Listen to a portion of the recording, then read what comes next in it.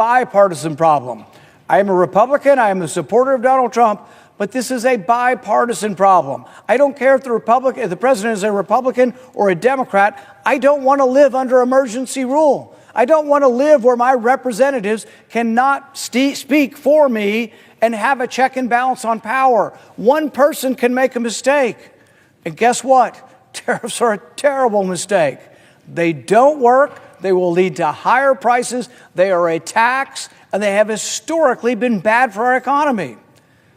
But even if this were something that was magic and it was going to be a pot of gold at the end of the rainbow, I wouldn't want to live under emergency rule.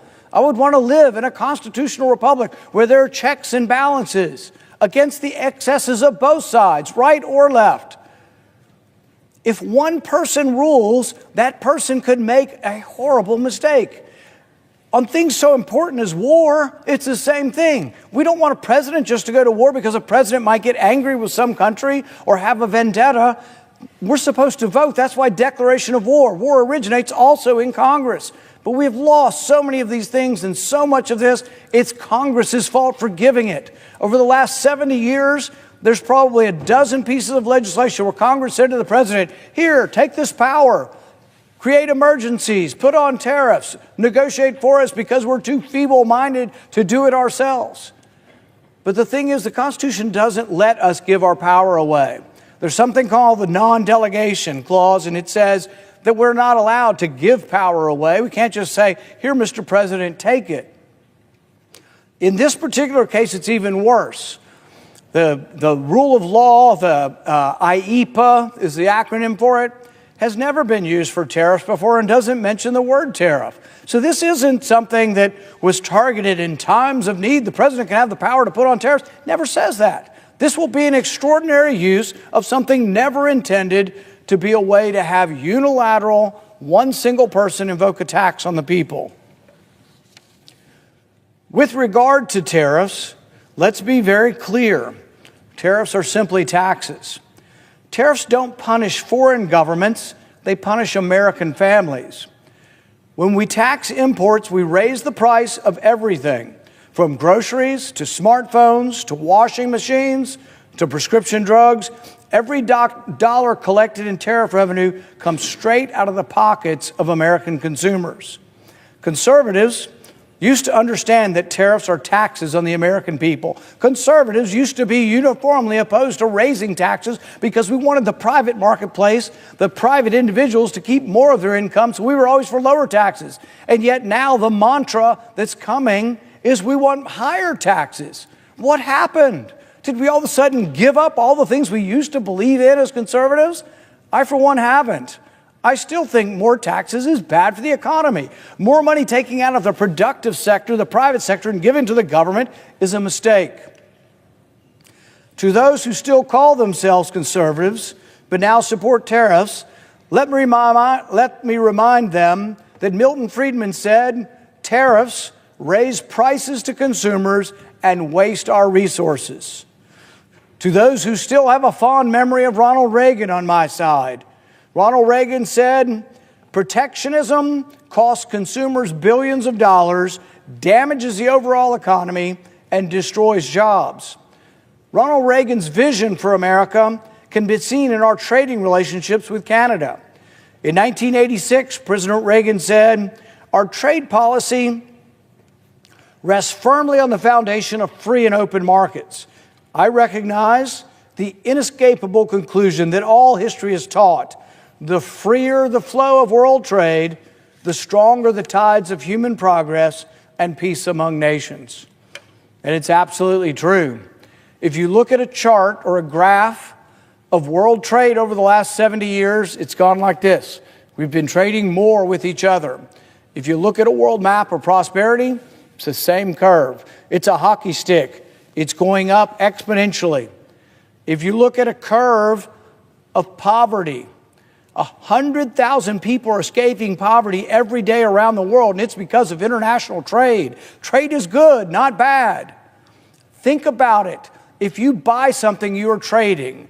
If you go to the store and you buy a smartphone and you give them $1,000, you want that smartphone and you don't lose. Doesn't matter where the money went, you got your smartphone. You only give money to somebody for something if you want it. If it's a voluntary trade, it's always equal. Or it's actually always mutually beneficial. And so when people say, oh, we've lost and China's winning and we have a trade deficit with China, America doesn't trade with China. An individual buys a product. You are the trader. When you go to Walmart and you buy something at Walmart and you say, my goodness, I can get this TV for $200 less than I could get it if there were only domestic TVs, you are the contractor. The U.S. government didn't buy the TV. You bought the TV and you did it because you saved $200. You're now $200 richer and you can go somewhere. You can buy gas to go on a trip somewhere. You are richer. But if trade were bad, you wouldn't buy the TV. You made the decision. The government didn't. Our government doesn't trade with their government. Our individuals buy products from their individuals. If it's a voluntary trade, everyone benefits or the trade doesn't occur. It is perhaps no surprise then that the United States and Canada share the world's longest international land border and are continuously at peace. Canada is a great customer of ours. In fact, Canada buys more American goods than China, Japan, England, and France combined. So do we want the Canadians to buy less of our stuff or more of our stuff? It is a crazy notion to put a 25% tariff on this enormous amount of goods. There are predictions that cars are going to cost $10,000 more because the cars go in and out. We have cars made in Kentucky, but some of the parts go to Mexico. Some of the cars go to Mexico. Some of them go to Canada. They come back. $10,000 increase. Do you love the idea of tariffs? Is it such a great word to pay $10,000 more for a car? Canada is also the leading provider of grain, livestock, meat, and poultry. The U.S. imported $97 billion worth of oil and gas from Canada last year. Canada is a major provider of cars, car parts, steel, lumber, aluminum. This amount of trading demonstrates that no American will be able to avoid the high taxes, the high prices they'll be forced to pay because of tariffs. The taxes on Canadian imports will come at a great cost to American families. The taxes on Canadian imports will make the cost of food, fuel, cars, and furniture more expensive. The former conservatives that now sing a populist tune know deep down that their advocacy of higher taxes will cause suffering for the American family. The converts to this protectionist faith cannot help but acknowledge that even they know that the tariffs will raise prices. They admit it readily. The tariffs that they put on in 2019 are still punishing the farmers in our country to such an extent that the farmers are still asking for more subsidies. When the Trump tariffs went on in 2018, 2019, the farmers immediately complained that they were given $23 billion of taxpayer money. That's an acknowledgement that the tariffs hurt farmers. So we're going to do it again, and they're all lining up, and people say we're going to have to bail them out. Are we going to have to bail out the car companies too? Are we going to have to bail out everybody that's going to be hurt by these tariffs? It's not a good idea. The administration is currently considering a bailout for farmers. The idea that the American taxpayer will have to bail out an industry to dull the pain of tariffs is not a novel one. We've seen this one. We've seen this story. What our parents told us when we were kids is still true today. Actions speak louder than words. The supporters of tariffs know that their policies impose suffering, and they are willing to spend your money to alleviate that harm. So they know tariffs are going to hurt farm exports, so they're going to take your money and give it to the farmers. What kind of policy acknowledges, hey, I got a terrible policy, it's going to hurt these people, but we'll just give them some of your money? It makes no sense at all. In addition to the previous costs, the Peterson Institute estimates that tariffs will cost the average family $1,200 a year. The Budget Lab at Yale University estimates that tariffs will cost the average family $4,200 a year. In fact, according to the analysis, tariffs could cost the least fortunate families on average $2,400. The middle class will likely pay higher costs of about $3,000. Tariffs are a cost. Taxes are a cost. If you tax a good, it's added onto the cost. This is what happens. It happens whether inflation is the tax or whether the tax is a tariff. It adds to the cost of goods and it will be passed on to the consumer. The average American family won't get the bailouts, though. If you're a special interest and the taxes hurt you, the tariffs hurt you, you'll get a bailout. But if you're just an average person working for yourself, self-employed, and the tariffs cost all of your groceries to go up, they cause your electronics to go up, no one's going to help you. You'll just pay higher prices. If you think the cost of eggs is high, just wait until the tariff hits cars. According to Goldman Sachs, the tariffs will raise the price of a car between $5,000 and $15,000. And despite arguments to the contrary, Americans know that tariffs are a tax they will have to pay. That is why vehicle sales jumped almost 13% last month, because people are trying to buy their cars before the tariff gets on their car and raises the price. People are smarter than politicians. That's nothing new. It's not just cars that will be more expensive as a result of tariffs. Energy will be more expensive. Gas prices in some parts of the country could see a 15 to 30 cent per gallon price. According to the National Association of Home Builders, the building of a single-family home could be coming up $10,000 more expensive. Why? Because we import lumber. We import steel. If we make it more expensive to import lumber from Canada and steel from Canada, the price of your house goes up. Look, people already can't buy a house because interest rates are so high. Young people are living in apartments more and more. People feel stuck in their life, and we're going to add to the price of lumber and steel to make homes even harder to purchase. It's a terrible idea. Washing machines were already almost $100 more expensive as a result of the original tariffs 4 years ago.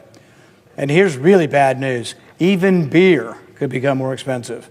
A professor at Northeastern University states that a six-pack of Corona could go up by 45 cents, but a small craft beer could be increased by as much as $1 a pint. The former and never were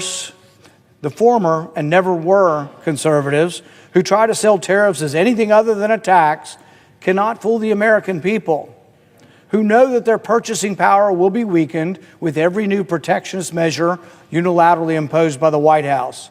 And none of these tax hikes are necessary. The populists argue that the threat of tariffs are needed to force Canada to stop the flow of illicit drugs. In fact, one of the social media posts today said there was going to be a tariff on fentanyl. Really? You think the drug dealer is going to pay a tariff on fentanyl? Fentanyl's not being tariffed. That's just sort of some kind of mistaken notion. But this isn't going to happen. And as I've stated, there's more fentanyl going from the U.S. into Canada than there is coming from Canada in the U.S. It's not a real emergency. It's being used to place a tax on the American people. But already we've seen a response from Canada. In response to a threat of tariffs, Canada announced a $1.3 billion plan dedicated to border security, to up border security on fentanyl, and yet the tariffs are still coming despite their help, but they've also announced more tariffs as well. The threat of tariffs seems to have worked.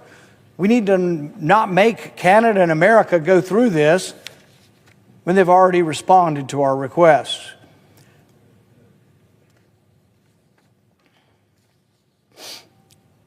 The chaos of one day the tariffs are on, one day they're off, next day there's a loophole for this industry or that industry is chaotic and is leading to turmoil in our markets. A week ago, when the thought of tariffs came forward, the markets plunged into historically low levels. The tariffs on Canadian imports, the tariffs on Mexican imports, the tariffs on European imports, the chaos it creates in the marketplace makes it difficult to plan for businesses.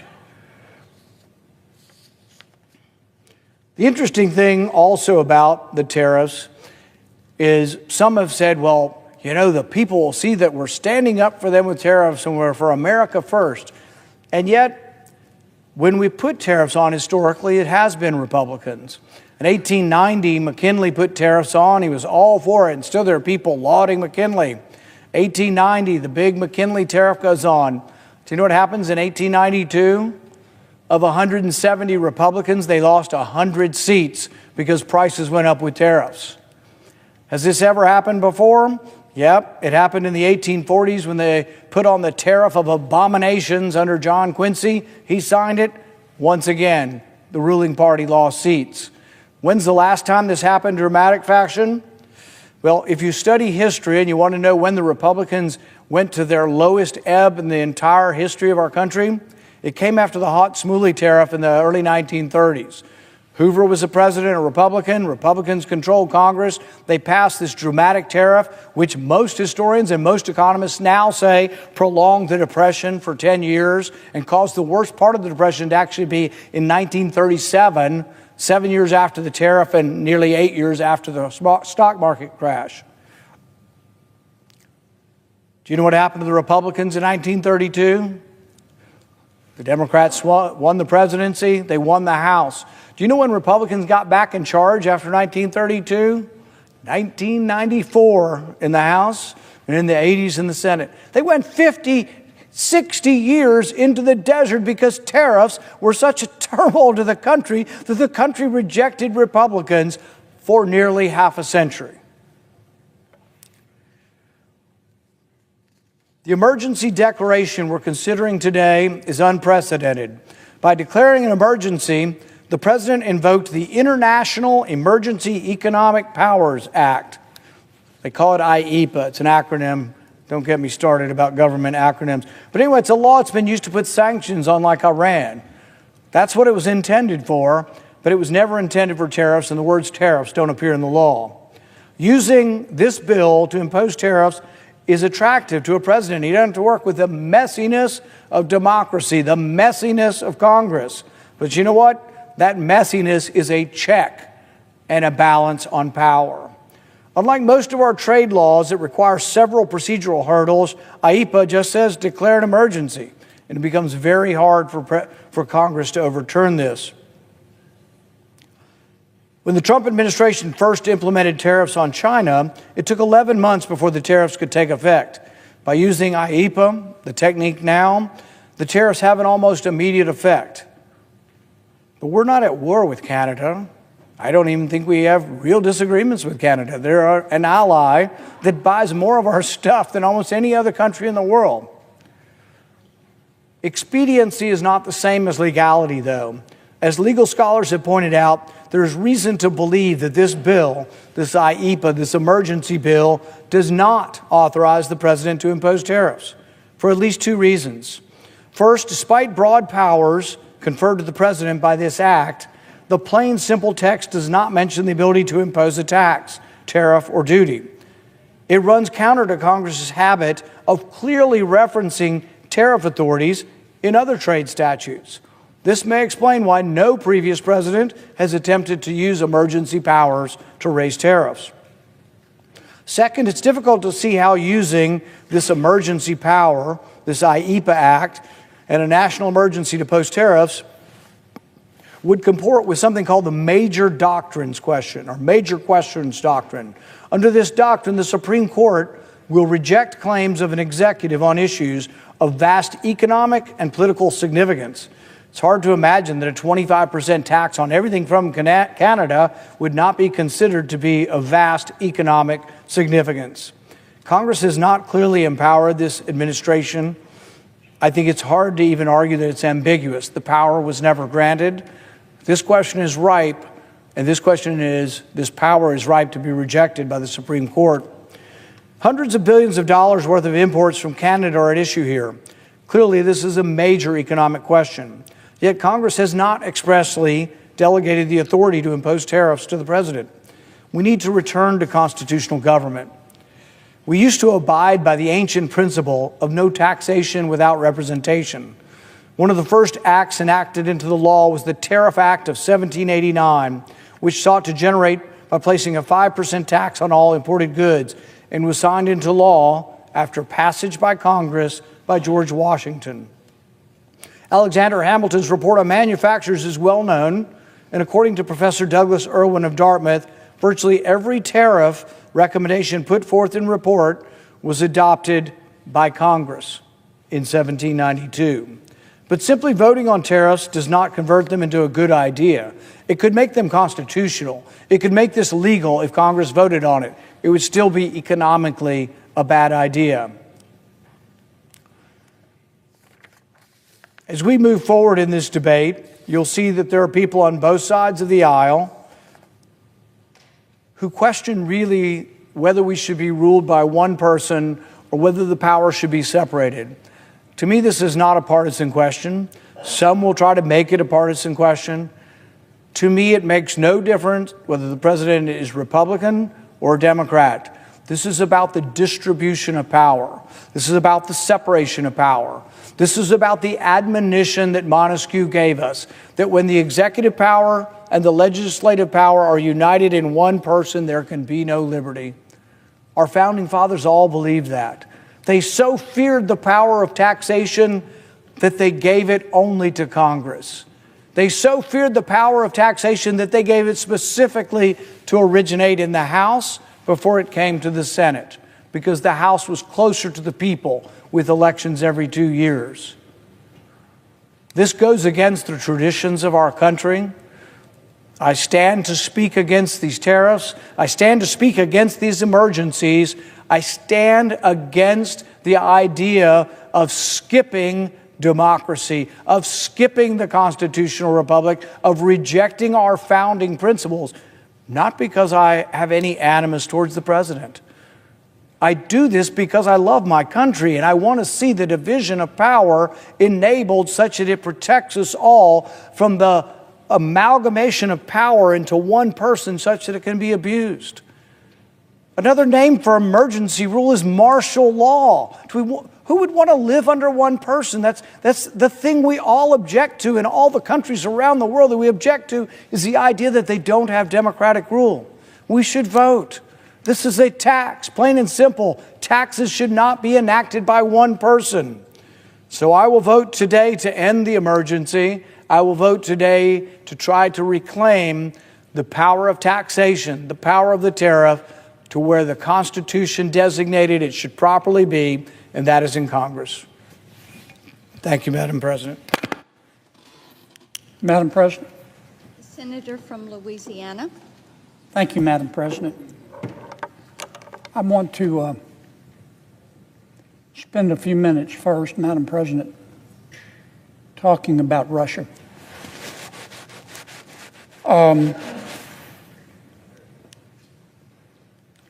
To get respect, you have to act respectfully. To be taken seriously, you have to act seriously. We know that. It's a matter of common sense. President Putin in Russia is not acting with respect toward the United States of America or President Trump. President Putin is not acting seriously. I don't know a single fair-minded person with an IQ above his age who doesn't want peace in Ukraine.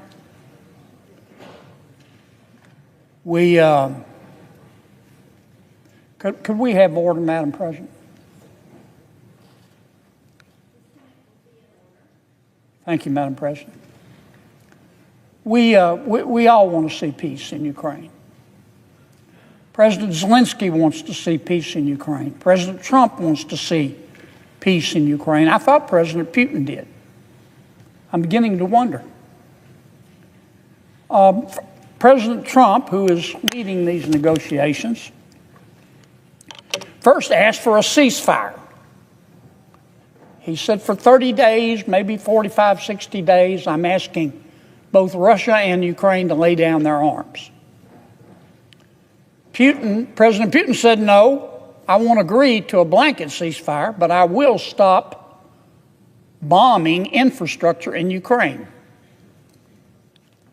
He lied like he breathed. He continued to destroy civilian infrastructure in Ukraine. Then President Trump said, okay, let's try for a ceasefire in the Black Sea. That would benefit both Ukraine and Russia, who both of which use the Black Sea for maritime commerce. And indeed, the world depends on a lot of the grain that they both export. So President Trump said, let's try for a ceasefire in the Black Sea and maritime security in the Black Sea. President Zelensky said, sure, I'm with you. Just like he'd said previously, I agree to a ceasefire, Mr. President. President Putin said, I'll agree to a ceasefire in the Black Sea, but I want conditions. I want conditions. And you know what his conditions are?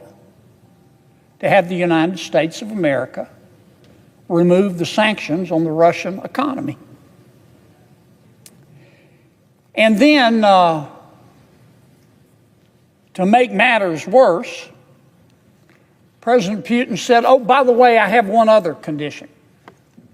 I want to put the people of Ukraine and the government of Ukraine under the administration of the United Nations. In other words, he wants the people of Ukraine to give up their democratic form of government and be run by the United Nations. And then finally, President Putin said to President Trump, oh yeah, there's one other thing too.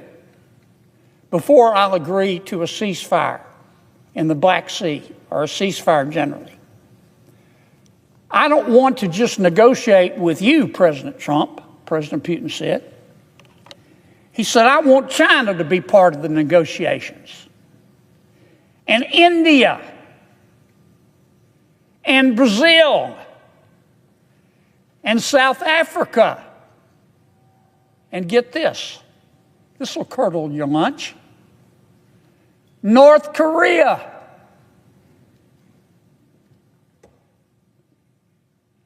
Mama Gump said that stupid is as stupid does. President Putin is not interested in peace. President Putin thinks President Trump took the bullet train to Chumptown. President Putin, I can tell you how I look at this, and I think how most Americans look at this situation. I think to myself, my mama didn't raise a fool, and if she did, it was one of my brothers. I see what Putin's doing. He's not serious here. I would take that back. I would firmly suggest to President Putin, if you want peace, stop treating President Trump and the American people like a bunch of chumps. Stop it. If you want respect, act respectfully. If you want to be taken seriously, act seriously. Because his conduct toward President Trump's hand of peace has been despicable. It would gag a maggot. Now, on a separate subject, I want to talk about Canada. And by the way, Mr. President, my colleague here today, Nick Ayers, is with me. Nick is one of my colleagues in my Senate office, and I thank him for being here today. I want to talk a moment about Canada. I want to make it clear, I love Canada. I visited Canada several times, many times. It is breathtakingly beautiful. And the people of Canada are just terrific. They're hardworking. They're very pleasant. They're fun-loving once you get to know them. The United States of America and Canada have been friends and allies for decades. We're neighbors. We share a 5,525-mile border. I'm proud of that. We share history. We share values. We maintain long-standing mutual security commitments. We're both members of NATO. Canada and America are members of the binational North American Aerospace Defense Command. You probably know that as NORAD. It's more than just security commitments, though. It's more than just business. We're friends. And I'm proud of that. I remember on 9/11, who will ever be able to forget 9/11? U.S. airspace was shut down. The people of Canada stepped right up to the plate. They immediately implemented Operation Yellow Ribbon. They opened their airports. The Canadians opened their homes. The Canadians opened their hearts to 33,000 Americans who were stranded. There's a little town in Newfoundland called Gander. I remember this too. Gander has 10,000 people, but they welcomed thousands of American passengers. They fed them. They sheltered them. They comforted our American citizens. They gave them a little bit of peace at a scary time for America and the world. There was no hesitation by the people of Canada. It was only humanity. I'll never forget that. I remember after Hurricane Katrina, which hit my state, it destroyed southeast Louisiana. New Orleans, yes, but many other parts of my state as well, and Mississippi. Canada was the very first country, and the people of Canada were the very first people to send disaster relief. Their program was called Operation Unison. Their military ship sailed south to help us in Louisiana. They sent 1,000 people and a lot of supplies. And you know what? The good people of Canada did the same thing when we had the horrible fires in California. Here's my point. I don't want to be at war with Canada. I don't want to have a trade war with Canada. I want us to continue to be friends. I made this suggestion to the new Prime Minister of Canada the other day, Prime Minister Carney. I'm going to make it again. And I hope this time he'll take it more seriously. Remember, if you want to be taken seriously, you have to act seriously. If you want respect, you have to act respectfully. Prime Minister Carney, you say that President Trump is not a fair trader. And I understand your point of view. I don't agree with you, but I understand your point of view. You've got to stand up for your people. If Prime Minister Carney, if you believe in free trade, then here's what you do. Make this offer today. Offer to go to 0 tariffs in Canada on American goods. No tariffs. None. 0. Zilch. Nada. And challenge America to remove all of our tariffs on Canada. So the people of Canada can sell their goods to Americans without a tariff, and the people of America can sell their goods to our friends in Canada without a tariff. 0 tariffs. Let Canadian businesses and American businesses compete. Competition makes all of us better. That's one of the shared values that we have with our friends in Canada. Let American businesses and Canadian businesses go at it in a friendly, competitive way, and may the best price and the best product win. That's fair trade. That's free trade. And if Prime Minister Carney, if he wants fair trade and free trade, he will make that offer. And I don't speak for President Trump, but I'll certainly encourage President Trump to accept that offer, and I think he will. There's a way to stop this trade war. It's just to remove the tariffs on both sides. Remember what Mama Gump said? Stupid is as stupid does. Let's don't be stupid. Let's don't have a trade war. Let's continue to be friends. Let's get rid of these tariffs. Mr. President, I suggest the absence of a quorum. Clerk will call the roll. Ms. Alsop-Brooks.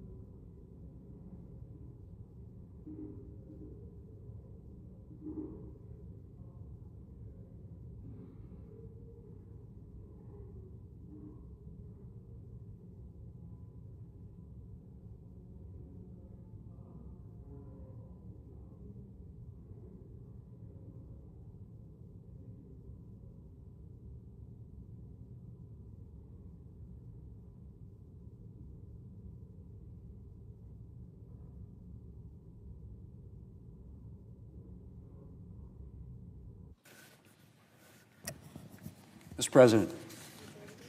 Majority Leader. Mr. President, notwithstanding Rule 20, the Senate is in a quorum call. I ask unanimous consent the quorum call be suspended. Without objection.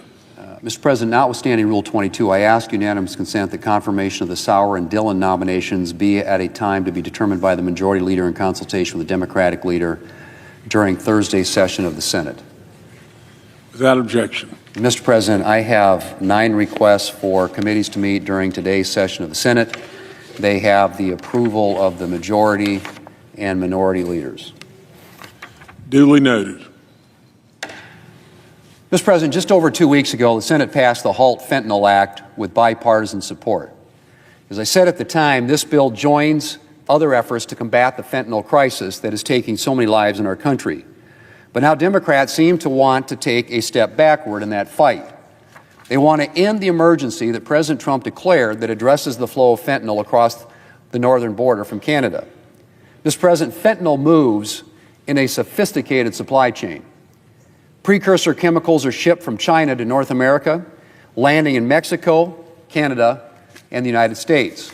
Those chemicals are then used to produce fentanyl, which is smuggled into the United States across borders or sent through the mail. Now, much of the fentanyl that comes into the United States comes through the southern border from Mexico. And I'm glad that President Trump has taken swift action to secure the border with Mexico and address the flow of drugs across that border. But we would be wrong, Mr. President, we would be wrong to view this as solely a southern border problem.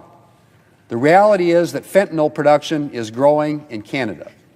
One 30-year veteran of the Royal Canadian Mounted Police specializing in transnational crime said, and I quote, "Canada is a significant platform for transnational networks and one of the most concerning threats for synthetic narcotic production and exportation to our allies, including the United States," end quote. Canada's Financial Intelligence Agency has identified about 100 organized crime groups involved in fentanyl production in the country. That's four times as many as there were in 2022. And Canadian law enforcement has raided drug super labs, sophisticated fentanyl production facilities that may have links to the cartels. For now, most fentanyl from Canada enters the United States in small amounts, often through the mail. But as one cartel member told 60 Minutes last month, cartels are already smuggling fentanyl across our northern border. So what will happen if we focus on fentanyl coming across the southern border and from China, but fail to address the northern border component of this crisis? Will the cartels simply shift tactics and expand their operations to the north? I think we can be confident the answer to that question is yes. We've already seen some illegal immigrants attempt that shift when faced with stricter security measures at the southern border. And last week, the FBI director warned the House Intelligence Committee that our enemies will adapt to security measures at the southern border by shifting resources to the northern border. Now, Mr. President, if we are serious about ending the fentanyl crisis in America, we need to address the entirety of the crisis. We're not going to solve the problem by going after just part of it. Ending this emergency declaration would tell the cartels that they should shift their focus to the southern border. And so I urge my colleagues to oppose this resolution and ensure that President Trump has the tools that he needs to combat the flow of fentanyl from all directions. Mr. President, this is the second resolution seeking to end an emergency that the Senate has considered in the last few weeks. Last time, it was ending the national energy emergency. Now it's ending an emergency related to fentanyl. The American people recognize that these are legitimate crises and that they warrant an aggressive response. President Trump and Republicans promised that we would unleash American energy and end the lawlessness at our borders, and we intend to keep those promises. Mr. President, I yield the floor.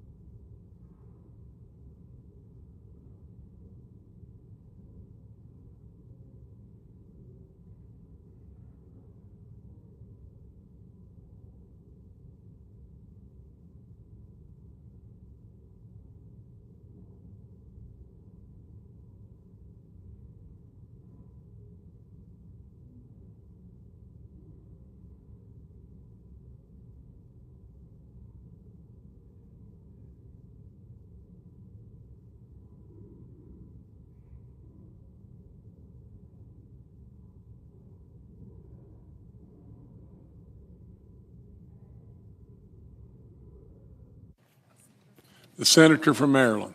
Thank you, Mr. President. I stand before you all today to seek unanimous consent for S 959, the Tariff Transparency Act, my bill that will demand a nonpartisan study on this administration's tariffs and how they will impact everyday Americans. This administration came in the door saying they would lower costs and ease burdens on American families. These tariffs would do the exact opposite. The president readily admits that these tariffs will disrupt the economy, but he claims two things: that there will only be a minor disruption, and says that they will cause a little bit of pain. Maybe it will only be minor to those who are billionaires, but to everyday Americans, to the people who go to work every day to provide for their families, the families like the family I grew up in, a blue-collar family, a father who's a car salesman and the mother who's the receptionist, well, they can't afford any disruptions and they cannot afford any further pain. They deserve instead to know the truth about the Trump tariffs on the front end. They deserve to know exactly how the Trump tariffs will affect their day-to-day lives. They deserve to understand how these moves will change the price of groceries. They deserve to be told if the Trump tariffs will make energy costs more expensive, or if their dream of owning a home or a car will be made more impossible. What they don't deserve is to be subjected to this indiscriminate and chaotic approach to an economy that is already not working for everyone. And if these tariffs do depress the economy and a recession comes, which many economists are now predicting, it will not be the billionaires who are affected the most. It will be American small businesses that are burdened. It will be American consumers that are harmed. And at the end of the day, it would be the American people who are footing the bill for the Trump tariffs. And when we talk about American people, let's be clear, this is the middle class. These are working class, hardworking people who will be impacted. And you know what? This administration knows the truth. They know that these tariffs will raise prices and spike inflation and harm American businesses, but they want to hide it from the American people until it's too late. This is absolutely unacceptable. It is, in fact, wrong. And the American people need someone to stand up for them. So I am here today to stand up for them, to speak for middle-class families across Maryland and across America, working people across the country, to defend the Americans who are fighting to keep a roof over their heads and food on their table and can't afford the chaos that is ensuing in their lives. I shouldn't be standing for them by myself. They're who we all should be fighting for. They're the ones who sent us here to represent them. They sent us here to make their lives easier. They should be on our minds before any actions that we take in this chamber. So I ask for unanimous consent that the Senate pass the Tariff Transparency Act. I ask for unanimous consent that the Committee on Finance be discharged from further consideration of S 959 and the Senate proceed to its immediate consideration, that the bill be considered read a third time and passed, and the motion to reconsider be considered and be made and laid upon the table. Is there any objection? Is there any objection? Madam President, reserving the right to object. Senator from Idaho. Thank you, Madam President. The sponsors seek the International Trade Commission, or ITC, to conduct a study under Section 338 of the Tariff Act of 1930. The study would examine the domestic impact of President Trump's tariffs on Canada and Mexico and of potential retaliatory measures. Section 338 studies are resource-intensive endeavors for the ITC. The chair of the finance is one of the individuals authorized to request such studies, and historically has done so sparingly to conserve the precious few ITC resources. I fail to see why we should expend those resources when a number of private groups are already developing economic models on the tariffs at issue. Furthermore, it bears emphasis that the tariffs are not redressing economic issues, but rather the Biden administration's failure to secure the border from fentanyl and migration. Yes, tariffs have economic costs, but they can be used as tools too. The cost of President Biden's allowing fentanyl and migrants to flood into the United States is quite high. The proposed bill has no interest in trying to quantify the impact of the Biden administration's failure. Instead, it selectively targets only the new Trump administration for trying to redress a serious public health and national security threat. Accordingly, because the bill unnecessarily expands the ITC's resources and is not balanced, I object. Objection is heard. You know, I'd say respectfully, and Senator Maryland. Thank you, Ms. President. And in response to that, I'd say respectfully that I think we've been presented a false choice. In this moment, I think it's really important for us to be able to not only respond to the fentanyl crisis that we've certainly seen in our country, we've seen it in Maryland, we've seen it all across the country, but I think the urgency of the moment requires, to some extent, that we are able to walk and chew gum. We've got to fight fentanyl, but we also have to respond to the devastation and respond to the uncertainty and the pain that's created by the tariffs that do directly attack the middle class. And all we're asking in this moment, if these tariffs are so harmless to the American people, well, let's prove it. Allow the bipartisan group, the International Trade Commission, to do the study and to give the American people the benefit of information about how these tariffs will impact their everyday lives, how it will affect the bottom line. Will it in fact cause the cost of groceries to rise? Will it in fact cause energy costs to increase? Will it in fact cause housing to increase? I think the American people deserve answers. And in this moment where chaos is ensuing all around them, where they're losing their jobs, where they're losing, many of them, the funding streams that help seniors and children to eat, the very least we could do would be to provide information to hardworking families like the one I grew up in, answers about how these tariffs will in fact affect them. And again, I don't believe that we have to consider the false choice about whether or not we protect our borders against fentanyl, and also whether or not we protect the American people. The president has said this is Liberation Day. I want to know for whom we are liberating. Are we liberating the billionaires who benefit from the tariffs and that allow the tax cuts, or are we really fighting for middle-class people? I yield. Madam President, just to respond briefly, this entire day is being spent almost entirely on attacking President Trump's tariffs. This is another attack on them. The bottom line is the economic data that is discussed is being created, and the bottom line is that part of this day is to help continue the effort to stop the flow of fentanyl into the United States and stop the flow of illegal migration into the United States that should have been stopped by the previous administration. I continue my objection. Madam President. Senator from California. Madam President, I have to agree. We have finally made it to Donald Trump's promised and self-proclaimed Liberation Day. But here's what I also observe. The stock market is down since the beginning of the year. The cost of everything from groceries to housing continues to rise. Americans' retirement funds have shrunk, and the chances of a recession is up. That sure doesn't feel like a liberation to me. I bring these examples up simply to highlight the hypocrisy of this administration. Donald Trump campaigned on a promise to lower prices on day one of his administration. But he's done the exact opposite. His policies and his rhetoric are raising the cost of living for hundreds of millions of Americans. And to make matters worse, he's simply lying about it. In fact, his top trade advisor has gone on record promising Americans that we all must just be confused and that the tariffs are really actually tax cuts. This administration thinks so little of the American people that they think that somehow we won't know the difference between whether our personal wealth is growing or shrinking.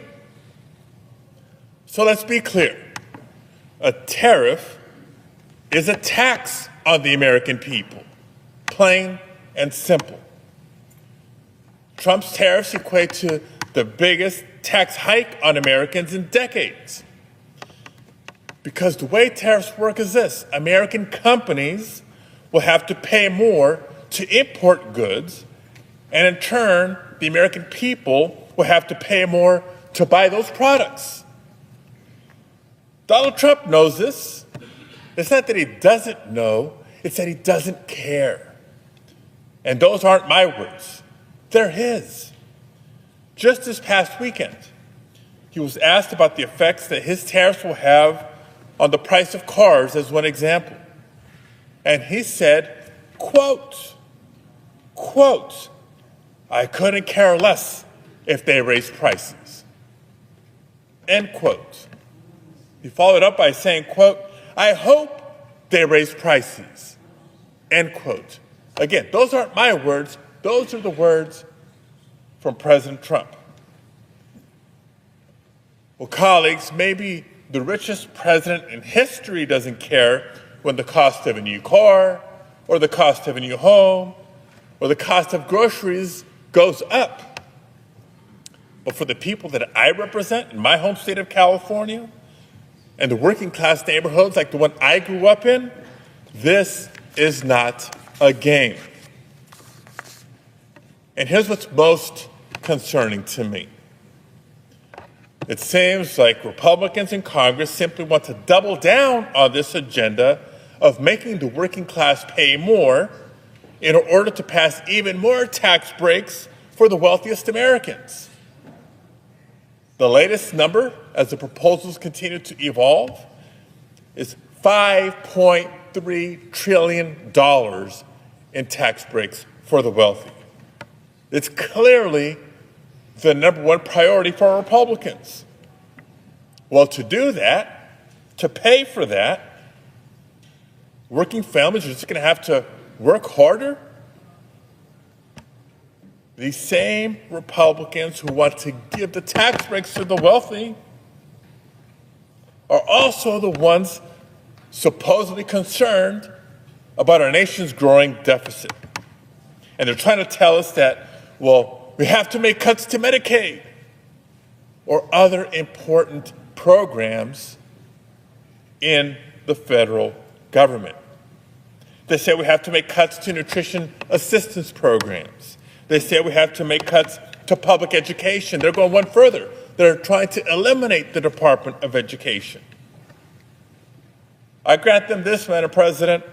If nothing else, the Republican Party's economic plan has been consistent. They want to bleed the working class to benefit the rich. And they're going to lie to our faces as they try to do it. That's unacceptable. Now, we know Republicans are already also considering any and every accounting trick they can think of to fudge the numbers and hide the real cost of the bill. So, Madam President, my resolution would simply require that they be transparent with the American people.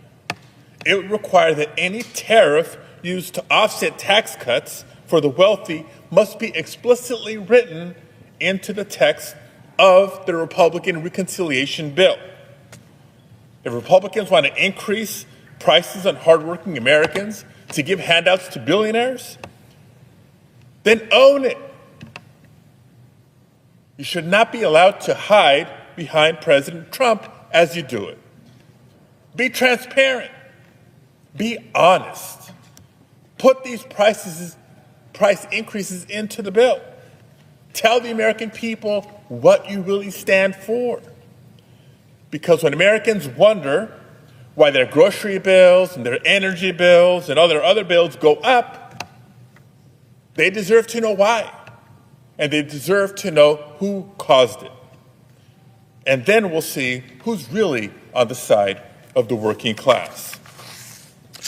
With that, Madam President, I ask unanimous consent that the Senate proceed to the consideration of my concurrent resolution, which is at the desk, that the concurrent resolution be agreed to and the motion to reconsider be considered made and laid upon the table with no intervening action or debate. Is there objection? Madam President, reserving the right to object. The senator from Idaho. Thank you, Madam President. I said in response to the last unanimous consent request that this was a day to attack the President's tariffs. And this unanimous consent request continues that trend. But ironically, this one adds in an attack on the tax bill that President Trump and we on the Republican side are fighting to enact. And once again, we see the politics of fear playing out, saying to Americans that you're going to have all kinds of dire things happen to you so that we can cut taxes for the wealthy. This is a standard attack that has been used for over a decade, and it's no truer today than it has been.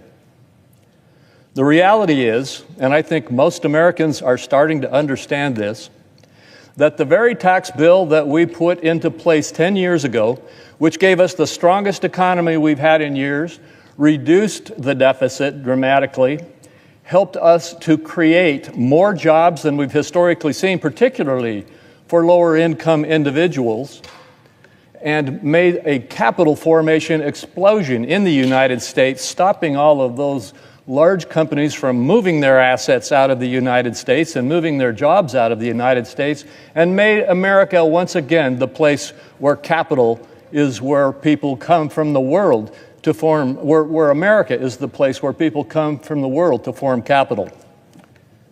If we do not extend that tax law, there will be a $4.3 trillion tax hike. I'm going to say that again, a $4.3 trillion tax increase on all Americans.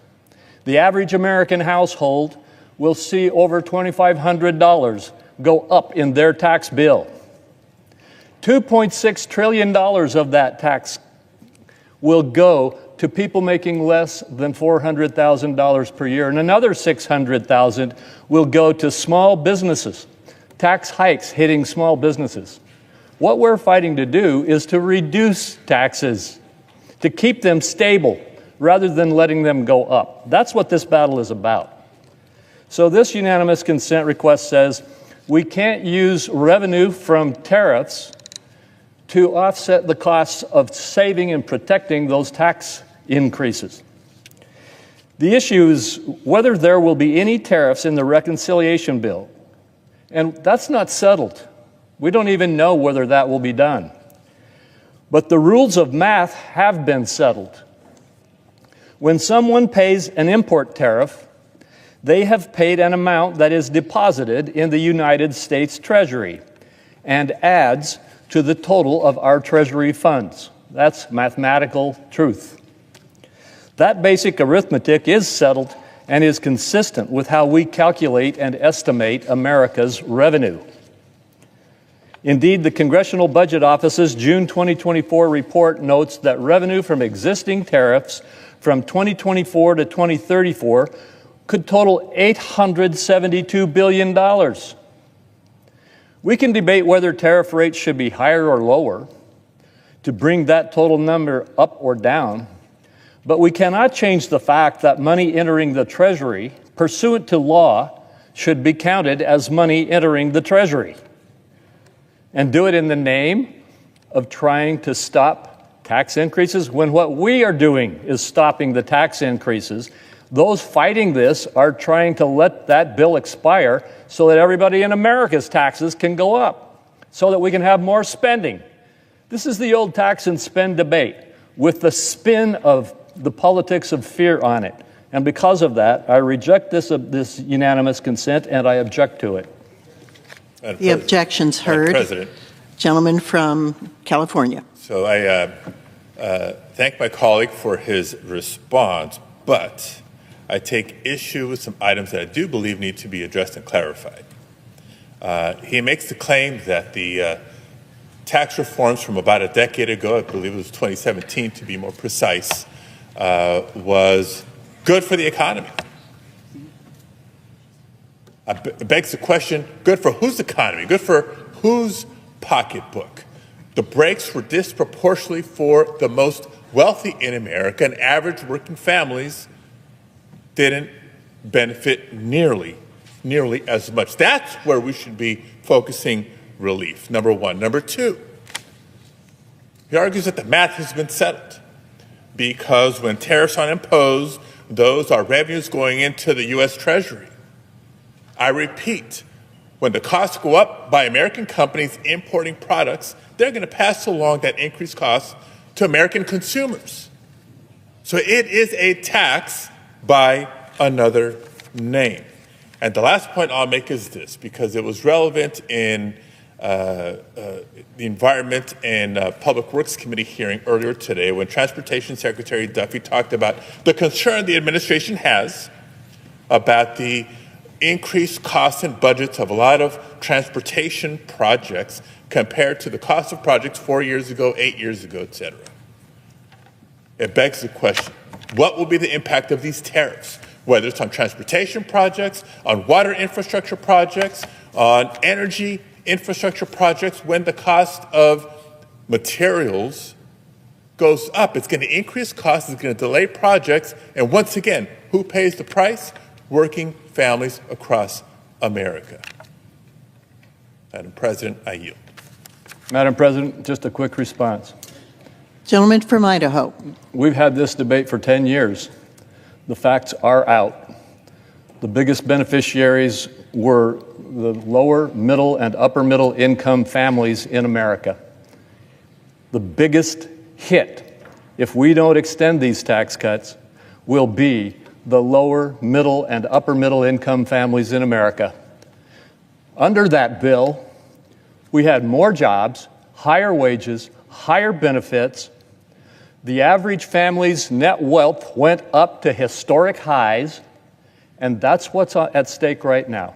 The bottom line here is you can have throw all the numbers around that you want, but the people in America know we had the strongest economy in our lifetimes as this tax cut went into place. And if we see this tax cut expire, we've seen the National Association of Manufacturers and the U.S. Chamber of Commerce give us the data. We're going to see 1 million jobs lost. We're going to see GDP and our growth go down by at least a percentage point.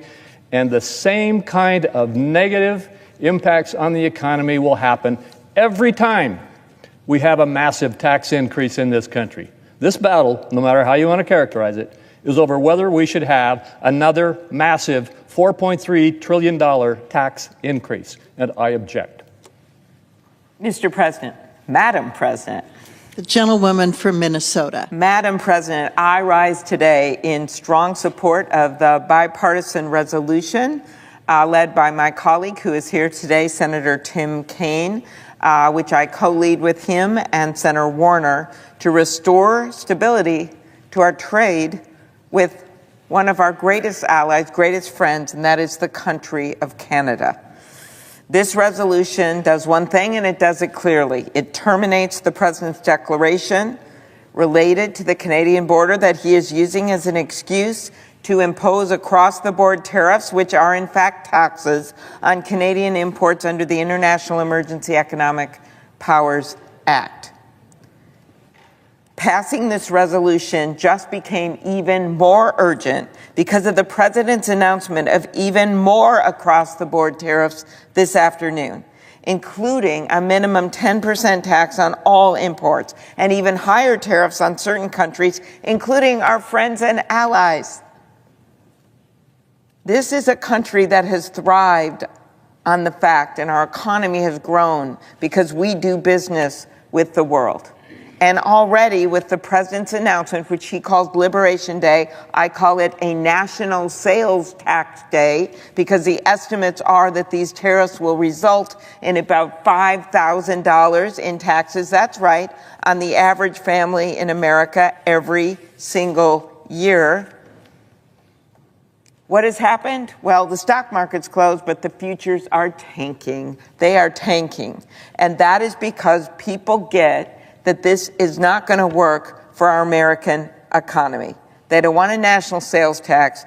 People involved in the economy of this country, everyone from small business owners on, and they're going to be the first hit by this because they do not actually have the wherewithal and the big conglomeration to try to deal with it. Small farmers in my state that are already dealing with retaliatory tariffs, that are already dealing with the fact that Canadians who used to buy their stuff don't want to buy it anymore, or other countries aren't buying their stuff. And what happens then, the Canadians look for other markets, and there's other countries, other manufacturers, other farmers, and other nations that say, we are more than happy to fill your contract, sir. We are more than happy to help you out with that aluminum, ma'am, because of these tariffs. Tourism from Canada right now, the numbers just came out, down 75%. That is hotels, that is restaurants. You think they don't know what's going on in Canada? They're looking at every single move. First they were shocked, and now they're pissed. And that is exactly what's happening right now. This resolution is about drawing a line in the sand and saying, you cannot abuse your emergency powers to start an unjustified trade war. You cannot abuse your emergency powers to hurt one of the finest relationships in the world, the relationship between America and Canada. And you cannot drive up prices, eliminate jobs, and put in place a national sales tax. Canada is not just our neighbor. With my state, it's our #1 trading partner. In fact, we do so much business with Canada that it is more than the total of our #2, #3, and #4 largest markets combined. We are the 4th biggest ag exporter, the state of Minnesota, in the country. So we know a little bit about how this works.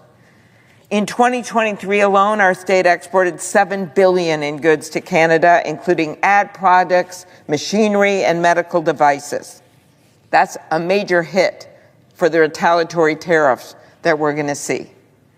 The damage could extend to every sector of our economy. I just mentioned tourism. So I chair the Canadian-American Interparliamentarian Group. I go to Canada a lot. I know our partners over there. I know the people in the Conservative Party, the Liberal Party, all of them. And the one thing that has united us to a T is this friendship that has far transcended this president. I remember it was the Canadian Embassy in one of the worst of times for our country that had banners draped in the front of their embassy that said friends, neighbors, partners, allies. Those banners aren't hanging there right now, and they're not going to put them up anytime soon. It was the Canadians that were the first to arrive after 9/11 to volunteer to help out our country in its greatest moment of need. They fought alongside us in 2 world wars. This is a long-standing friendship and an incredible trade relationship based on mutual respect and trust, and yes, 2 strong economies. Because these new tariffs are already causing harm, as I noted, they amount to a national sales tax. Since the administration began to propose and implement or pause but hang over people's head wide-ranging tariff, wholesale prices have gone up on everything from meat and coffee to natural gas and lumber. Homeowners Association, Home Builders Association, Retail Association. How many business groups? Are the Republicans not listening to them anymore? And add to that, the steel workers. Do they not care about that? They're opposed to that, and they support this resolution that Senator Kaine and Warner and I have come together to introduce. With these tariffs across the world, we're going to see a $20,000 increase to the price of a home and a $3,000 increase to an American-made car. This might not mean much to Elon Musk and the billionaires in Trump's cabinet, but it means a lot to the people in my state. Tariffs can be an important tool. Sure, you can have targeted tariffs. That's not what this is. These tariffs on Canada are an abuse of the emergency powers. And if they want to negotiate this, put it in the upcoming negotiations of the USMCA, the United States-Mexico-Canada trade agreement that I supported, that President Trump negotiated in his last administration. Why wouldn't he do it there? Why instead is he doing his usual shock and awe, jarring the economy?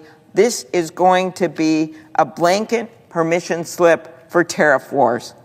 And I will note again, thank Senator Kaine, our bipartisan group of supporters, and the United Steelworkers, International Association of Machinists, North American Building Trades Union, AFL-CIO, Chamber of Commerce, National Taxpayers Union, and the National Retail Federation have all endorsed this resolution.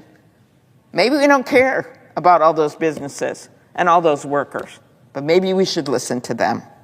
This resolution is about restoring common sense and responsible governance. It is about Congress reasserting its constitutional role on trade, and it's about standing up for American workers, businesses, and consumers who are being asked to pay the price of this trade war.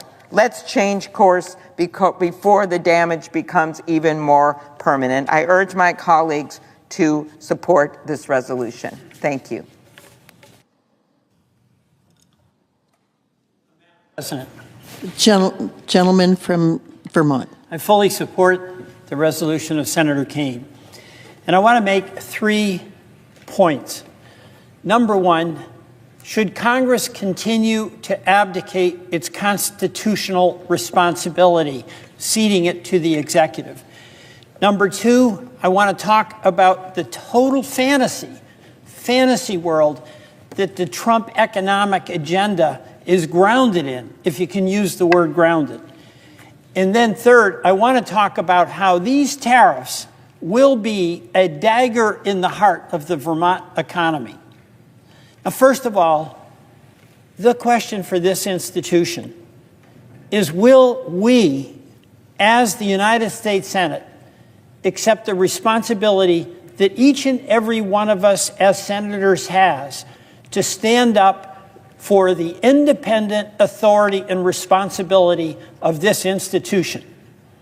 And as we know, our Constitution was based on the proposition of real suspicion of the accumulation of power in any one entity.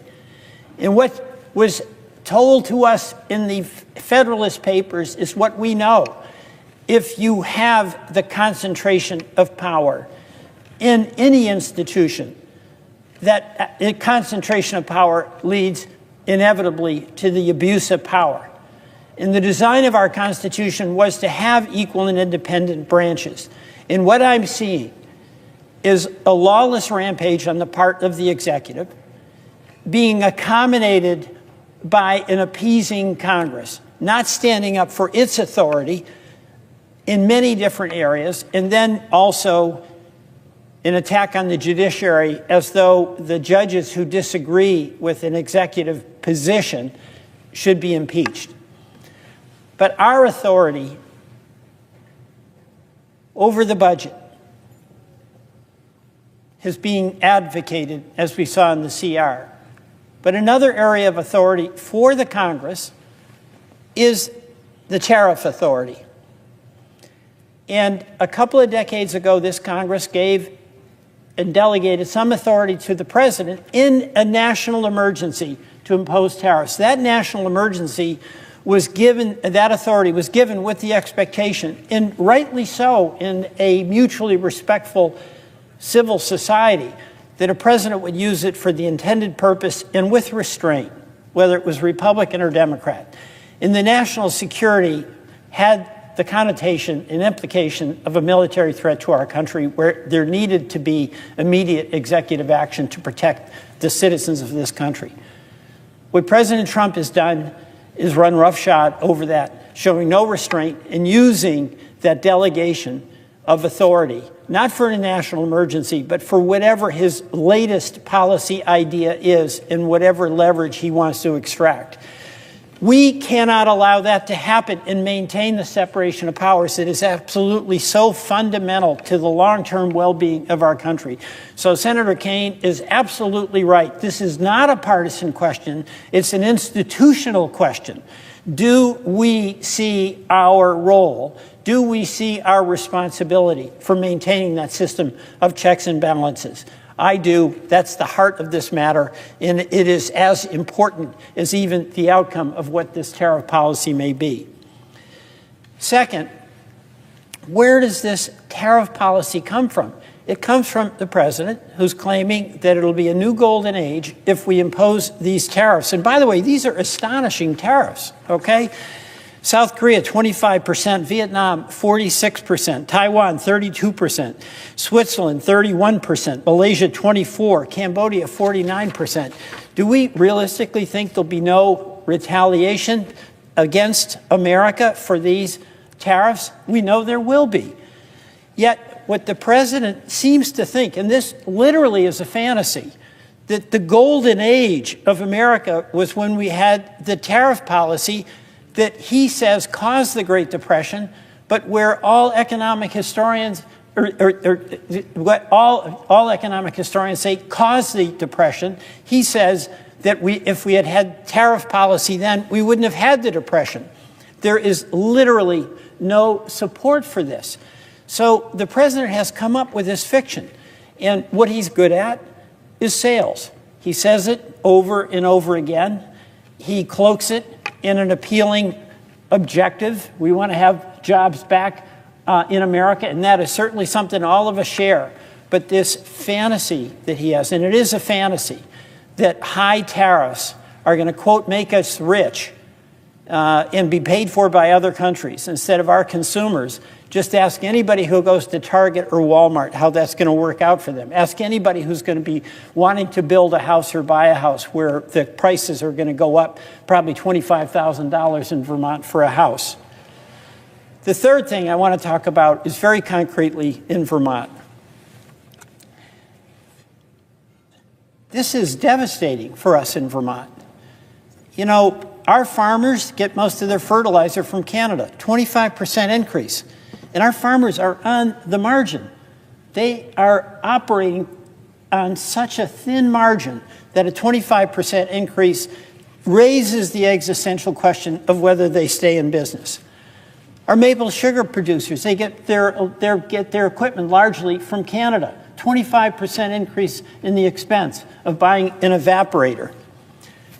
Vermont consumers and businesses, we in Vermont along the northern border, I see my colleague from New Hampshire, same for you. We get so much of our home heating fuel, so much of our gasoline to power our cars, and so much of our electricity from Canada that at the end of that month, when you're juggling your checkbook and trying to make it balance, you're going to have a higher electricity bill. You're going to have a higher home heating bill. And every time you fill up, you're going to pay between 25 cents and 40 cents more a gallon because on northern Vermont, that's where our gasoline comes from. How is that going to serve anybody's interest?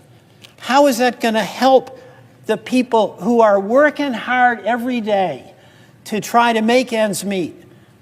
It is going to be devastating for them. And in addition to that, all of the uncertainty, you know, we have a responsibility to make, through policy, the lives of our folks in business, the lives of our farmers, the lives of our moms and dads easier, not harder. In this uncertainty that is the hallmark of the Trump approach and these higher costs that are absolutely legislated as a result of his policy or by executive order, that's going to make life harder for all of the people that I represent in Vermont. You know, I want to, instead of just using my words, I want to use the words of a lot of Vermonters. When we got word, Mr. President, of these tariffs going into effect, we had a couple of roundtables up in northern Vermont, St. Albans and in Newport. And obviously I wanted to hear from Vermonters. And here's how they say it. And by the way, this is not a partisan deal at all. This is somebody who's trying to run a business. It's somebody who's trying to pay their bills and their family. It's a construction company. But a vegetable farmer, Stoney Thompson, it feels like death by 1,000 cuts. Vermont Food Bank, Jason Maring, we get some of our vegetables from the Quebec side of the border. If the 25% tariff was applied in full, it'll be about $130,000 to $150,000 unbudgeted hit to our food procurement efforts. Catherine Derone of Agrimark, the ripple effects that this could have on energy markets and, of course, manufacturing is very heavy. Matt Cook from PC Construction, I'm just concerned in general that it's going to further stagnate the ability for some of these much-needed construction projects to move forward. Dennis Borbo Custom Homes, they build about 3 or 4 homes a year. Good business in northern Vermont. We would be strongly affected by the tariffs in terms of equipment costs for U.S. producers. I'm very concerned with the possible effects of this. Another, I can foresee the making homes unaffordable, which they already are. You know, just another vivid example of that. Some of the hardest working people we have in Vermont are our loggers. And they harvest logs, ship them up to Canada. And they will be paying a tariff when that log goes up to Canada. When it's milled and returned as lumber that can be used in home building, there'll be a 25% tariff on that as that lumber returns. Who's going to pay for that? The home builder or the home buyer. That's what's going to happen. So how in the world is this going to lead to the so-called golden age?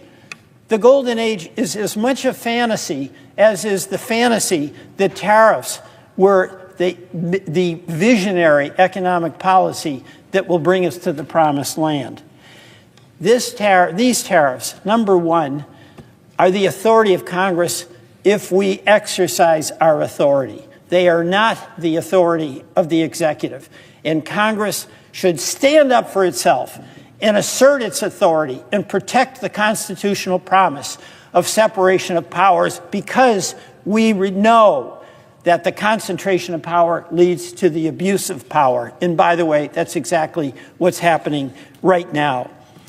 And secondly, let's not be deluded by a fantasy economic theory that is at the core of this. It just makes no sense. It has no credibility. It has no intellectual foundation.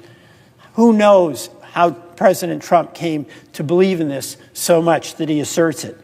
But third, if we look at what's the impact on the people we represent, the people who build homes, the people who farm our fields, the people who tap maple syrup, the people who run health clinics, the people who run food banks, and we ask them, hey, how is this going to affect you? Will it help? Will it hurt? And when every single one of those people we represent who are doing the hard work day in and day out say, Peter, this is a disaster and we're going to vote for it? No way. Thank you, Senator Kaine. Mr. President, I yield.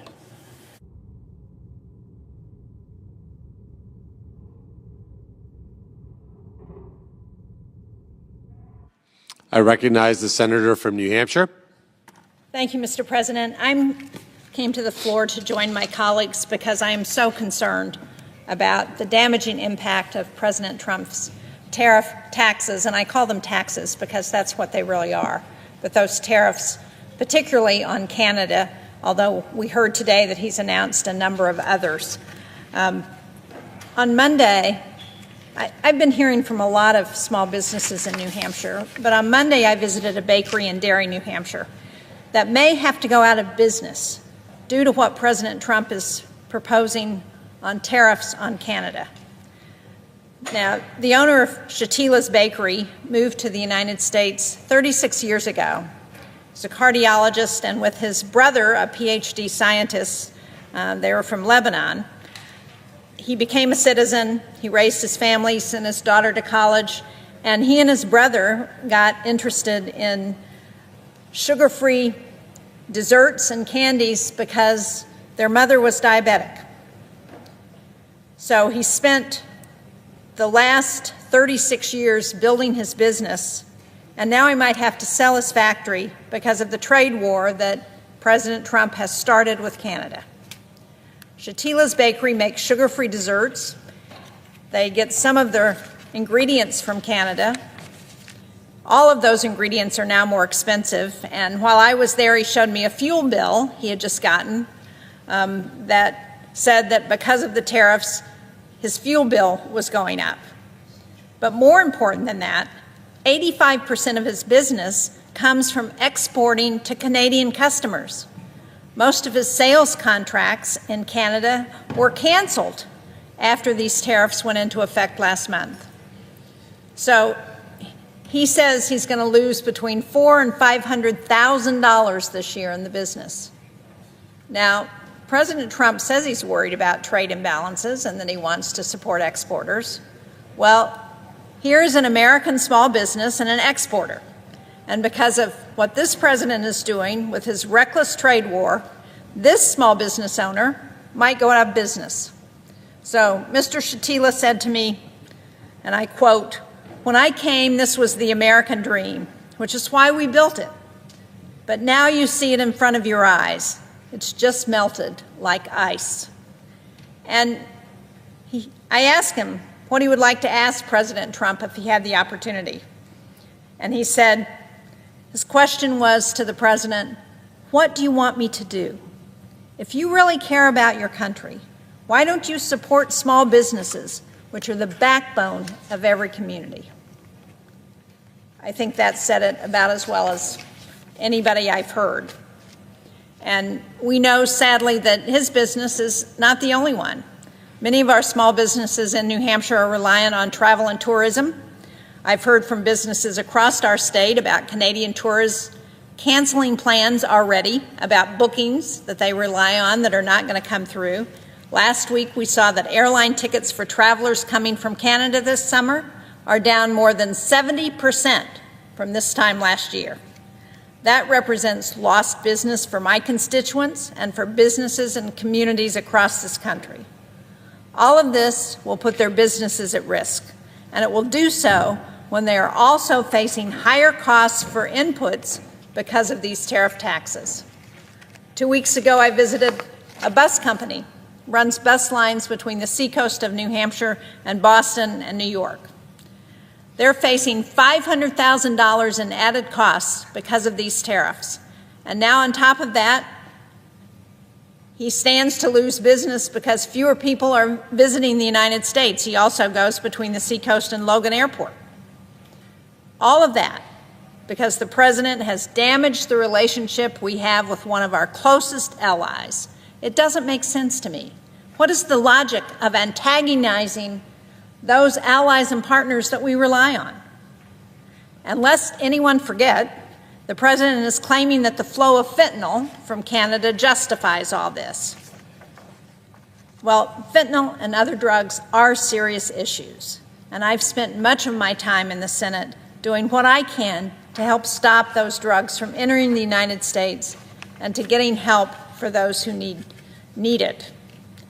Just last month, the Senate passed the Halt Fentanyl Act, which is legislation that I co-sponsored along with a lot of my colleagues, which would permanently schedule fentanyl-related substances. Imposing tariffs against Canada is not the way to fight fentanyl and other drugs.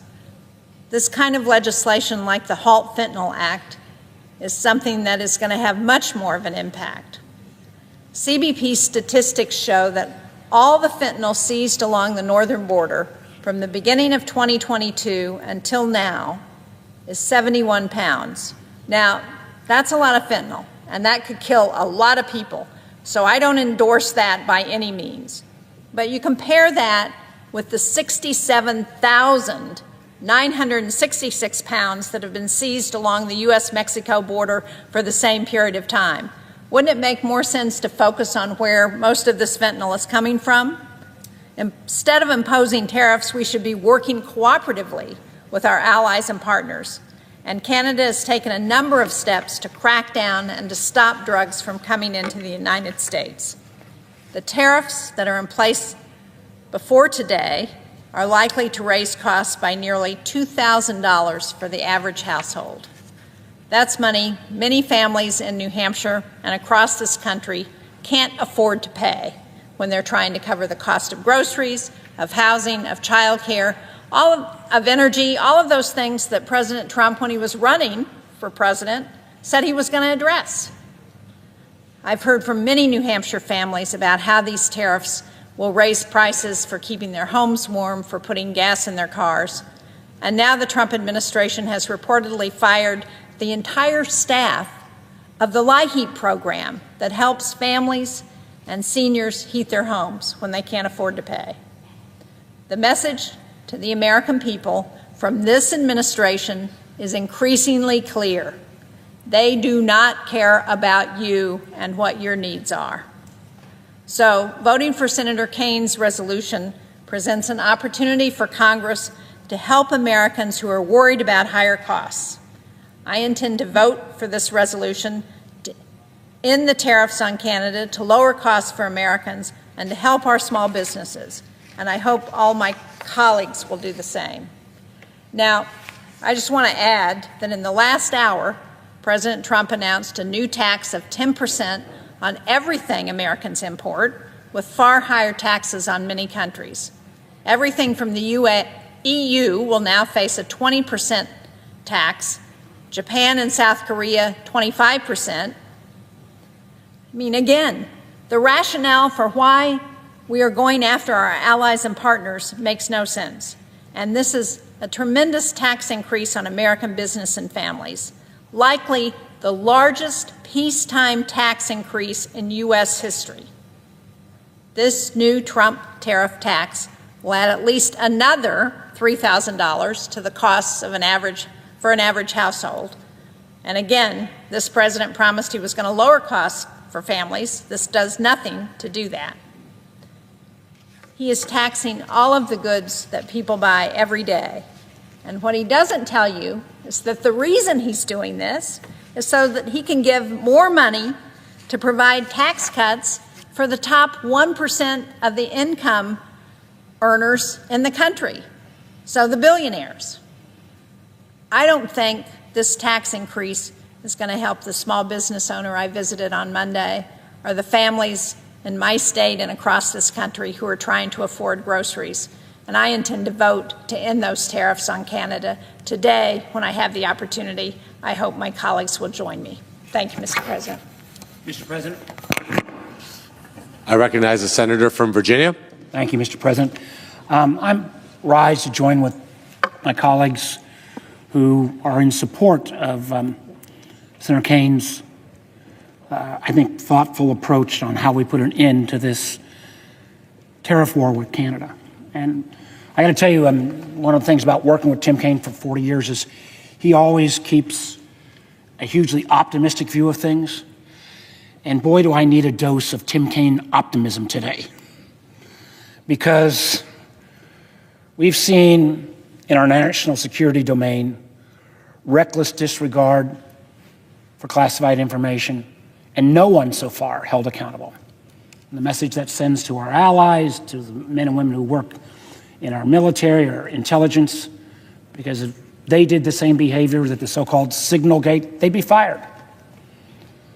Or I need to Tim Kaine optimism today because the long-awaited Republican budget resolution adds $6 trillion to the deficit. $4 trillion in funny math, and about another $2 trillion for tax cuts. So that then brings us to not my words, but Peter Navarro's words, who I happened to be with on a Sunday, says these group of tariffs will add $6 trillion in revenues. Who do you think is going to pay for that? Candidly, it's going to be the people who buy the presiding officer's cars in his great dealerships in Ohio. It's going to be folks in Virginia. We had one of our brewers in yesterday who's already laid off 20% of his staff because he imports malted Pilsner from Canada. What we're seeing with Trump is not America first, but what's going to be is America alone. And I say to anybody I spend way too much time in a skiff, I know, but America alone is not an America that's safer. And the notional idea that we've picked on our longest, best friend in many ways, and I'm a little biased, my mom's parents were from Canada, but the notion that this president is trying to turn Canada into an enemy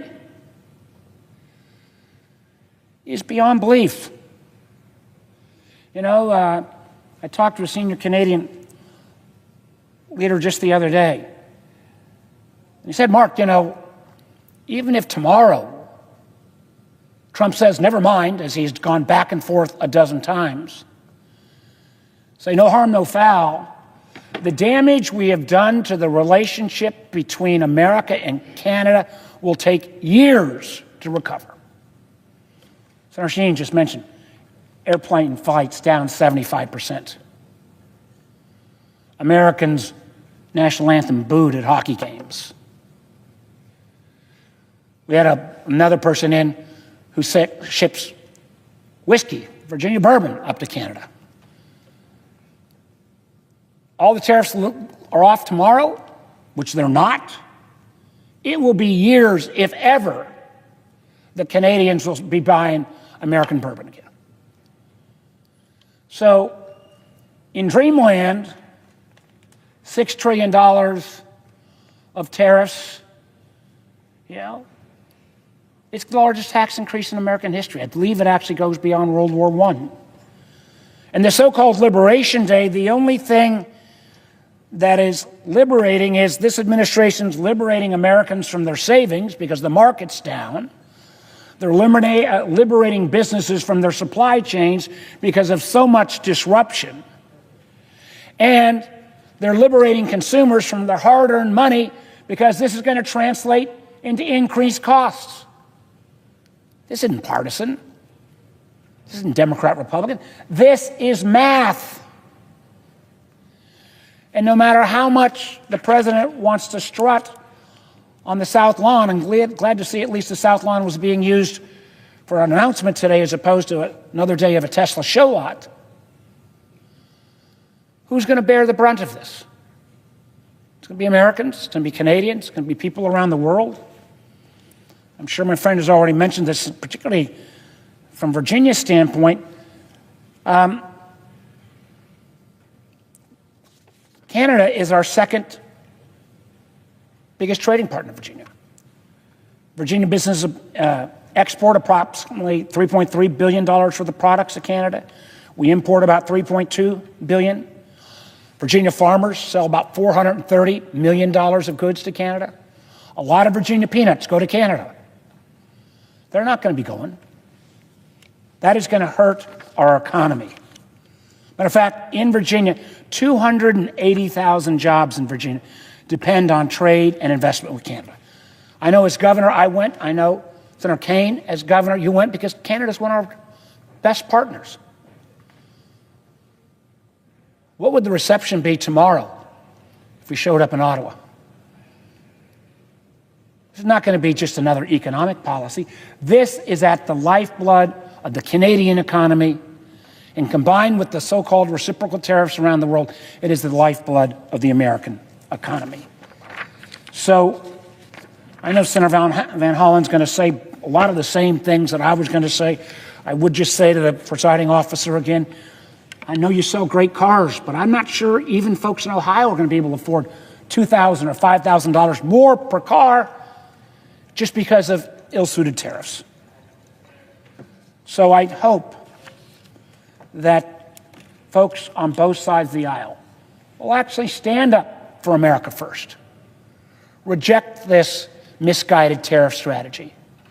Reject this demonization of Canada.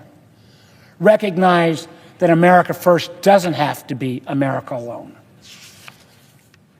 The only thing that could make my day actually better at this point, beyond that little dose of Kaine optimism, if the Senate finally comes to its senses tonight, endorses Tim's resolution, and we put an end to this misguided economic policy. With that, Mr. President, I yield the floor.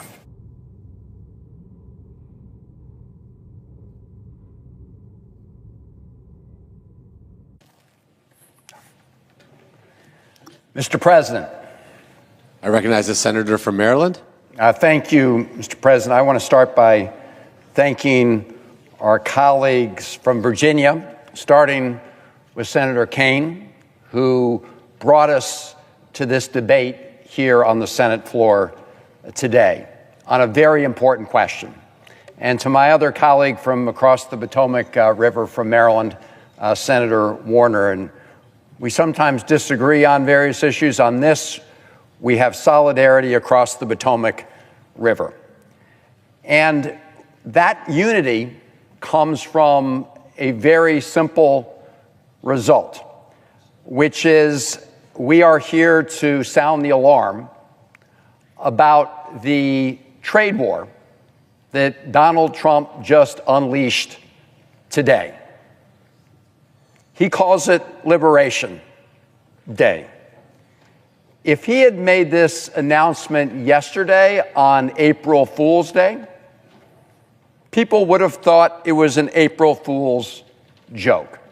But this is no joke, and it's not Liberation Day. It is a national sales tax day, because that will be the result of the president's action. A sales tax on the American people, a national sales tax.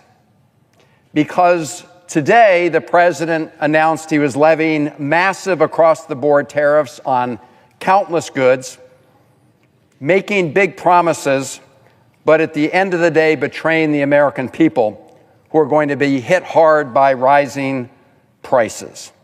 And, you know, we've heard the president make a lot of promises about what these tariffs will do. It's like a miracle cure. They're going to revive American manufacturing. They're going to stop fentanyl. They're going to balance our budget. They're going to make all of us rich, and all those other countries are going to pay for it. Problem is, none of that is true. Other countries don't pay these tariffs. We do. It is a sales tax on goods imported from other countries. American importers pay the tax at the border, and they pass the costs on to the consumers. What else are they supposed to do?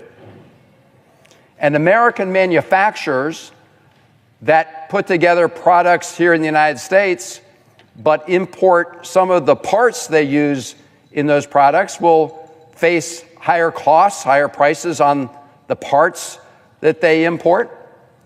And they're going to have to pass on those costs to American consumers, so they're going to have to jack up their prices. When they jack up their prices, not only do American consumers pay more, but those American manufacturers and American producers, when they're exporting goods overseas, they're having to export at higher prices, and that makes their products less competitive overseas. And on top of that, it's a double whammy, because when you have these big tariff increases on products from other countries aren't just going to sit back and take it. They're going to respond. They're going to retaliate. They're going to put tariffs on American products that we export to their countries. And what will happen then? That means that an American producer exporting products overseas, whether manufactured products or agriculture products, their products are going to face higher prices in those countries. And they will be less competitive, and people in those countries will buy less of those American products. So that means here at home, they'll have to lay off workers. It's going to hurt the economy back home in both those ways. You know, we saw a little mini version of this during the first Trump administration. Back then, Donald Trump raised tariffs on Chinese products, and China responded with retaliatory tariffs on many American farm exports like wheat and soybeans and pork. What happened? Well, American farmers sold less of those products overseas. They got more expensive. And you know how we know this was all a big fake out? Was when American farmers were not able to sell their products into China's market because of China's retaliatory tariffs, we bailed them out. We, the American taxpayer, we spent $23 billion in taxpayer money from the American people to pay American farmers not to be more productive, they were productive. But because China raised tariffs on their products in retaliation for Donald Trump raising tariffs on theirs. Now, look, we all recognize that tariffs can be an effective tool when they're used in a targeted way with strategic industries. But that's not what Donald Trump is doing. This is not strategic. He is starting an all-out trade war and apparently does not care about the consequences. It is leading already to chaos in the markets. I'm not going to go through all those because Senator Warner and Senator Kaine and others have spoken to that. But at the end of the day, the direction we're heading could well take us into a recession. As Senator Warner mentioned, some of the president's people have said this is going to be $6 trillion worth of tariffs over the next 10 years, by far the largest effective tax hike in American history. Economists estimate that it will cost the typical American household up to $4,200 more per year.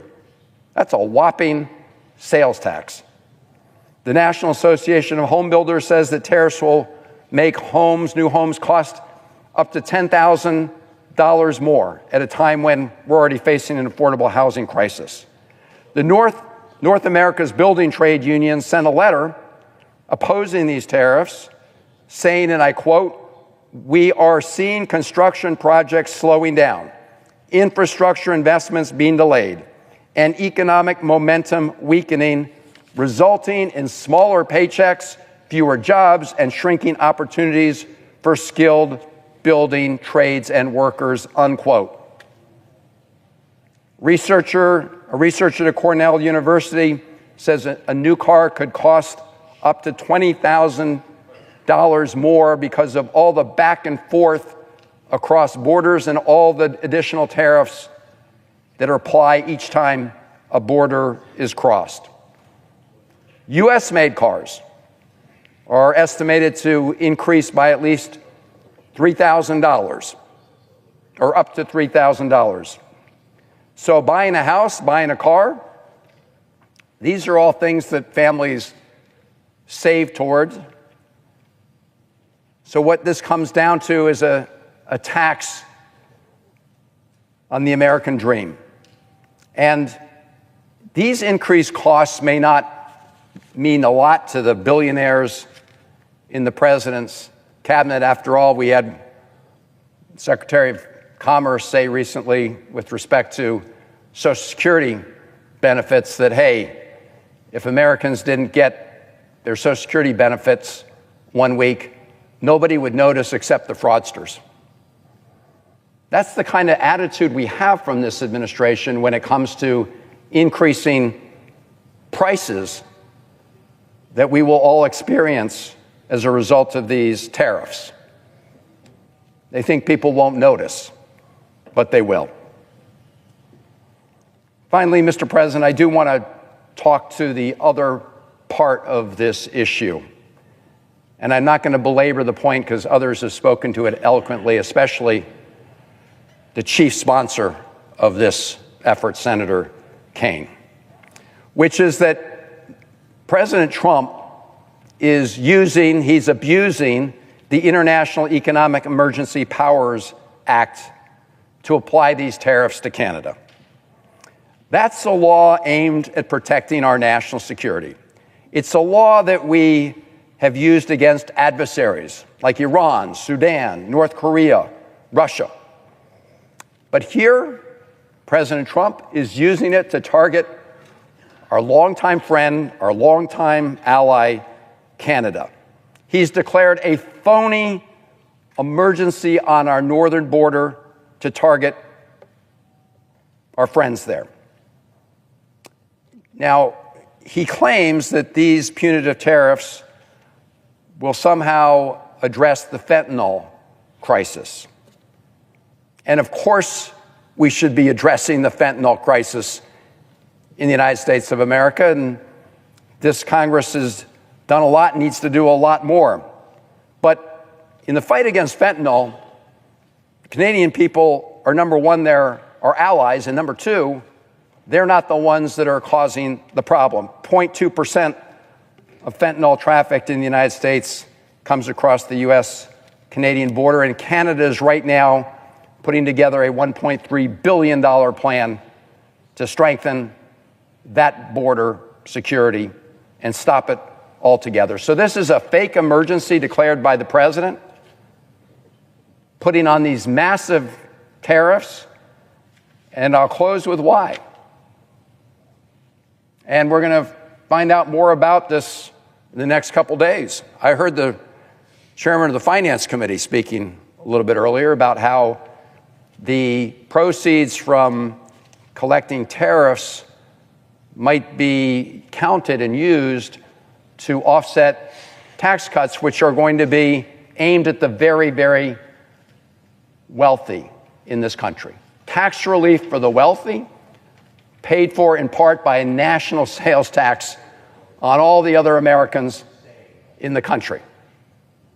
Paid for, as we've heard, by going after Medicaid. So whether it's a national sales tax or other efforts aimed at the American people that will hurt the American people and hit them in the pocketbooks, that's all done in service to pay for tax cuts for the very wealthy, people like Elon Musk. So I want to say thank you to the senator from Virginia, Senator Kaine, for blowing the whistle on this phony action taken at our friend Canada, all as a pretext to increase tariffs, which amount to a huge sales tax on the American people in service of a tax cut for the very wealthy. I thank my colleagues. Mr. President, I recognize the senator from Connecticut. I'm honored to follow my colleague from Maryland who has described so well the reasons that we should oppose these tariffs, and thank my colleague from Virginia, Senator Kaine, who has demonstrated once again the leadership that makes him such a great member of this body. I want to begin, and I hope the presiding officer will forgive me, with a four-letter word. It's a word that I said to my children they should never use. Dumb. Dumb. D-U-M-B. These tariffs are dumb. They are also cruel, and they are stupid. They are imposed in the name of perhaps building manufacturing in this country, which they won't do, or in the name of raising revenue to cut taxes for the wealthy, which is adding insult to injury, or simply for vengeance. So much of what this administration does is for the purpose of vengeance and vanity. Careless, cruel, reckless. That's what these tariffs are, particularly as directed to Canada. Let's be clear. The tariffs proposed by President Trump are a tax. They are a tax. There's no tariff ever imposed in the history of the United States of America that has ever lowered prices. These tariffs will raise prices, and they threaten not only higher costs for everything from gas to groceries to rental housing, but they also deeply threaten a recession. I've been reading a book called Freedom from Fear, written by a great historian, a professor at Yale named David Kennedy. Freedom from Fear is about the events and the misdirection and mistakes that led our nation to the Great Depression. What began as a recession, what started as a Wall Street problem, became a global depression because the world failed to realize that even then our economies were connected. and that tariffs could hurt all countries when all countries adopted them, when a trade war ensued, and a trade war now is what we face. Canada has long been one of our nation's closest allies and trading partners. We have a bond with Canada that goes beyond simple economics. Although, frankly, our relationship with Canada supports millions of jobs, protects the competitiveness of American businesses, and ensures our long-term economic prosperity. Our countries have countless trade and investment agreements, cross-border projects, such as communications, highways, bridges, pipelines, that have resulted in integrated networks and transportation systems. We have a long-standing defense and security partnership, providing us with greater security than we could have alone. And we share a border. But the border is a symbol of a bond that our peoples have in common. A friendship that goes deep, a heritage and a culture that we respect. These bonds will be betrayed by a reckless trade policy the administration is pursuing and threatens to derail that valuable, in fact, precious partnership. These tariffs are going to hurt all Americans. We have, with Canada, one of the most comprehensive and important trading relationships. I go into the numbers. In 2024, Canada was the United States' second largest trading partner with $761.2 billion in total trade, largest single U.S. export markets for goods. Every day, nearly 500,000 people and billions of dollars in goods and services cross that border. But I want to focus on Connecticut for the moment, because Connecticut demonstrates what will happen to America as a whole, and I represent the people of Connecticut, and this regimen of tariffs will be catastrophic for Connecticut. Friends in Connecticut, listen to what these haphazard tariffs will do. Canada is Connecticut's single largest trading partner, accounting for 20% of our total trade in 2024, including 13% of our imports and 13%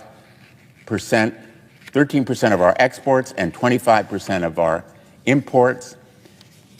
Consumers in Connecticut already face some of the highest electricity prices in the nation, with an average cost of 28.16 cents per kilowatt hour compared to the national average of 16.26 cents per kilowatt hour.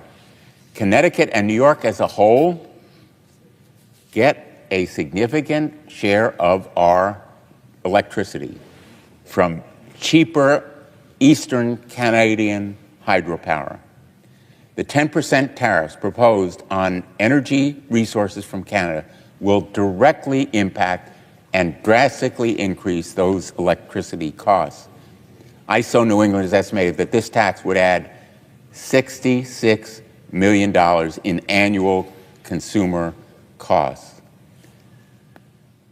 I hope President Trump will listen to the people of Connecticut and New England when it comes to electricity costs.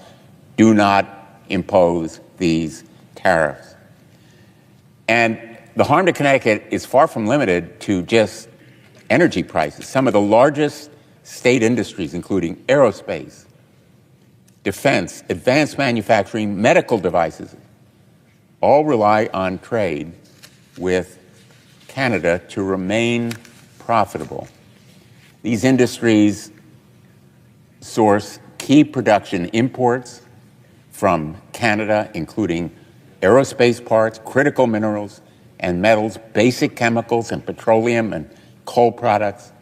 And in return, we export billions of dollars of goods to Canada. We're talking about hundreds of thousands of people across Connecticut, jobs, employment, all stand to see their livelihoods threatened if this tax is allowed. And it will ripple across Connecticut. It will reverberate through the country, to the presiding officer's state, to Virginia, New York, Maryland, colleagues on both sides of the aisle.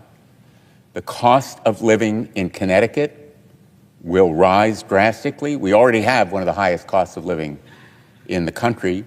Taxing these goods will put an undue financial strain on individuals and families across Connecticut, but most important, on people who can least afford a higher tax. Our middle income and lower income members of the workforce, working people in Connecticut who have to buy stuff depending on their paychecks, for groceries, for gasoline. A tax on those products will hit them in the pocketbook, it will hit their families, it will hit them at the kitchen table, when they go to the drugstore to buy pharmaceuticals, when they have down payments on homes, on furnishings, across the board. So I am not here to make a speech. I'm really here to make a plea. Mr. President, please reconsider. These tariffs are fundamentally misguided. They are dumb. They are cruel, reckless, and careless. They play fast and loose with America's credibility around the world. And I urge my colleagues to vote yes on Senate Joint Resolution 37 and join us in trying to save the American economy and our credibility around the world. Thank you, Mr. President. I yield the floor. President. I recognize the Democrat leader. Thank you, and thank my friend from Connecticut for his excellent words. Much of what he said could be applied to New York.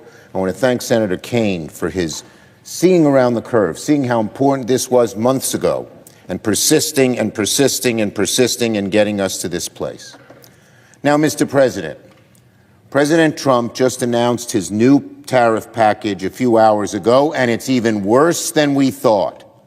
In addition to the tariffs that he has already imposed, he now has a 10% across-the-board tariff on all products. What is this going to do to American families? It's going to clobber them. It's estimated that the Trump tariff will add about $5,000 to the average family's cost. And why is he doing it? To reduce taxes on the billionaires. They've said that. Navarro and he have said it over and over again that they want to reduce those taxes. It is outrageous. It is outrageous. The average family sitting at the kitchen table on Friday night is saying to themselves, whoa, boy, we better cut back on our purchases. Maybe we ought not go out to the restaurant. Maybe we ought not to take that vacation we've been saving up for a year. Maybe we ought not to buy that new car. Consumer confidence is lower than it's been in many, many years. The average business, because of the chaotic nature, Trump says one thing one day and another thing the next day, are holding back. Businesses, small and large, need certainty. But there's no certainty here with the chaos that Donald Trump has created. And listen to this. When told that it would raise the costs on the American family, Trump himself said he couldn't care less if prices go up. What kind of bubble is he living in? These billionaires who are running the country, Trump, Musk, Lutnick, they're in such a bubble they don't know how the average family is hurting. Yeah, they're billionaires. God bless them. They made a lot of money. But don't think that average people are in the same boat. The costs of groceries, the costs of prescription drugs, the cost of gasoline, the costs of buying a car, the costs of buying a house, the costs of furniture, the costs of clothing, everything people buy is going to go up. Donald Trump said he'd reduce prices on day one when he got elected. He's doing just the opposite with these tariffs. He's raising prices through the roof and strangling American families. My colleague in Connecticut alluded to Smoot-Hawley. The new Smoot-Hawley is Trump-Musk. These taxes could create a global trade war. Our allies, previous allies, are allying together how they're going to get back at Trump and what he's done to the country. This is not Liberation Day, as Trump called it. This has made a few weeks earlier, in effect, tax day. Huge taxes through tariffs on American families. It's a gut punch. It's a gut punch for the average American. And so, right now, I know Donald Trump is pressuring Senate Republicans to vote this resolution down. He's treating this like a loyalty test. But my plea to my Senate Republican colleagues, stand with the American people. You know how bad this is. A few of you have already said you can't vote for this. Please, don't be intimidated by Donald Trump, who said he couldn't care less if prices go up on your constituents, my Republican colleagues. Don't listen to him. This is a disaster. A disaster for working families, a disaster for the nation's economy, a disaster for our alliances and relationships around the world. All doing so much to hurt America for one darn reason: cutting taxes for the billionaires. This is a government by the billionaires. Everything they do, whether it's this budget they came out with today or this tariff bill, is in obeisance to the very few wealthy people who seem to control the Republican Party and want another tax cut. I urge everybody to vote against these horrible, horrible tariffs. Tariffs on Canada have very little to do with fentanyl, we know that. Tariffs on Canada and all the other countries he's now added to the list have everything to do with tax breaks, more tax breaks for billionaires. I strongly, strongly urge a no vote. This bill is worse than what we had thought. He made it worse when he announced what he was doing a few hours ago. I yield the floor.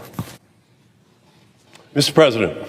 I recognize the senator from Massachusetts. Thank you, Mr. President. I thank Senator Kaine for his leadership on this issue. President Trump's new tariffs are not Liberation Day, they're Obliteration Day. They are going to be remembered as something that raised taxes on every American consumer, had foreign countries then attack businesses all across our nation, all without a plan from President Trump to have an end game. President Trump is just making this up. And we're going to have to wait to see how he responds when Europe attacks us, when Canada attacks us, when Asian countries now attack us. He's inviting an attack upon the American economy, even as American consumers have to pay higher taxes.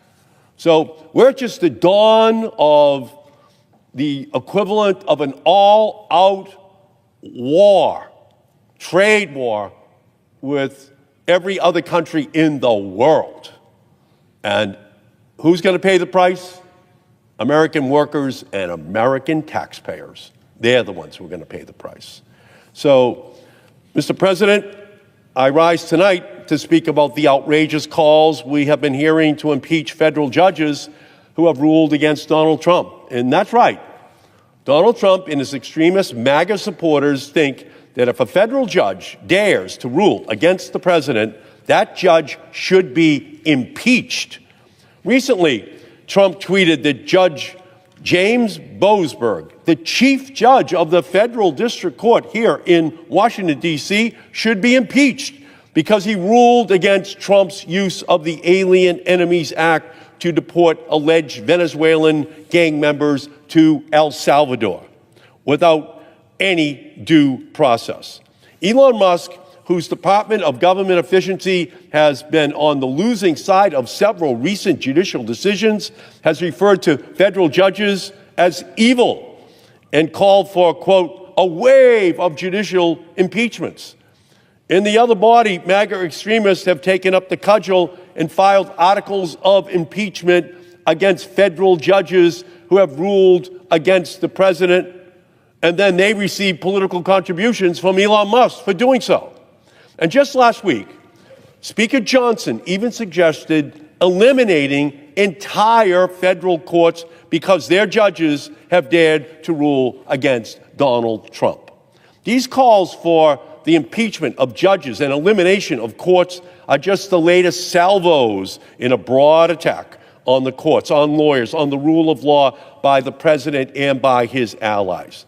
I come to the Senate floor today to condemn this dangerous and un-American onslaught against the judiciary and legal profession and urge my colleagues on both sides of the aisle to speak out against it. Federal judges confirmed by the Senate and given life terms under the Constitution during good behavior are not like contestants on The Apprentice. You don't get to fire them because you don't like the way they are doing their job.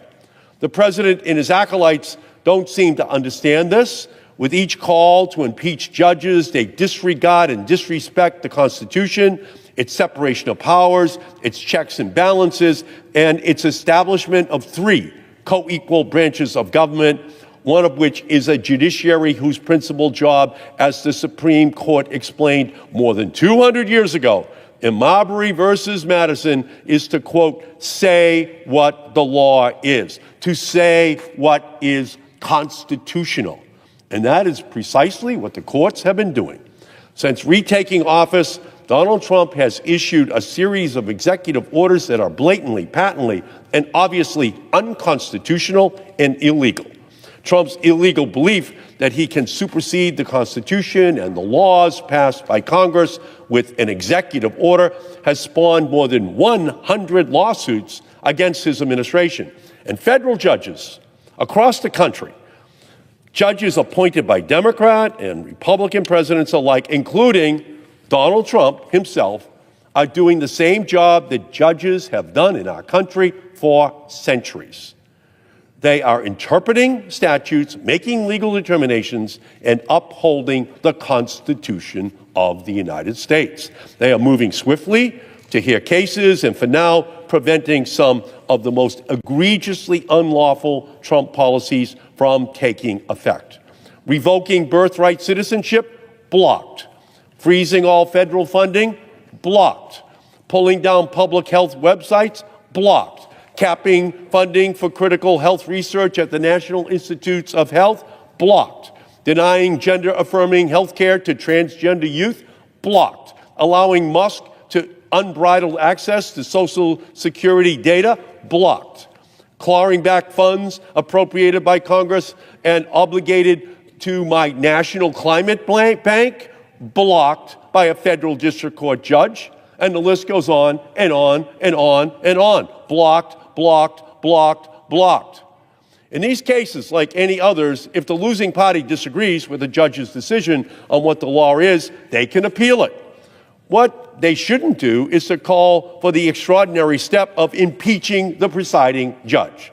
That is a remedy the Constitution reserves for only grave ethical or criminal misconduct.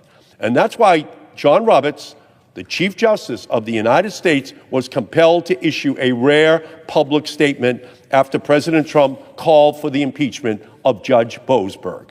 Without referring to the president directly, the Chief Justice nonetheless rebuked him, explaining that, quote, for more than 2 centuries, it has been established that impeachment is not an appropriate response to disagreement and that, quote, the normal appellate review process exists for that purpose. Unfortunately, the MAGA extremists calling for impeachment of judges or the elimination of the courts don't care about this. The Constitution, centuries of judicial norms, the rule of law, they only care about one thing: fealty to Donald Trump. The baseless calls for Chief Judge Boasberg's impeachment confirm that. This is a judge who was a Yale Law School graduate, who cut his teeth as a successful homicide prosecutor, who was first appointed to the bench by a Republican president more than 20 years ago, who was confirmed to the federal bench in a 96-0 vote, and who was named by Chief Justice Roberts to a seat on the United States Foreign Intelligence Surveillance Court, where he served a 7-year term, including as the court's presiding judge. Yet, this is the judge, widely respected throughout the judiciary and legal profession, who President Trump calls a, quote, radical left lunatic, a troublemaker, and an agitator. That's Trump talking about Judge Boasberg, just because he ruled against the administration in a preliminary decision, which, by the way, a 3-judge panel of the D.C. Circuit Court of Appeals last week upheld on review. So while Trump's ad hominem attack on Judge Boasberg was typically baseless, it and other attacks like it leveled against other judges are no less dangerous. They have given rise to increased threats against judges, a, quote, significant uptick, as Chief Justice Roberts put in his report on the federal judiciary at the end of last year. Indeed, according to the Chief Justice, U.S. Marshals Service data showed a tripling of hostile threats and communications directed at judges over the preceding decade. Recently, judges have also experienced the swatting of their homes, the delivery of pizzas to their homes, actions intended to send the message, we know where you and your family live, where your children are. So reach the result which we want. Be afraid. Be very afraid. This is wrong. Very wrong. It is dangerous. It is intended to pressure judges in their decision-making. It puts lives at risk. It deserves the strongest possible across-the-board condemnation by all senators and all Americans. Instead, my Republican colleagues have been awfully quiet, fearful of upsetting President Trump, who has followed the Godfather Part 1 playbook and made them an offer they can't refuse. A primary opponent if they just don't go along. Well, finally, I have a few words about Donald Trump's unprecedented executive orders targeting law firms and individual lawyers who have litigated against him. These orders have suspended security clearances, canceled government contracts, barred employees from federal buildings, and erected other obstacles that prevent lawyers from representing their clients. Trump has even directed the Department of Justice to seek sanctions against attorneys who file frivolous lawsuits or engage in vexatious litigation against him. So with Donald Trump coming after lawyers and law firms, it's gut check time for law firms in our country, especially the big law firms that the president has targeted for revenge and retribution because of their lawyers daring to do their jobs and represented clients in cases against him. I commend those firms, like Wilma Hale, like Jenner and Block, who are standing up, who are fighting back. And we need all law firms to stand up to this administration and to continue to stand up for the rule of law. And those that don't, especially those that seek to appease and accommodate the president out of fear that their bottom line will suffer grave risk, grave harm to our liberties, will in fact depend upon the lawyers who take difficult and unpopular cases, often against the government, and zealously representing their clients in those matters. I'll conclude with this. The attacks on our judiciary, the calls for the impeachment of judges, and the attempts to intimidate and retaliate against lawyers who dare to stand in defense of the Constitution are not just an assault on individuals. They are an assault on the very foundations of our democracy. The courts are not pawns in a political game. The rule of law is not up to negotiation. If we allow this dangerous precedent to take root, if we tolerate threats against judges and lawyers who fulfill their constitutional duties, we set the stage for the erosion of the checks and balances that have safeguarded our nation for over 2 centuries.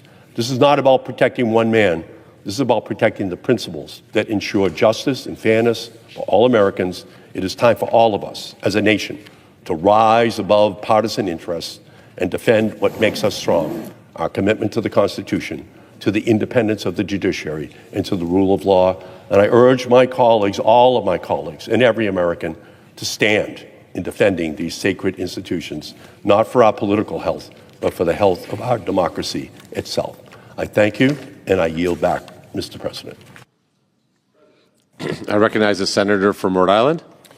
Mr. President, I'm here in support of Senator Kaine's effort to get this body to take a public view on President Trump's mad declaration that we have a border emergency with Canada happening right now. I can tell you that if I go home to Rhode Island and ask people what the emergency is in their lives, I wouldn't get one person who said, oh, we've got a real emergency with Canada. They're a huge threat. That whole Canada situation, boy, that's dangerous. This is nutty stuff. And it's dangerous stuff economically. Just in Rhode Island, Canada is our largest international trading partner. 22% of Rhode Island's exports are to Canada. And we import from Canada as well. And when the tariffs get reciprocated by our Canadian friends after this ridiculous behavior by President Trump, then that's going to affect all Rhode Islanders. We buy a lot of energy, for instance, from Canada. And that's going to raise costs for Rhode Island families. It's a direct hit to people's pocketbooks. And as has been pointed out, this is just a shady way to hit Americans in the pocketbook, to raise revenue so that this phony baloney budget resolution we're about to have to deal with can open up revenues that they can then use as a justification for lowering taxes for the billionaires and the big corporations who already pay way too little in taxes. Some billionaires pay no income taxes at all. The corporate share of America's revenue has gone from about 30% of America's revenue down to single digits. That's just a huge sucking sound pulling out of America's revenue, the revenue of corporate entities, and it's not the mom and pop flower store. It's the huge multinational that goes and pretends that it's doing its business in Ireland or the Cayman Islands or someplace and hides profits. This is a tax racket against the American people that is now being propped up and made worse by a tariff racket against the American people. And the excuse is one of the dumbest ones ever, that the emergency is fentanyl. Well, Rhode Island was at the heart of the opioid epidemic. That's why I worked with Senator Portman to pass the CARA bill, the biggest addiction recovery response bill this body has ever passed. I take this issue deadly seriously. Not the president. Not the president. 0.2% of the fentanyl in America comes across the enormous Canadian border. If you did it like per mile of the American border, it would be unmeasurably small. And over this fake excuse that there's a huge fentanyl problem, 0.2%, they're going to dump enormous new expenses on American families. People have called this a sales tax, and it kind of is, because what it does is it raises prices. It raises prices because the money that the federal government takes in has to be recovered. And it gets recovered from families, from people who are paying higher prices for imported goods or higher prices for the domestic freeloaders who are going to raise their prices to match the imported goods just the way the fossil fuel industry raised their prices to match the foreign prices of fuel after the Ukraine invasion, and so gorged themselves that they made the biggest profits off the American people in the history of corporations. It was the biggest gouge ever by the scoundrels of the fossil fuel industry, and now we're opening the door for this to happen across all industries. American families are going to be hurt, and they're going to be hurt hard, and it just puts revenues on the books that the Republicans can then use to go and do what they really want to do here, which is to make sure that all their billionaire cronies, everybody who's surrounding Trump, all the pals in the cabinet, all the ones who write the big checks to the super PACs and who fund Republican politicians, that they don't have to pay taxes anymore. It's Leona Helmsley Day here in the Senate. Taxes are just for the little people. This is a disgrace, and I hope there'll be a few voices on the Republican side to recognize that considering the Canadian border to be an emergency is preposterous. I yield the floor. Mr. President. I recognize the senator from Delaware. Mr. President, I rise to bring the attention of this body to a broken promise by our president. Our president promised in the campaign and recently in an address to all of us here in Congress to make America affordable again, to deal with the high prices of groceries, of fruits and vegetables, of housing supplies, of energy, to deal with high prices.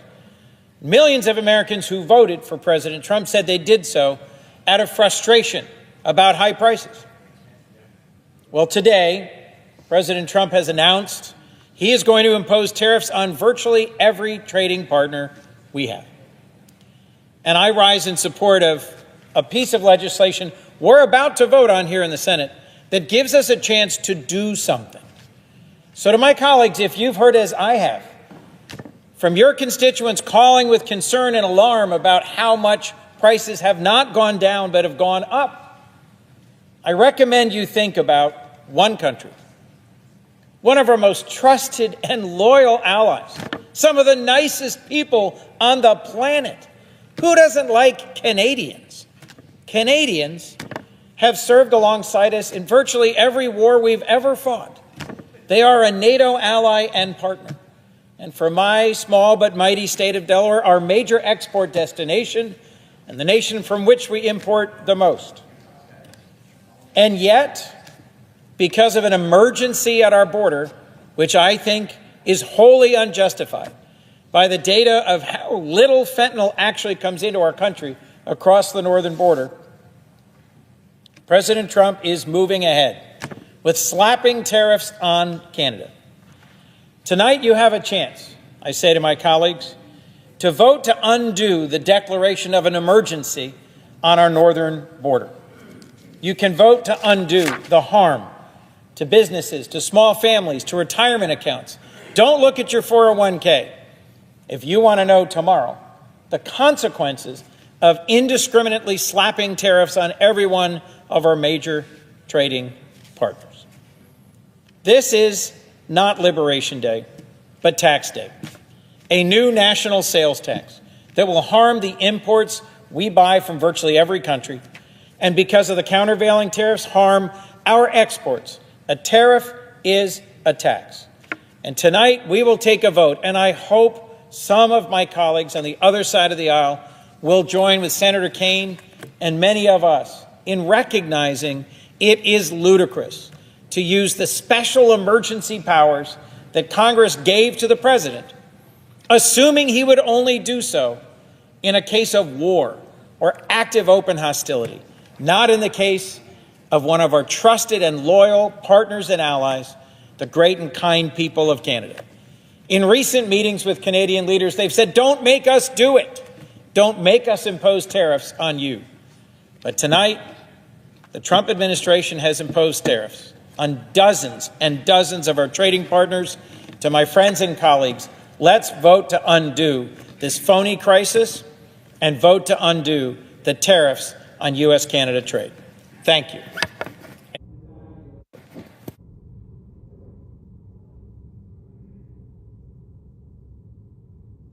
Mr. President.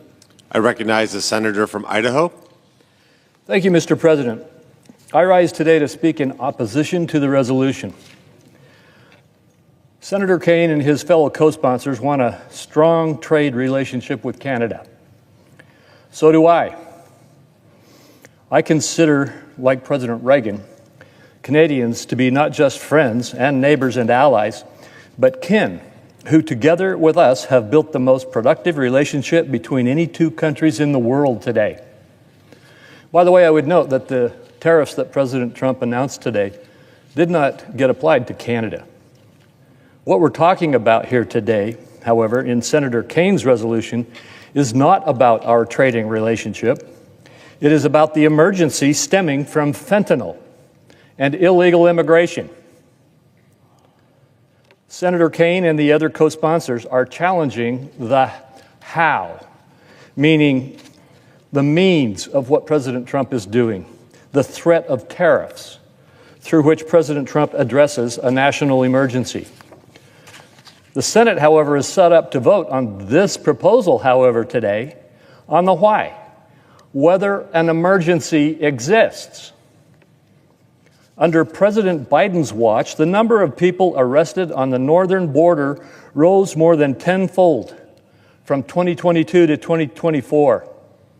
Indeed, publications like The Economist and the New York Times, documented here, showed extensively how the northern border has become increasingly insecure over the last year, with a massive spike in the number of migrant crossings. Just look at the spike on the chart. This is the New York Times reporting. And what do they say? Illegal migrant crossings skyrocketed 50-fold under the Biden-Harris administration at the northern border. That includes New York. Indeed, we have a crisis at the northern border.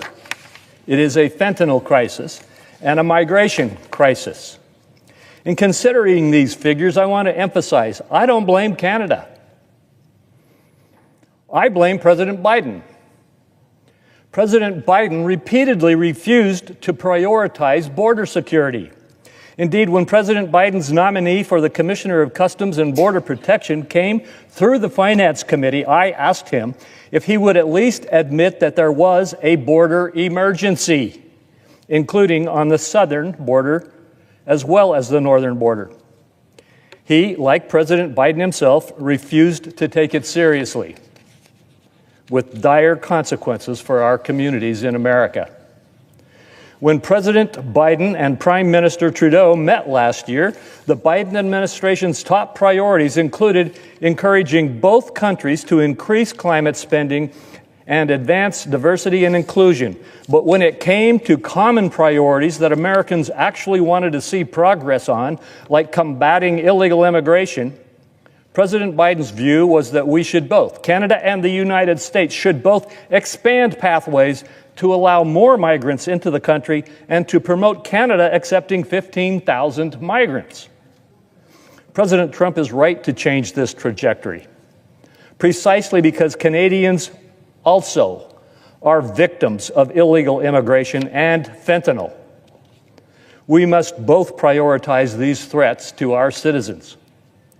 To sum it up, when my colleagues and I meet constituents who suffered at the hands of criminal elements which crossed illegally into the United States or from smuggled fentanyl, we do not consider them to be any more or less a victim depending on which border their harm illegally crossed. We say the most important thing is that this crisis must stop. Under President Trump, it is stopping. Accordingly, I encourage my colleagues to vote no on the resolution. Mr. President. I recognize the senator from Virginia. Mr. President, I rise for some concluding comments. I believe the vote will follow. I want to acknowledge my colleague from Idaho, his comments about the northern border. This is a bill that is fundamentally about tariffs. I acknowledge what my colleague said, that there are issues at the northern border, and I have colleagues who have shared that, and there's mechanisms for working out those issues. And I would ask my colleagues, if you're concerned about any issue on the northern border, do you think we will more likely to be able to deal with it if we work hand in hand with Canada, or do you think the path to success is punitive actions against Canada? I would argue plainly that the right way to deal with any issue at the border with Canada is to work with Canada, not wage a trade war against them. This vote, though, is fundamentally about tariffs. The president's imposition of tariffs against Canada that will be a costly tax increase on American families. If the president has concerns about trade issues with Canada, guess what? This president negotiated a signature trade deal, the USMCA, that got 89 bipartisan votes in this chamber, and he has a negotiating process to find a resolution to any issue he cares about. The imposition of tariffs does nothing more than put a tax on American families. What I'd like to do, I did speak earlier today, but what I'd like to do is just read quickly from many stakeholders who have weighed in support of Senate Joint Resolution 37. The U.S. Chamber of Commerce, quote, "Tariffs are taxes paid by Americans, and they will quickly increase prices at a time when many are struggling with the cost of living. That's why it's appropriate for Congress to exercise its authority under EPA and pass Senate Joint Resolution 37. North American building trades, quote, the United States and Canada share far more than a border. We share a deep, enduring economic and workforce partnership that has strengthened both nations. That partnership is enshrined in the USMCA, a comprehensive trade agreement that President Trump himself negotiated. We shouldn't circumvent this agreement. Sheet metal workers. Tariff penalties aimed at Canada for non-trade objectives have already caused harsh and unnecessary economic pain for U.S. workers and harm to our nation's construction and related metal fabricating businesses. National Retail Federation. U.S. retailers depend on Canada for a wide range of consumer goods. These operations are all now being significantly disrupted because of the tariffs applied to Canada. U.S. Conference of Mayors, these actions are raising prices for consumers, disrupting key industries such as construction and manufacturing. They also risk increasing already high housing costs, as lumber, steel, aluminum, other critical building materials will make housing more expensive. The AFL-CIO, imposing large across-the-board tariffs on Canada aimed at non-trade objectives will only cause unnecessary economic pain for workers and businesses. The International Association of Machinists, these new tariffs on Canada, one of our closest allies, are unjust and will have a lasting negative impact on American and Canadian workers. The National Taxpayers Union, Canada is an important supplier of goods that strengthen U.S. security, including crude oil, natural gas, steel, aluminum. Tariffs that restrict our access to these supplies and increase their cost will weaken our industrial base. The Taxpayer Protection Alliance, TPA, enthusiastically supports the effort to overturn President Trump's February 1 national emergency declaration. This use of the IEPA is fraught with issues. The ensuing trade war will inevitably raise costs for consumers. United Steelworkers, these new tariffs are misdirected, unsubstantiated by facts, and harmful to the very workers we represent. And finally, Advancing American Freedom, the think tank formed by former Vice President Mike Pence. Tariffs are a tax on American families and business. The first Trump administration cut an excellent deal with Canada with the USMCA. The president should not abandon this agreement. We have a chance to stand strong for our businesses and consumers, our foresters and farmers, our national defense industry and shipbuilders against cost increases that will hurt people's pocketbooks, hurt American competitiveness, and hurt our national security. I urge my colleagues, vote yes on Senate Joint Resolution 37.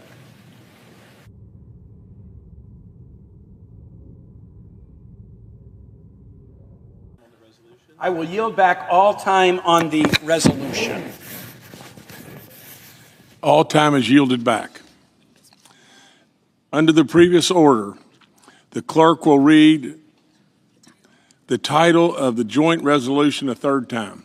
SJ Res 37, terminating the national emergency declared to impose duties on articles imported from Canada. The question occurs on passage of the joint resolution. Is there a sufficient second? There appears to be. Ms. The clerk Also will Brooks. call the roll. Ms. Baldwin, Mr. Banks, Mr. Barrasso, Mr. Bennett, Mrs. Blackburn, Mr. Blumenthal, Ms. Blunt Rochester, Mr. Booker, Mr. Bozeman, Mrs. Britt, Mr. Budd, Ms. Cantwell, Mrs. Capito, Mr. Cassidy, Ms. Collins, Mr. Coons, Mr. Cornyn. Gotcha. Thank you.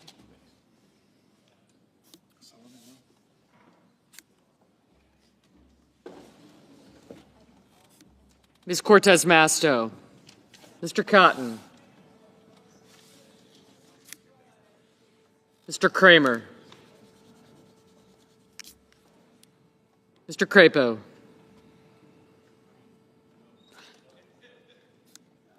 Mr. Cruz, Mr. Curtis, Mr. Daines, Ms. Duckworth, Mr. Durbin, Ms. Ernst, Mr. Fetterman, Mrs. Fisher, Mr. Gallego, Mrs. Gillibrand,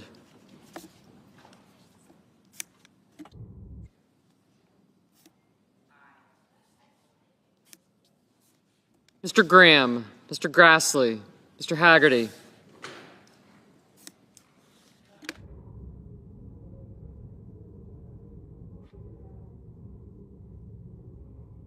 Ms. Hassan, Mr. Hawley, Mr. Heinrich,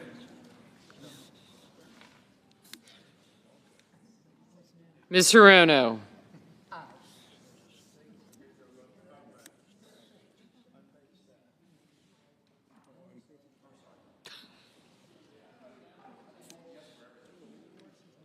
Mr. Hoven, Mr. Husted, Mrs. Hyde-Smith, Mr. Johnson, Mr. Justice, No. Mr. Kaine, Mr. Kelly, Mr. Kennedy, Mr. Kim, Mr. King, Ms. Klobuchar, Mr. Langford, Mr. Lee, Mr. Lujan, Ms. Lummis, Mr. Markey, Mr. Marshall, Mr. McConnell, Mr. McCormick, Mr. Merkley, Mrs. Moody, Mr. Moran, Mr. Marino, Mr. Mullen, Ms. Murkowski, Mr. Murphy, Mrs. Murray, Mr. Ossoff, Mr. Padilla, Mr. Paul, Mr. Peters, Mr. Reed, Mr. Ricketts, Mr. Risch, Ms. Rosen, Mr. Rounds, Mr. Sanders, Mr. Schatz, Mr. Schiff, Mr. Schmidt, Mr. Schumer,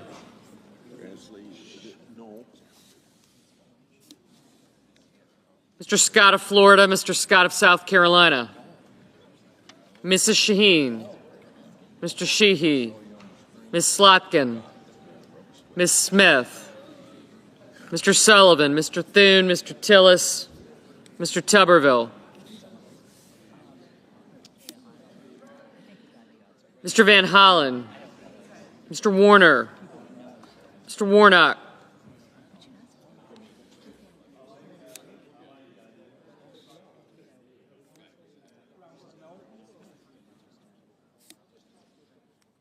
Ms. Warren, Mr. Welch, Mr. Whitehouse, Mr. Wicker, Mr. Wyden,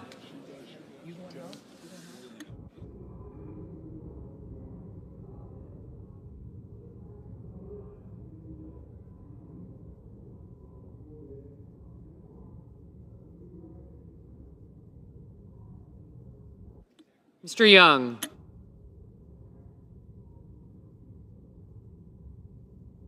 Senators voting in the affirmative: Collins, Coons, Kaine, Kelly, King, Klobuchar, Murray, and Ossoff. Senators voting in the negative: Barrasso, Blackburn, Capito, Cornyn, Kramer, Crapo, Curtis, Daines, Graham, Grassley, Justice, Marino, Mullen, Rounds, Sheehy, Sullivan, Thune, Tillis, and Tuberville.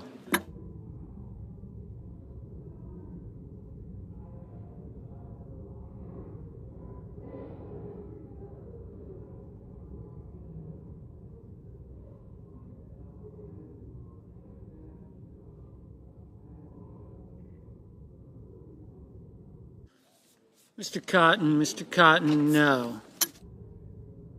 Mr. Padilla, aye.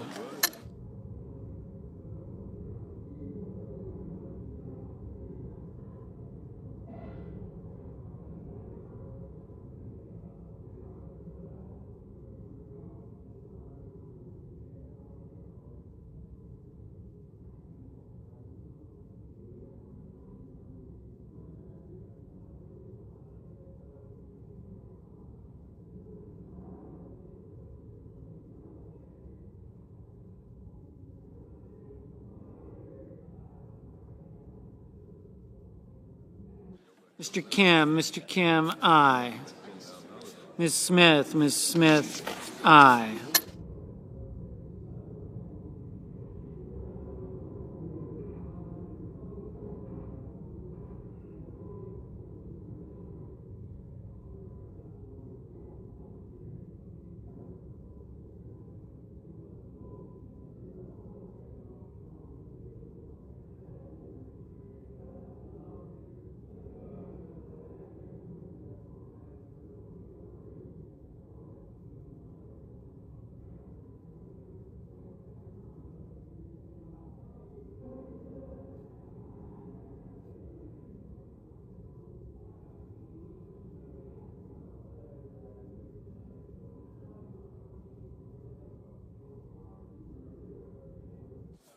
Mr. Cassidy,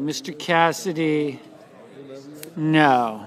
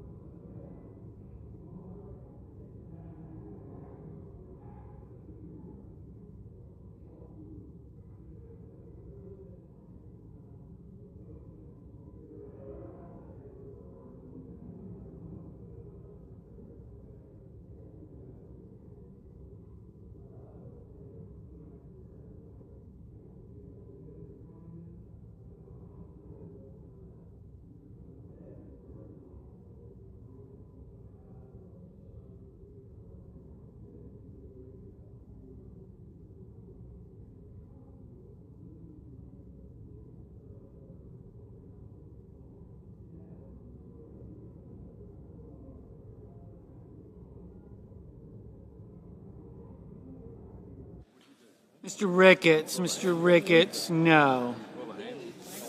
Ms. Blunt Rochester, aye.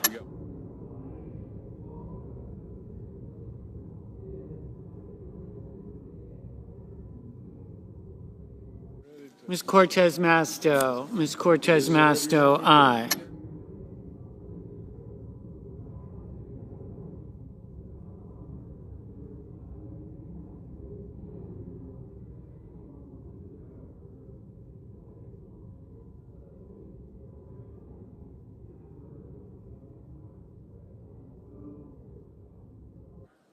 Mr. Wicker, no.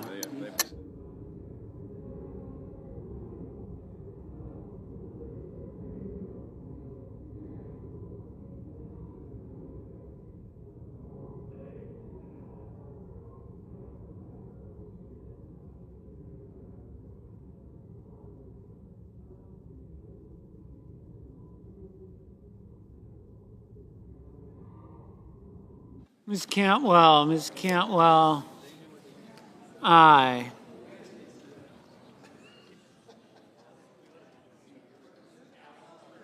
Mrs. Shaheen, aye. Mr. Reed, aye.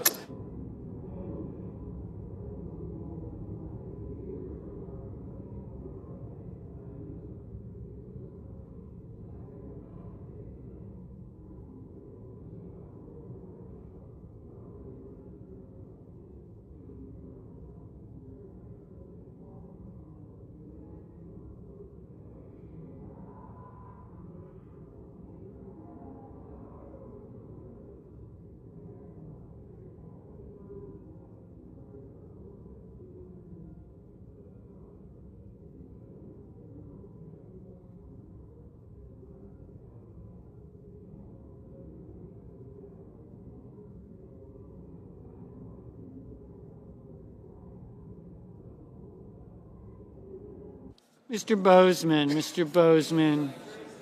no.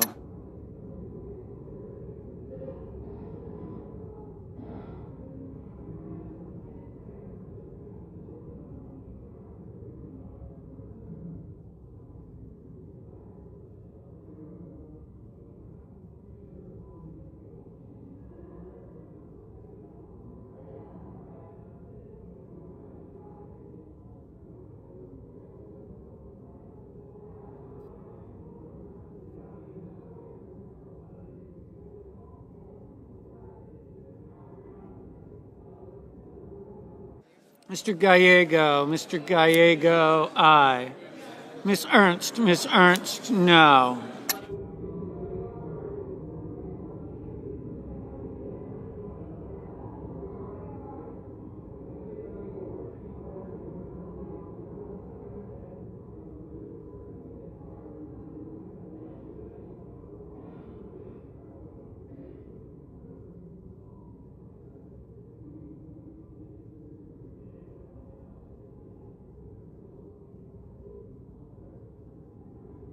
Mr. Scott of South Carolina, no. Mr. Schiff, aye.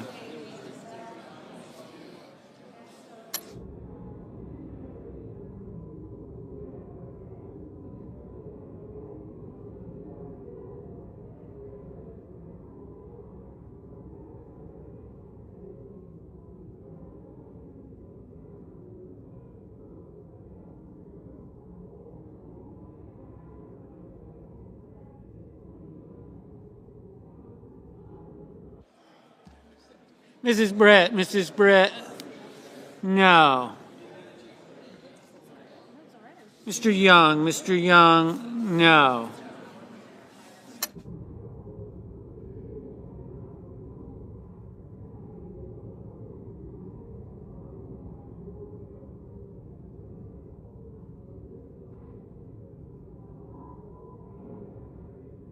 Mr. Schumer, aye. Mr. Wyden, aye.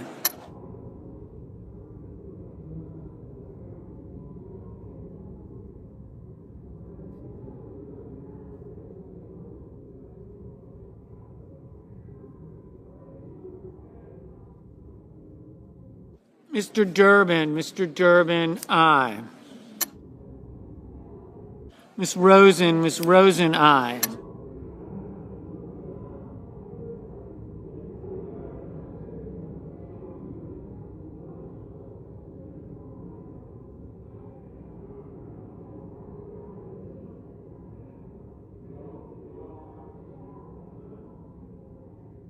Mrs. Hyde Smith, no. Mr. Langford, no.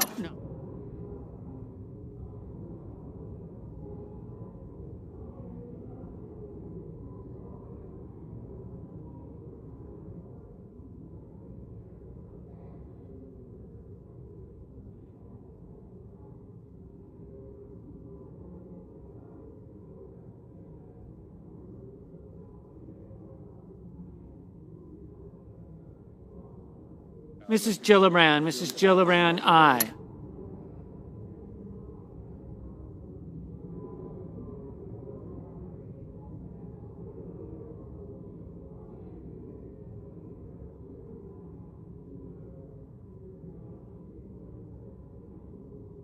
Ms. Baldwin, aye.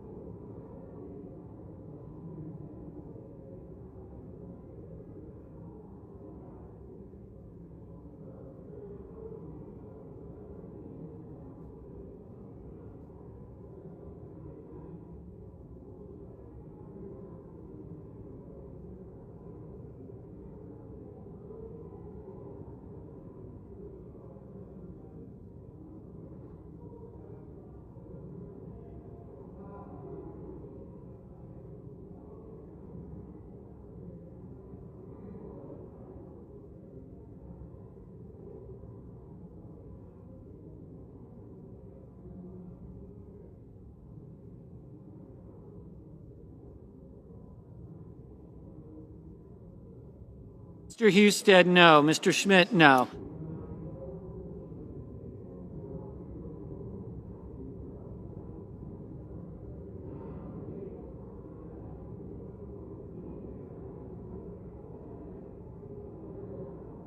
Ms. McCormick, no.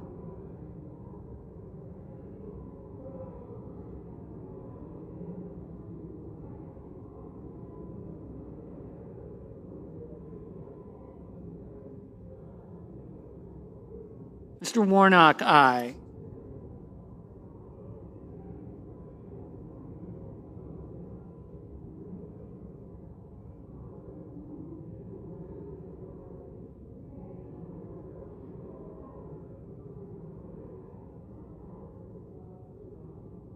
Mr. Kennedy, no. Ms. Duckworth, aye.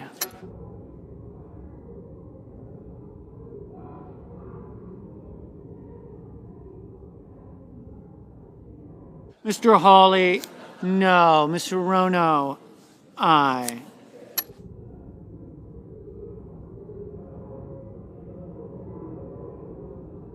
Mrs. Fisher, no.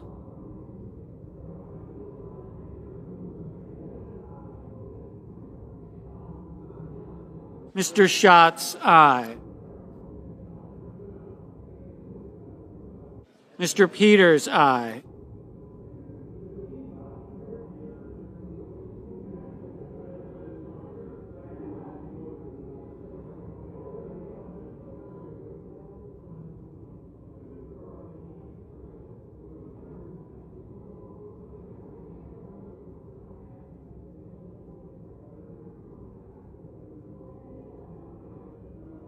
Mr. Lujan, aye.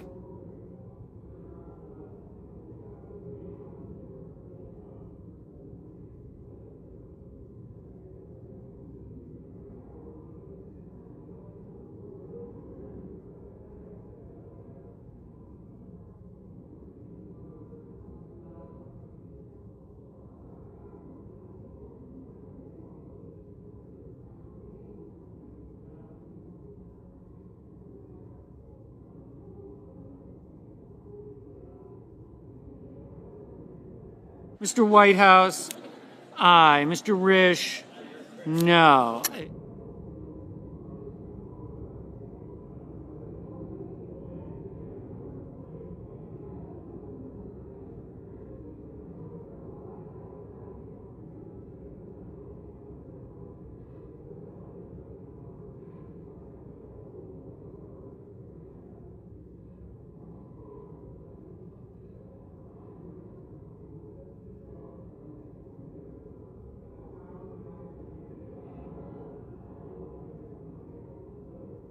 Mr. McConnell, aye.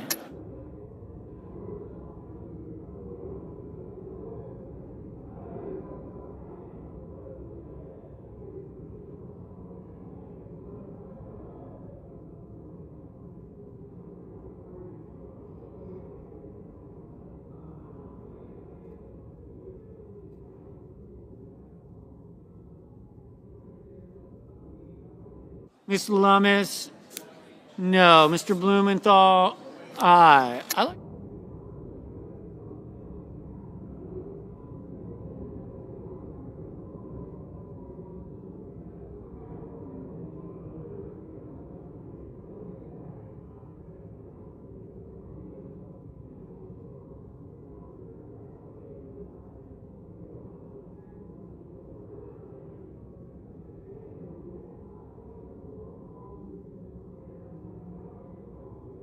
Mrs. Moody, no.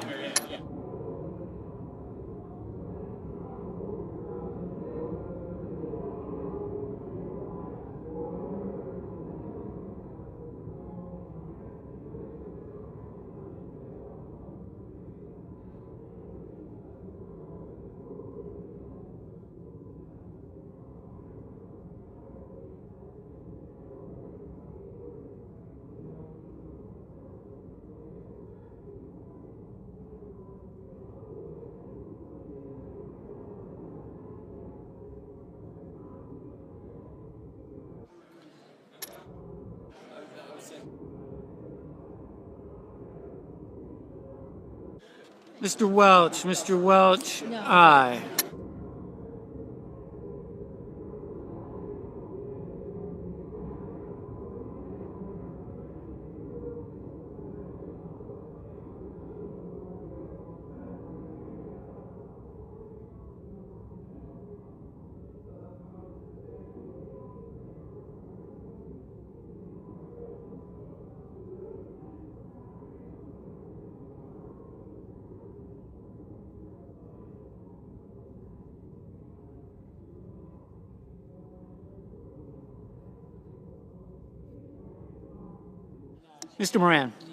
Mr. Moran, no.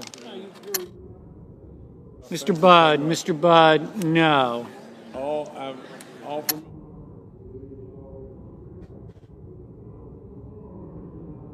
Mr. Sanders, aye.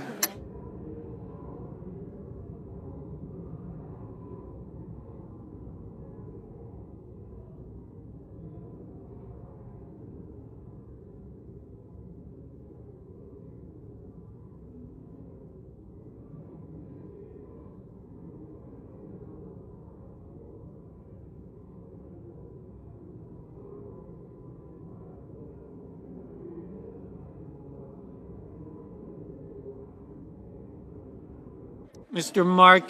Markey, aye.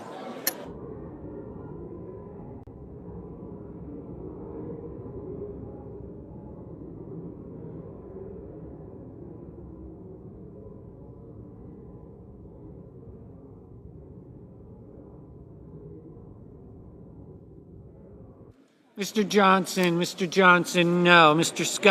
Scott of Florida, no. Mr. Lee, no.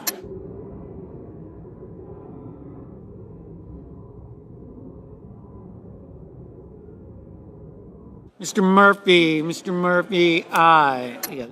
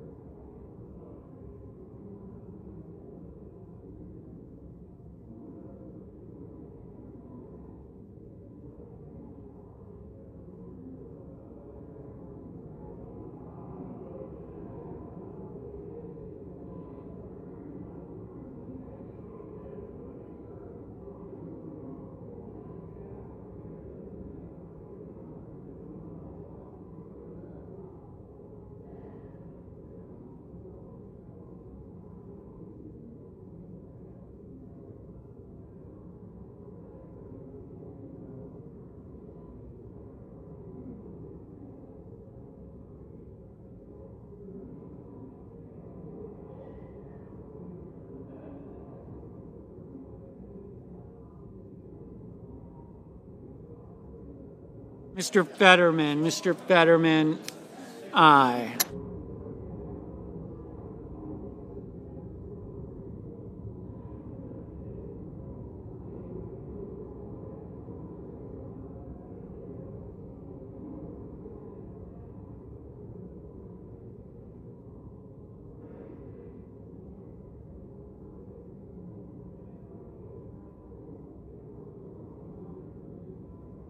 Mr. Hickenlooper, aye. Oh,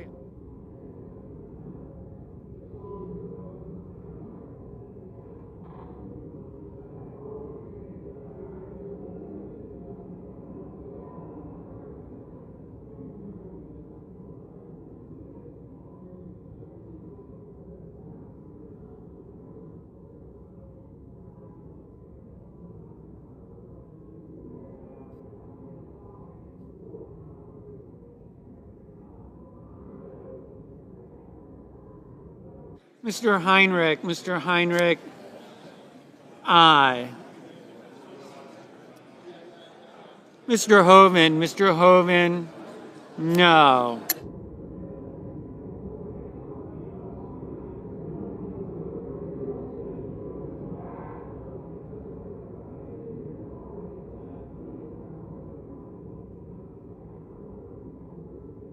Ms. Slotkin, aye. Mr. Cruz, no.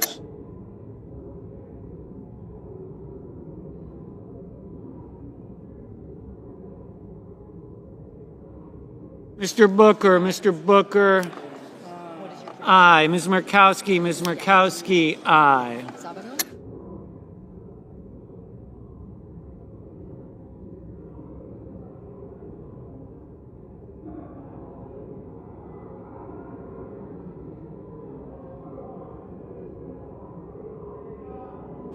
Mr. Banks, no.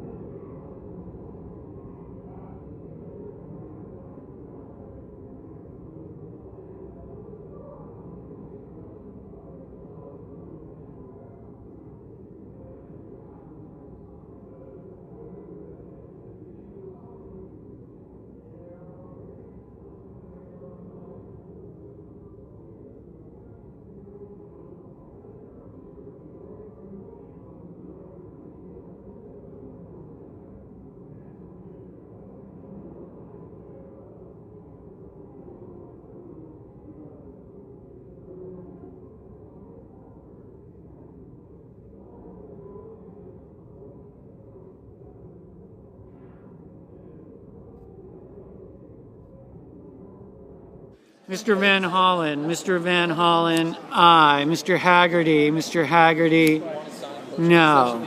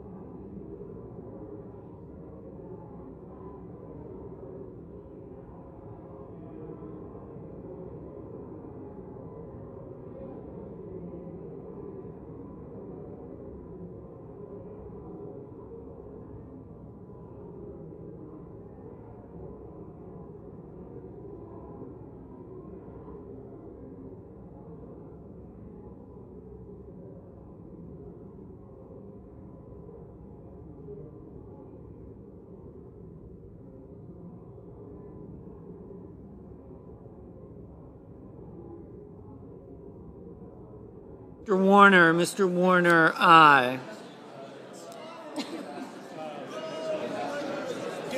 Ms. Warren, aye.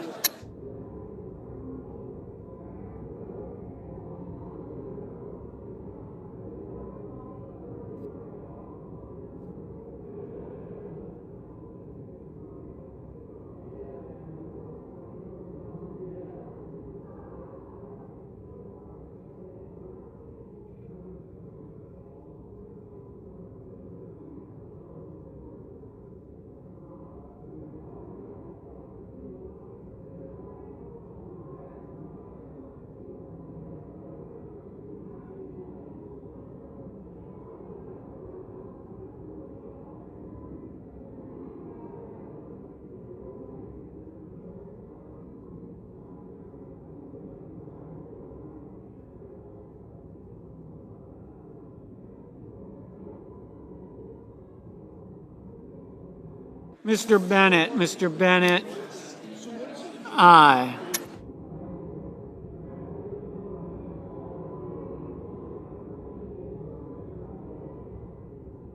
Mr. Merkley, Mr.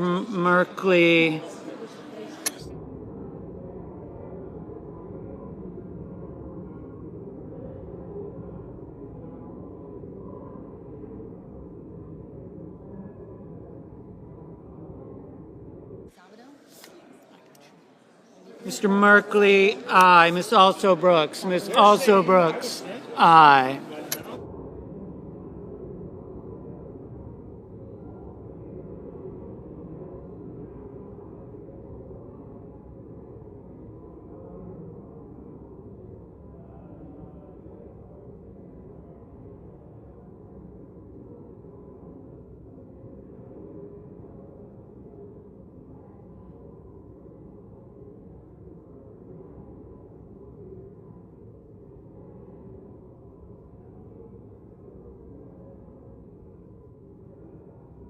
Mr. Paul, aye.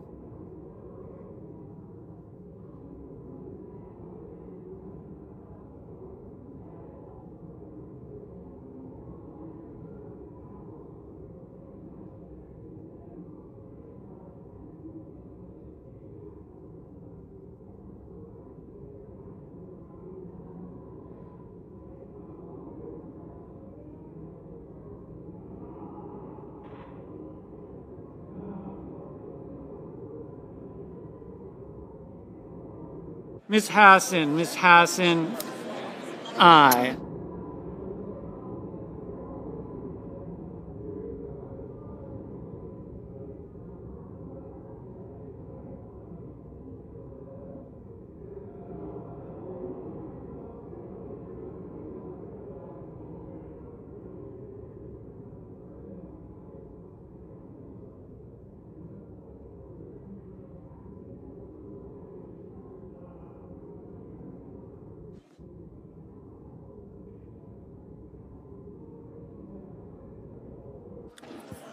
Okay. The yeas are 51. The nays are 48. The joint resolution's passed. The yeas are 51. The nays are 48. The joint resolution's passed. Mr. President. Majority Leader. I ask unanimous consent that with respect to SJ Res 37, the motion to reconsider be considered made and laid upon the table. Without objection.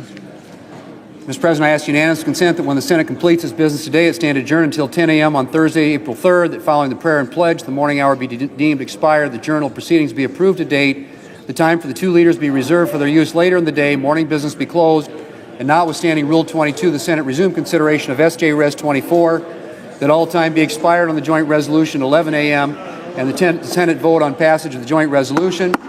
Further, following disposition of the joint resolution, the Senate proceed to executive session, resume calendar number 46, and the Senate execute the order of April 2nd in relation to the Sauer nomination.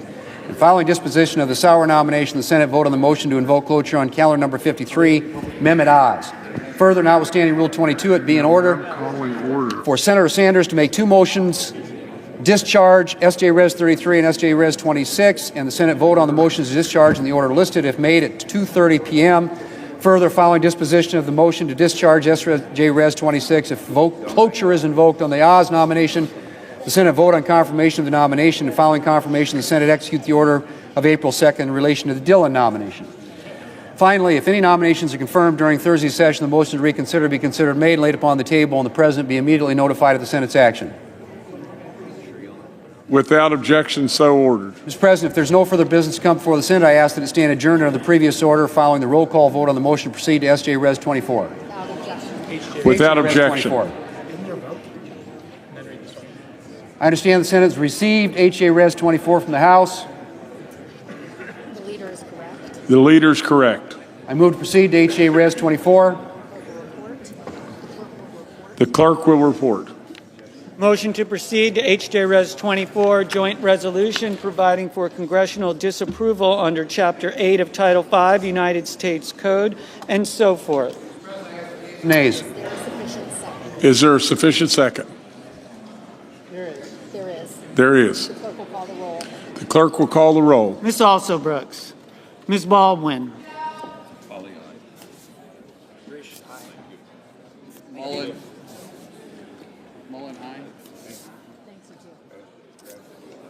But I have you, sir. Thank you.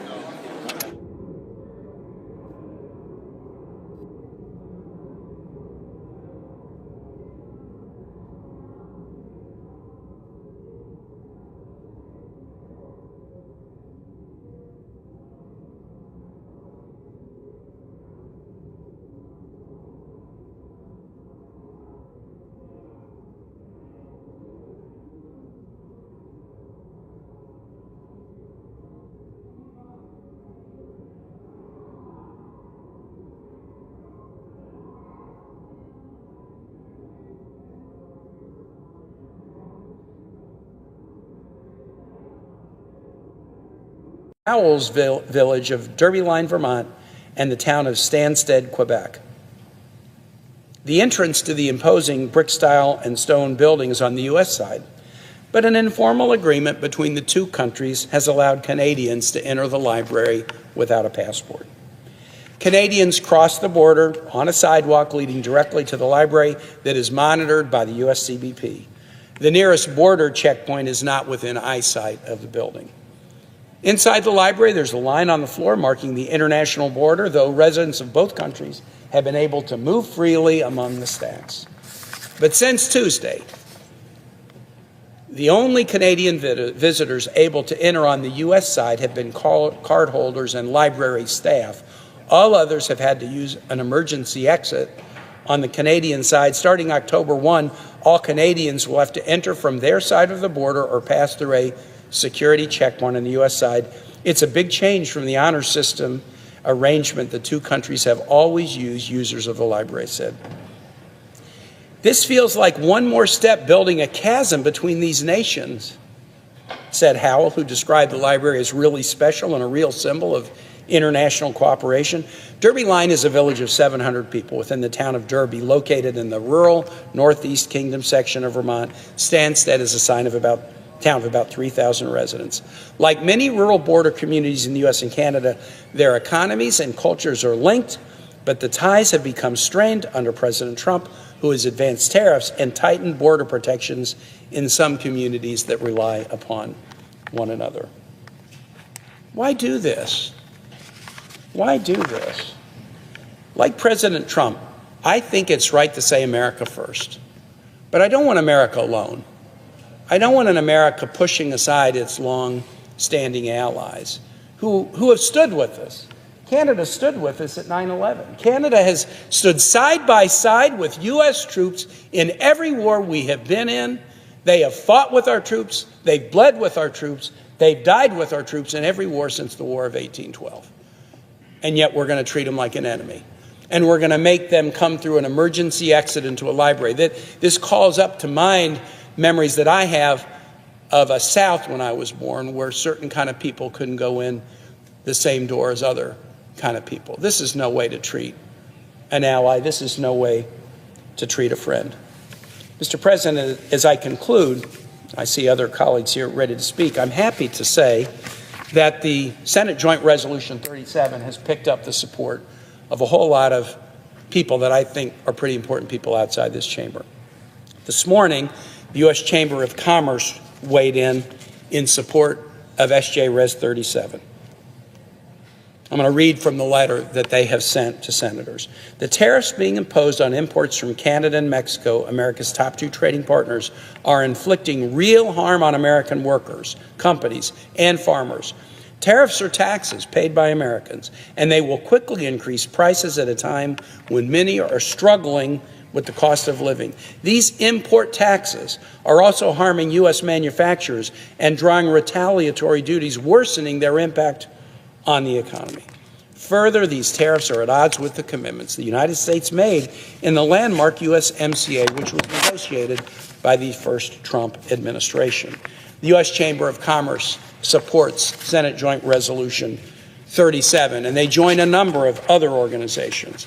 The AFL-CIO, that's threading a needle, Mr. President, when I get the AFL-CIO and the U.S. Chamber of Commerce on the same page on a matter of such importance. The United Steelworkers, the International Association of Machinists and Aerospace Workers, the International Federation of Professional and Technical Engineers, the National Retail Federation. Retailers don't want to see costs of products increase. The North American Building Trades Union, sheet metal workers, the U.S. Conference of Mayors, Foreign Policy for America, the National Taxpayers Union, tariffs are a tax, and Advancing American Freedom, the think tank that was established by former Vice President Michael Pence, all have weighed in to support SJ Res 37. Tariffs are a tax. Tariffs will hurt our families. Canada is not an enemy. Let's act together to fight fentanyl. We can do that. We have done that. We showed it with the Halt fentanyl bill we passed 2 weeks ago. But let's not label an ally as an enemy. Let's not impose punishing costs on American families at a time they can't afford it. Let's not hurt American small businesses. Let's not make our national security investments in ships and subs more expensive. I earnestly request that colleagues support SJ 37 when we vote on it later today. And, Mr. President, I yield the floor.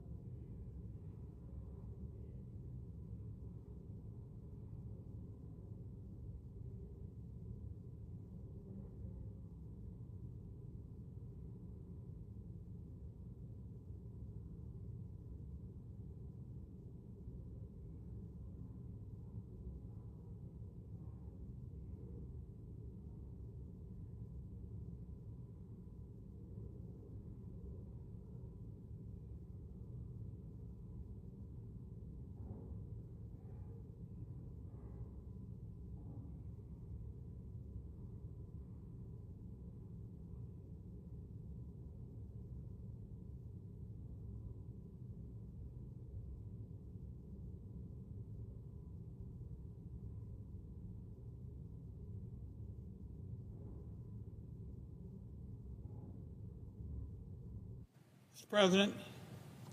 Senator from Washington. Oregon. Excuse me, sir. Northwest.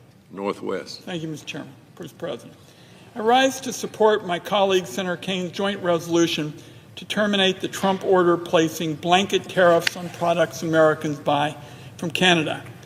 And I'm going to start by saying, as a ranking Democrat on the Senate Finance Committee, I'm always struck by how much double talk there is about trade. So let's be clear as we start this part of the discussion. Tariffs are taxes on things we buy from other countries. The bottom line is those taxes make it more expensive for Americans to buy those products. No other country pays the tariffs. Let me repeat that. No other country pays the tariffs. The consumer pays the tariff. So if somebody tells you they can do tariffs and do it without raising prices, I'm sorry, but anybody who says that with a straight face is basically taking advantage of you. Every credible economist, every automaker, every business on the record has said that Trump's trade taxes are going to make things more expensive for Americans. Ronald Reagan's favorite economist, Art Laffer, just released a study showing auto tariffs are going to raise car prices by $4,700. The Yale Budget Lab estimates that the full Trump tariff scheme is going to cost an average family thousands of dollars a year. It's one thing if tariffs are imposed with a good strategy, like decreasing sales in the U.S. by raising prices to punish countries that cheat on trade and changing their behavior so that U.S. workers get a fair shake. I've consistently supported targeted tariffs in the past as a tool to fight back against trade cheating, especially by China. When China was stealing America's trade secrets, subsidizing cheap solar panels and then dumping them here to drive U.S. manufacturers out of business, we were shouting from the rooftops for more tariffs on these Chinese goods. But Canada is not China. Canada is America's closest ally, not a rival.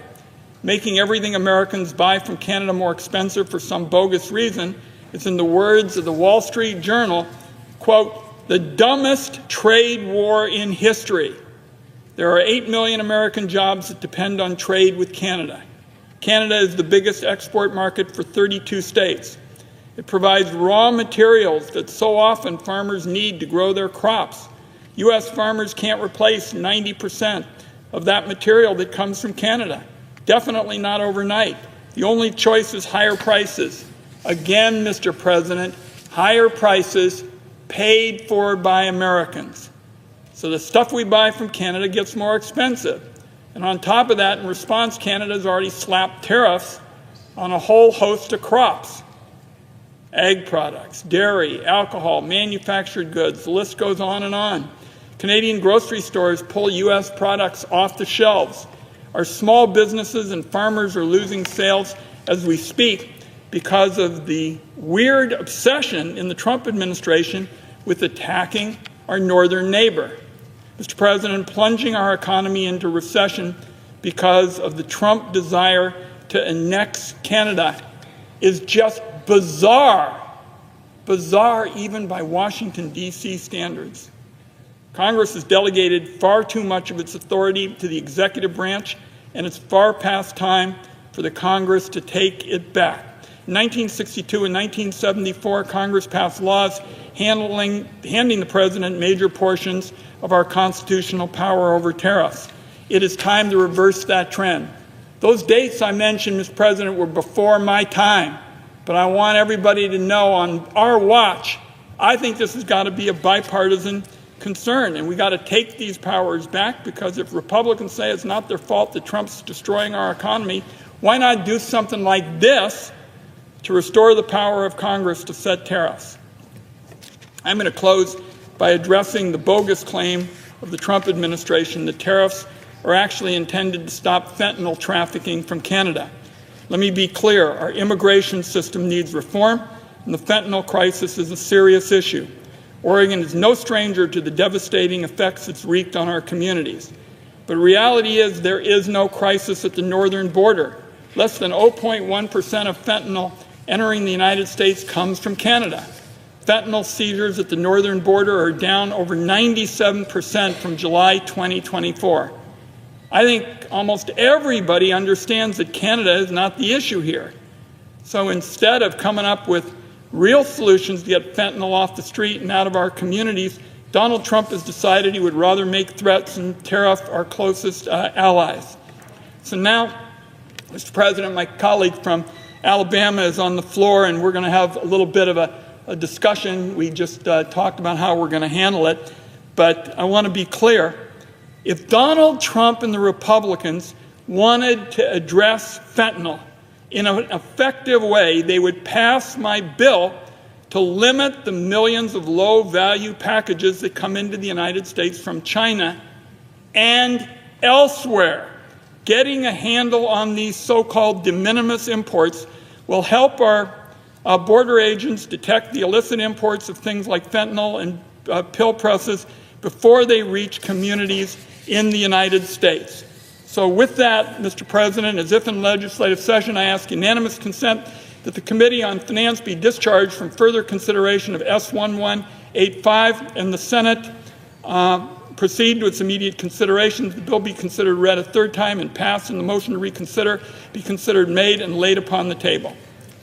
Is there objection? Mr. President.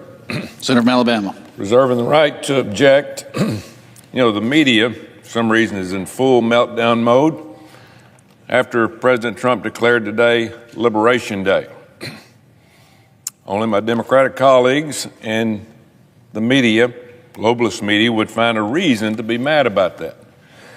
I'm sadly convinced that my colleagues and the woke media would rather President Trump fail than achieve a goal to help the United States of America and the taxpayers. President Trump's views on tariffs, they aren't complicated. He believes, as I do, that America has been ripped off by unfair trade deals for decades and simply wants a level playing field. We have to change directions. What we're doing is not working.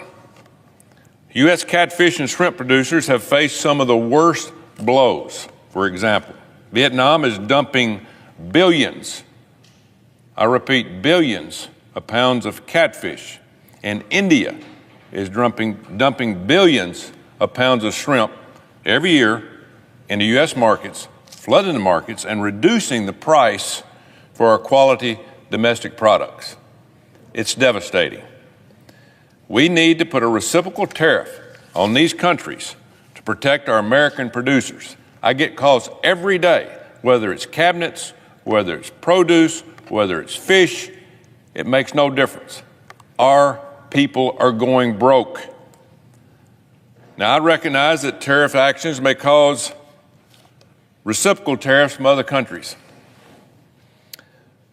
We need to take that in stride. In this country, we've had a party for 249 years. The United States has put that party on.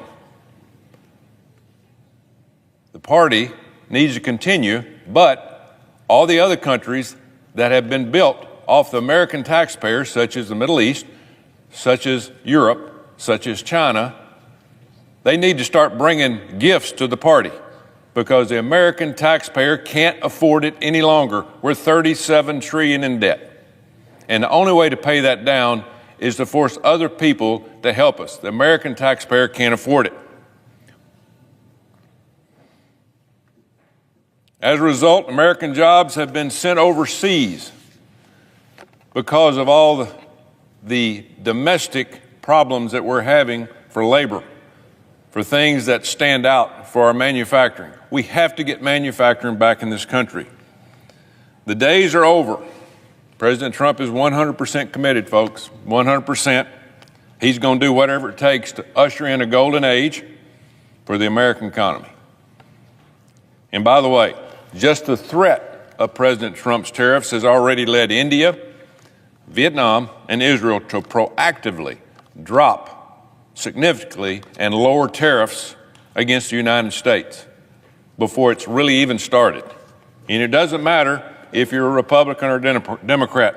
We should all be united in wanting economic policies that put American farmers, producers, businesses, and manufacturers first.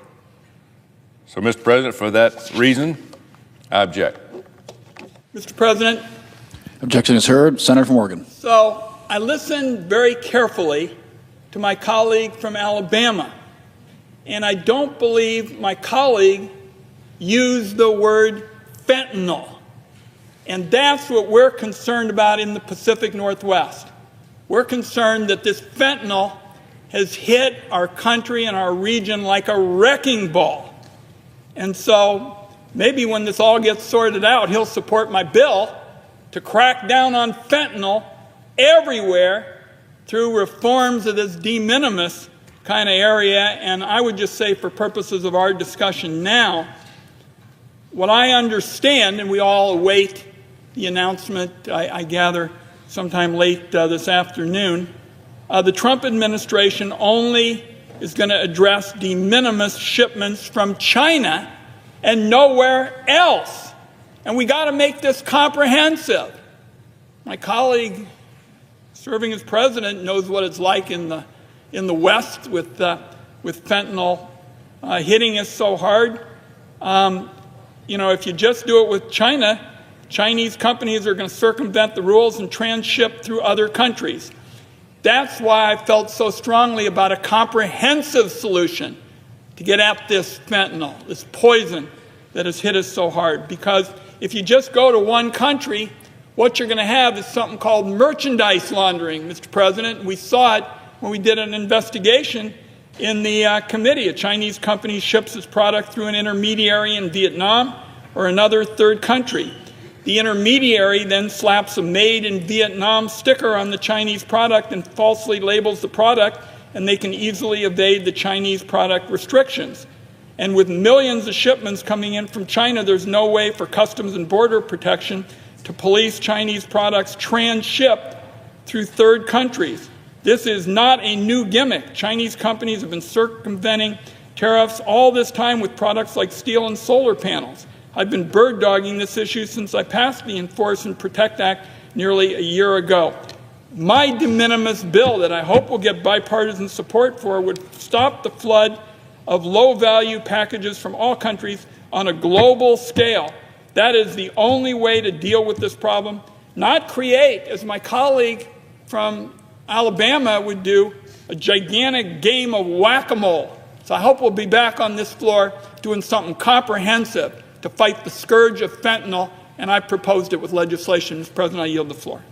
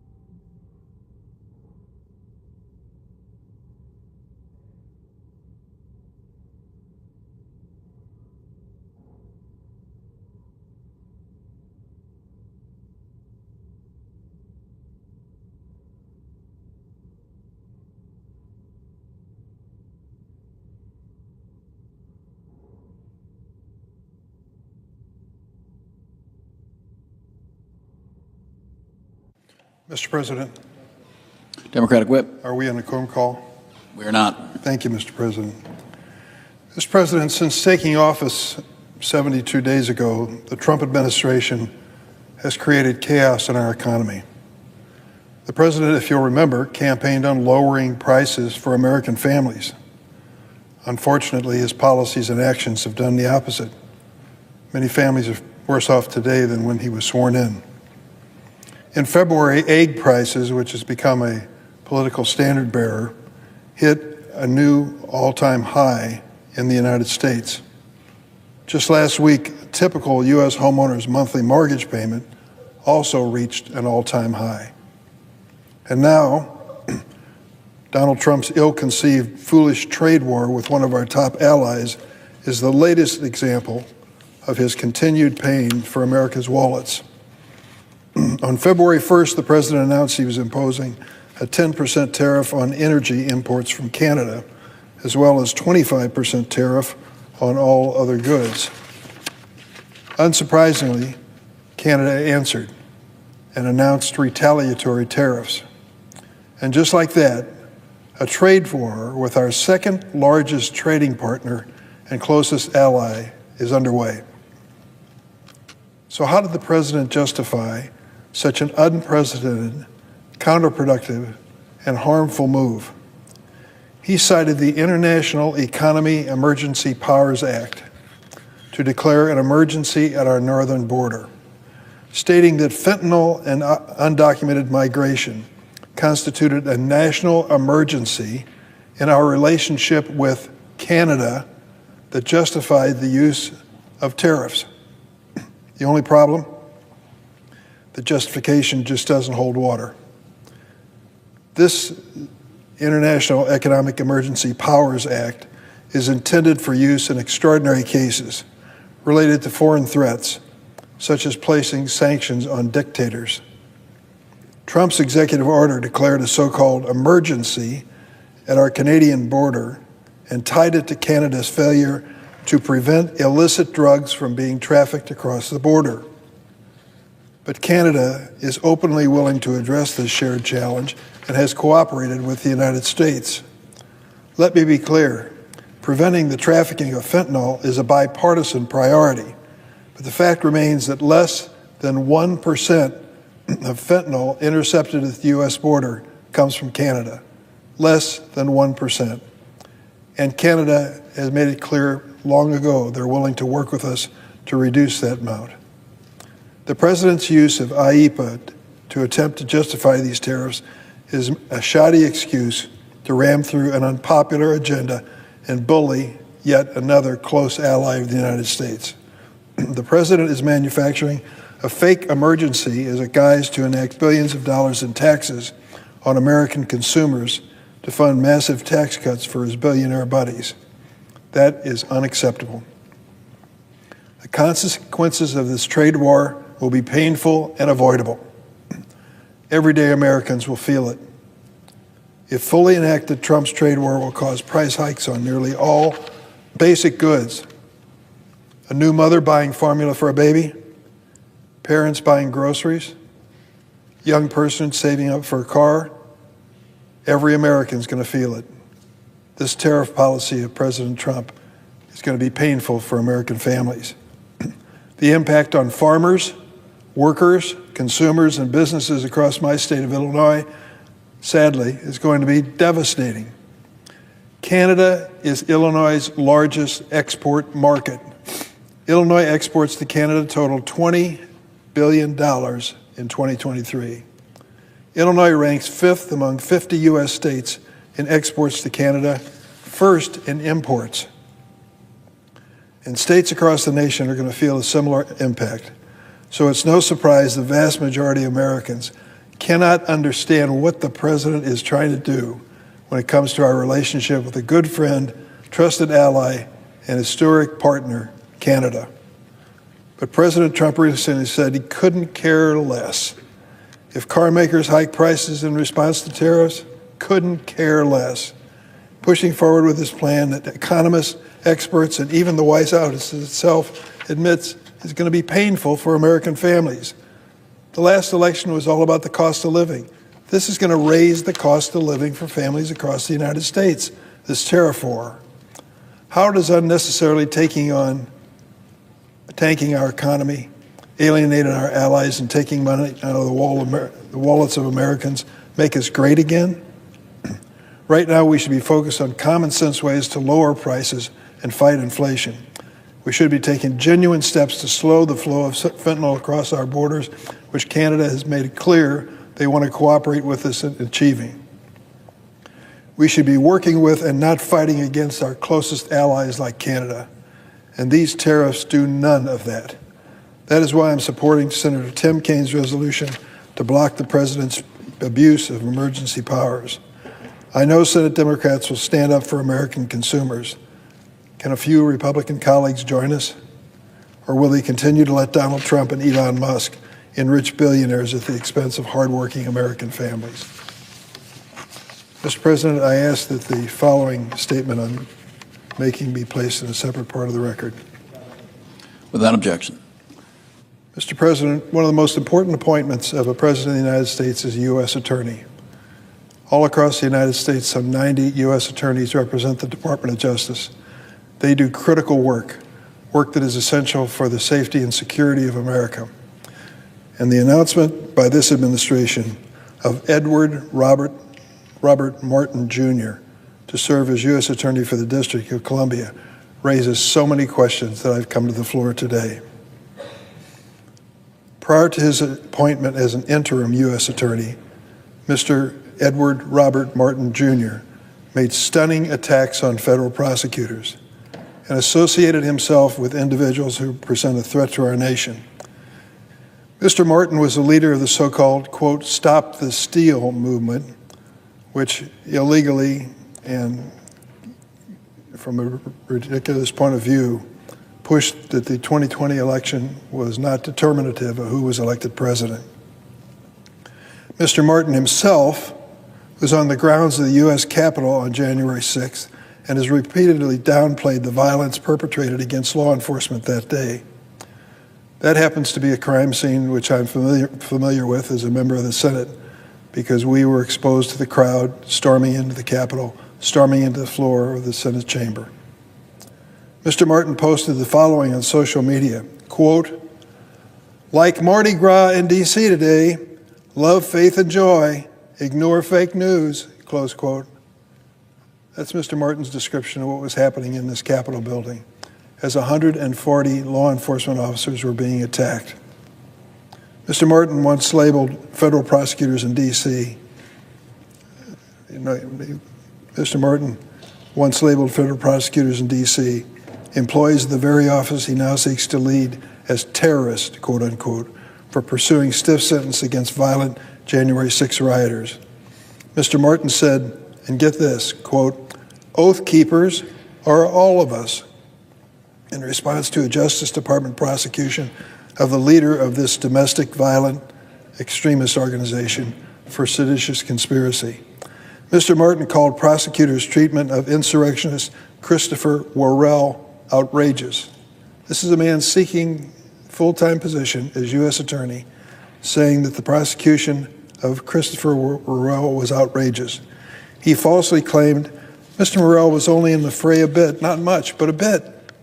In fact, Mr. Worrell, a member of Proud Boys, was sentenced to 10 years in prison for assaulting a group of police officers here in the Capitol with deadly and dangerous weapons.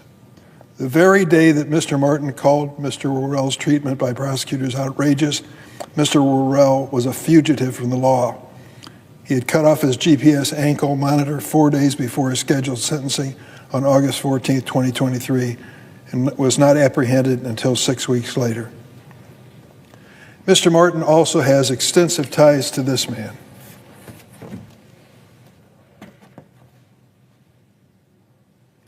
His name is Timothy Hale Cuccinelli.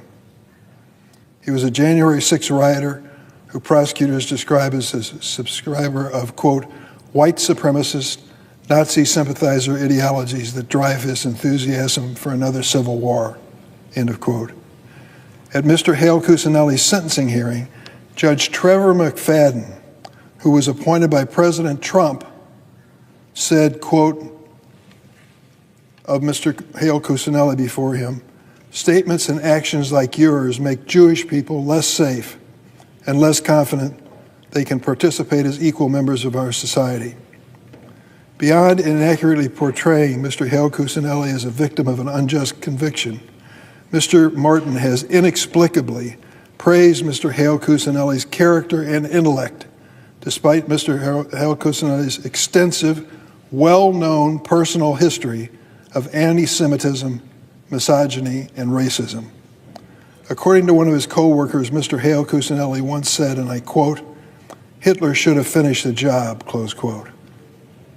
Further, Mr. Hale Cuccinelli reportedly claimed that he would kill all Jews and eat them for breakfast, lunch, and dinner, and he wouldn't need to season them because the salt from their tears would make it flavorful enough. Can you imagine this statement being made by a man who was a close friend of the President's suggestion for U.S. Attorney for the District of Columbia? One co-worker recalled Mr. Hale Cuccinelli saying that quote, babies born with deformities or disabilities should be shot in the forehead, close quote. Another told authorities that Mr. Hale Cuccinelli referred to black people. I can't use the words. I can't repeat them on the floor of the Senate, but it is terrible. According to videos Mr. Hale Cuccinelli himself recorded while storming the Capitol on January 6, he berated an officer guarding the west front of the Capitol, stating, "F you, the revolution will be televised," close quote. Days after the riot, a confidential human source recorded Mr. Hale Cuccinelli saying he wished for there to be another civil war, so he could also say he would give, quote, Jewish people 24 hours to leave the country, close quote. Sickening, outrageous. But stay tuned to what I'm about to report. In September 2024, Mr. Martin, Mr. Martin, the nominee for U.S. Attorney, presented this man, Mr. Hale Cuccinelli, with an award at the Trump Bedminster Club in New Jersey.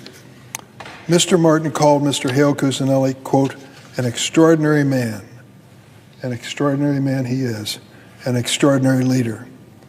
After Mr. Hale Cuccinelli concluded his remarks, he hugged Mr. Martin, who then returned to the podium to say, quote, it's one of the goals of many is to make sure the world, and especially America, hears more from Tim because he's so extraordinary. This shocking conduct necessitates sworn testimony from Mr. Martin. He needs to be brought before the Senate Judiciary Committee and answer for his relationship with this individual.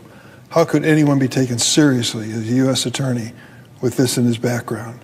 He deserves his day under oath to explain it. That's why the Democratic members of the Senate Judiciary Committee have asked Senator Grassley to hold a special hearing for Mr. Martin to explain this and many other things that he has done. The list is long, but the list is also very troubling.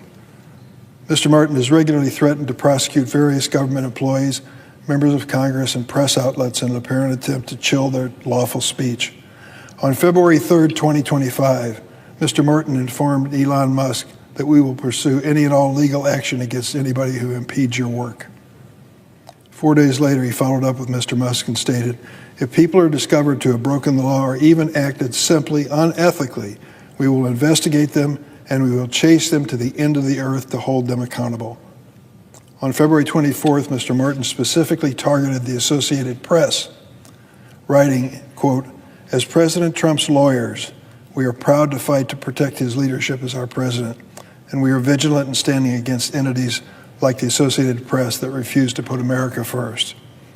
Finally, since his nomination to serve as U.S. Attorney for District of Columbia, Mr. Martin appears to have attempted to scrub much of his public commentary. For example, nearly 1,000 hours of his podcast have been removed from online platforms, such as Spotify and Apple Podcasts, interfering with the committee's ability to thoroughly examine his record. He's trying to cleanse his past so he doesn't have to explain it. But the fact is, his relationship with this man, presenting him an award at the president's personal club in New Jersey, and then heaping praise on him afterwards, is a clear indication to me that he should never be seriously considered for this job of U.S. Attorney. But let him come before us. Under oath, let him explain it.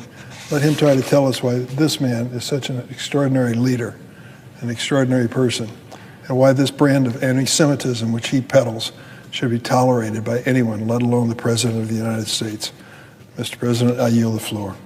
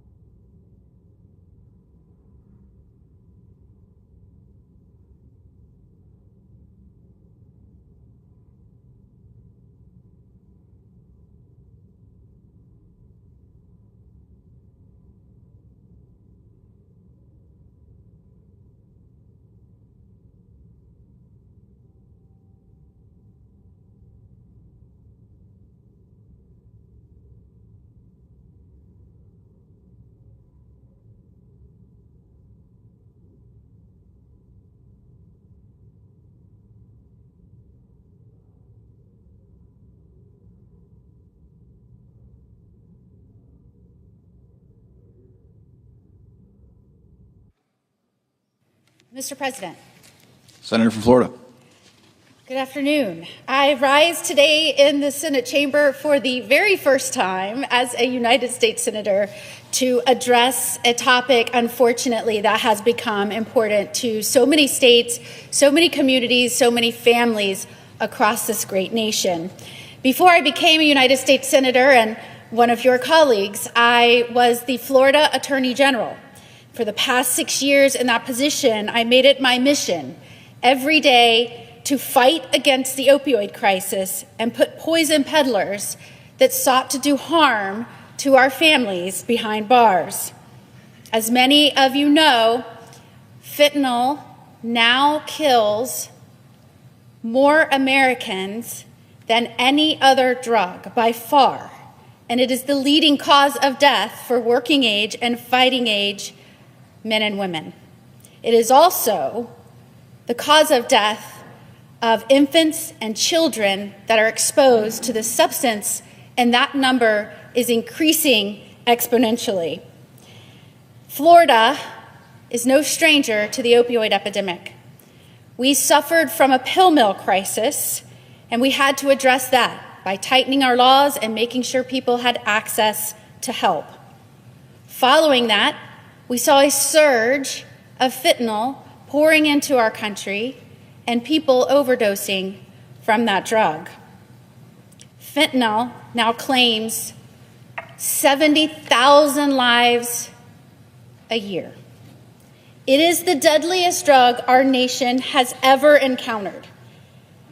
And that is why it is vital that we continue to not lose focus that this is the deadliest thing facing our men and women right now. This is our challenge. We cannot be distracted, and we have to stop this drug from coming across our borders and into our communities. And that is why we have to continue to provide law enforcement the tools that they need to get this drug off our streets and make sure we're providing life-saving medications like naloxone to first responders, and that people that are struggling with addiction know where to get help. After 4 years of a wide-open border and free rein given to drug cartels to smuggle illicit substances into our country, it is no surprise that our nation was flooded with fentanyl. In Florida, we fought back. Despite this surge, our law enforcement officers were up for the task. Our leaders gave us additional resources. Florida led the nation in fentanyl seizures. I, back in 2003, called for the cartels to be labeled foreign terrorist organizations. President Biden ignored our calls. I called for the border to be closed, and then head of DHS to be fired for allowing drug smugglers and countless amounts of fentanyl to flood our country. Those calls were also ignored. So Florida took Biden to court. First, when he stopped deporting those here illegally, committing serious felonies against our citizens, we took him to court. And then when he started welcoming in and paroling everyone into the nation that was barely vetted, we took him to court and we won. We also sent Florida law enforcement to the border to slow down the flow of drugs. We ramped up interdiction efforts with Florida Highway Patrol and Florida Department of Law Enforcement. We fought back with everything that we had. The death and destruction caused by illicit fentanyl started to decline. We started to see hope. Before I left the Attorney General's office, Florida reported 2 straight years of reductions in the number of drug-related deaths. According to a recent FDLA Drugs Identified in Deceased Persons by Medical District Examiner's annual report, fentanyl deaths in our state of Florida dropped 10%. This rate of decline is well ahead of the national average, which declined by about 2% during the same time. Still, thousands across our nation are dying, tens of thousands, and we cannot take our eye off the ball.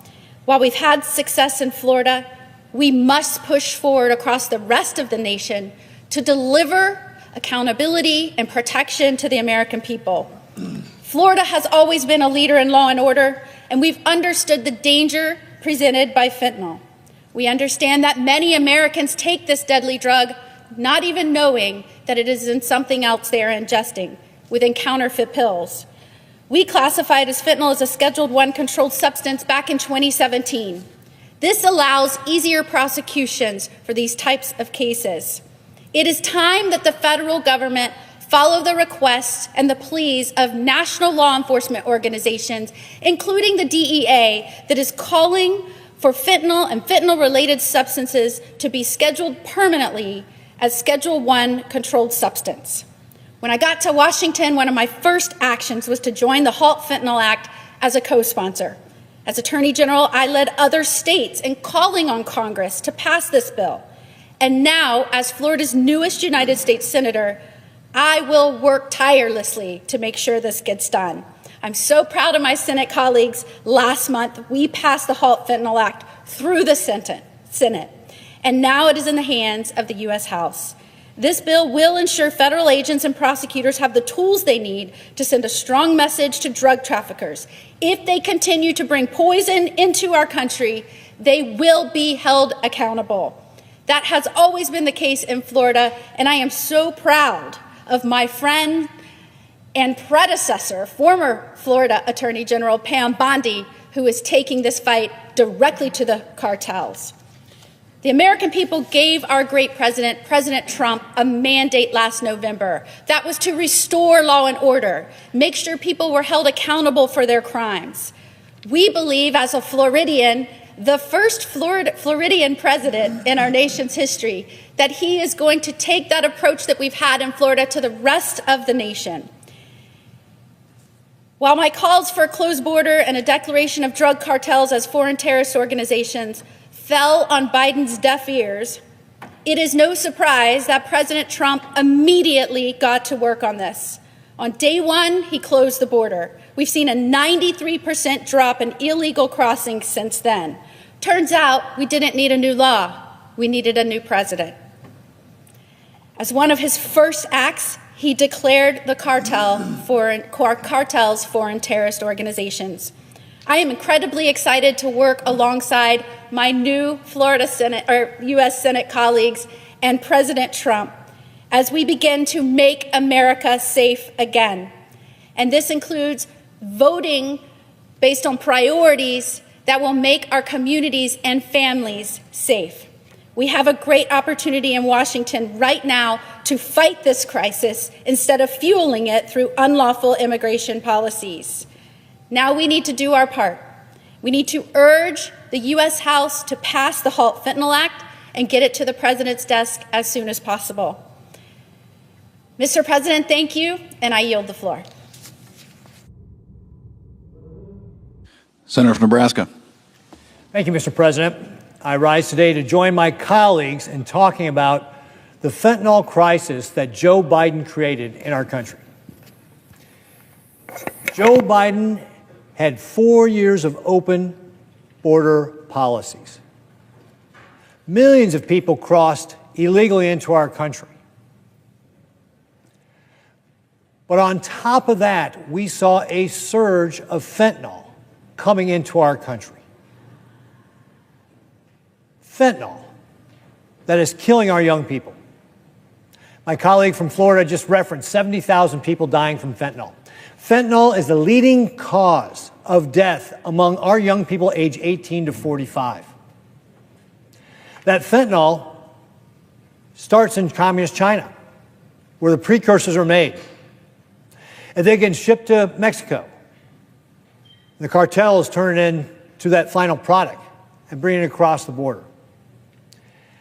And we saw the impact in Nebraska. In 2019, law enforcement in Nebraska took 46 pills, just 46 pills, laced with fentanyl off of our streets. But after Joe Biden got elected, in just the first 6 months of 2021, that number jumped to 151,000 pills. And it wasn't just the numbers. It was the human cost. Taryn Lee Griffith, a young mom, 2 children. She took a pill that she thought was Percocet, but it was laced with fentanyl, and she died that night. Now her children are going to have to learn about their mom from stories and from pictures because they don't have their mom anymore. Sadly, that story is being told all across this country because of the fentanyl crisis that we have.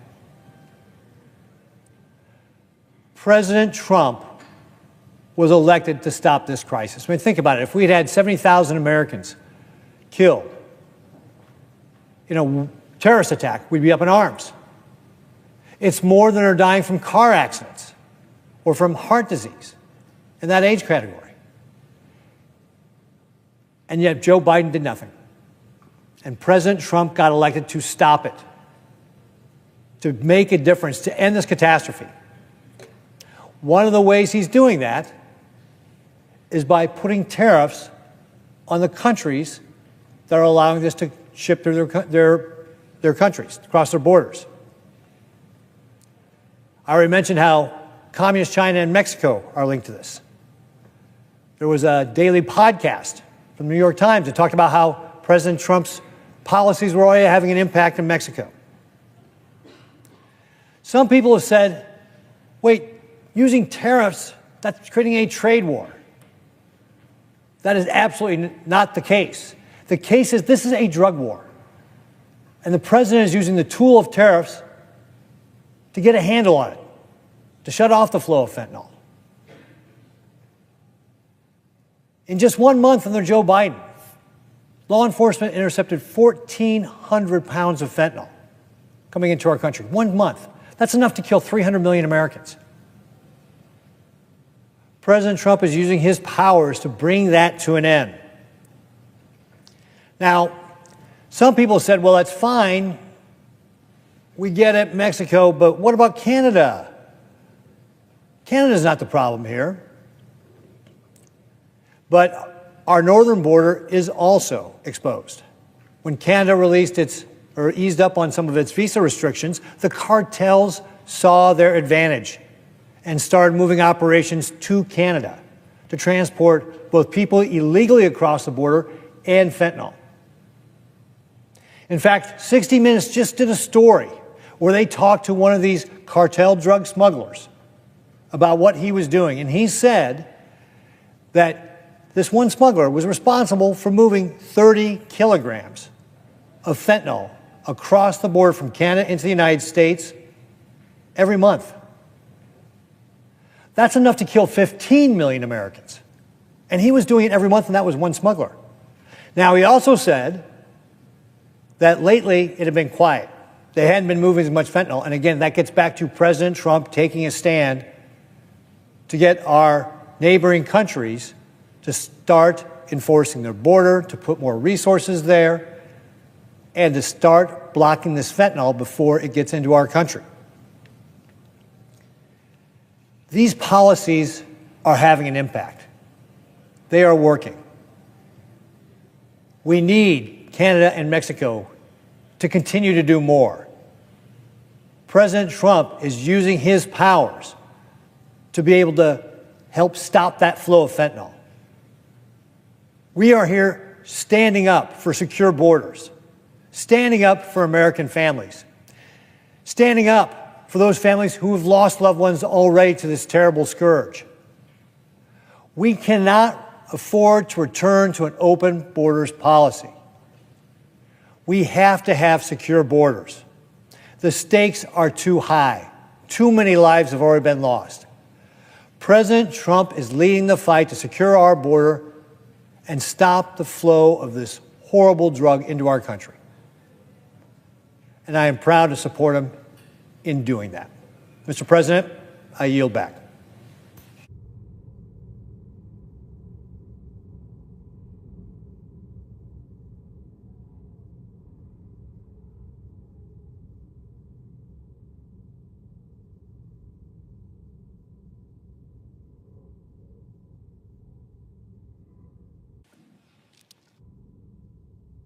Mr. President. Senator from North Carolina. Mr. President, the fentanyl epidemic has touched nearly every American. Whether it's a family member, a friend, a neighbor, or a coworker, We all know someone whose life has been affected by the tragic reality of this crisis. It's widespread, it's devastating, and it can't be ignored. For too long, this crisis has been fueled by the chaos at our southern border, and now it's happening at our northern border. Today, I rise to honor the American lives lost to our country's horrific fentanyl epidemic, and I call on our Canadian allies to shut down these operations before more devastation occurs. For many Americans, it started with a prescription.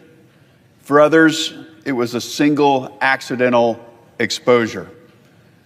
But for too many, it ended the same way, with a loss of life and eternal grief that comes from losing a loved one. Now, the harsh reality is that fentanyl is a leading cause of death for Americans aged 18 to 45. Not cancer, not car accidents, fentanyl.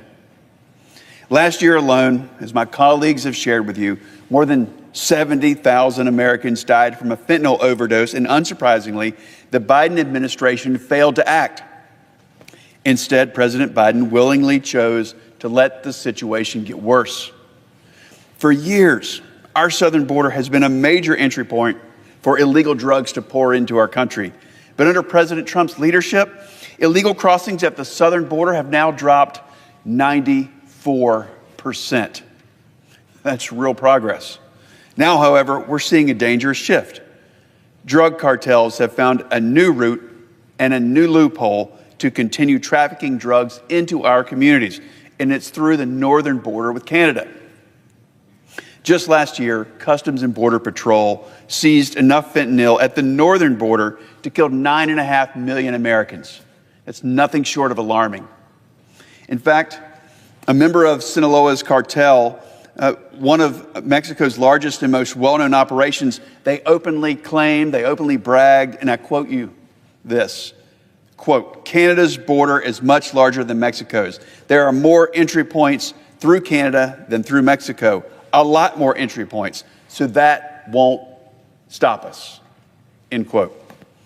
And when asked about the impact of fentanyl killing countless Americans, here's what he said, and again I quote, "Unfortunately, here for money we do anything. It's a business. It's a business," end quote. Friends, killing America is not a business. We should not be endorsing known criminal activity with an action. This is nothing short of a serious threat to our national security. Mr. President, when I talk to sheriffs in all 100 counties in North Carolina, I repeatedly hear the same message. Every single county in North Carolina is a border county.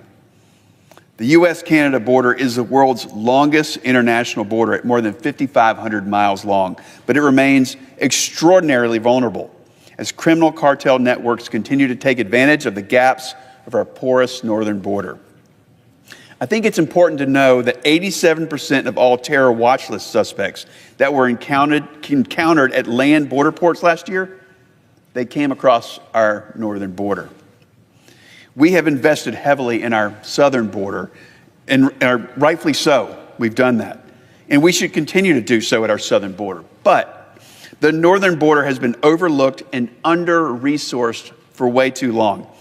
Our law enforcement officers, they're doing everything that they can, but without enough resources, they're being set up to fail. And that's not fair to them. We're just watching history repeat itself, and if we don't act to provide our law enforcement officials with the proper tools and technology that they need to defend our northern border, we're going to allow this to get even worse. And what's even more disturbing is that Mexican cartels are now setting up fentanyl labs in Canada and expanding their role in the global drug trade. Now, as our ally, we need Canada to step up before more lives are lost, because the truth is that behind every statistic is a grieving family. And the American people deserve more than just empty words. They deserve real action.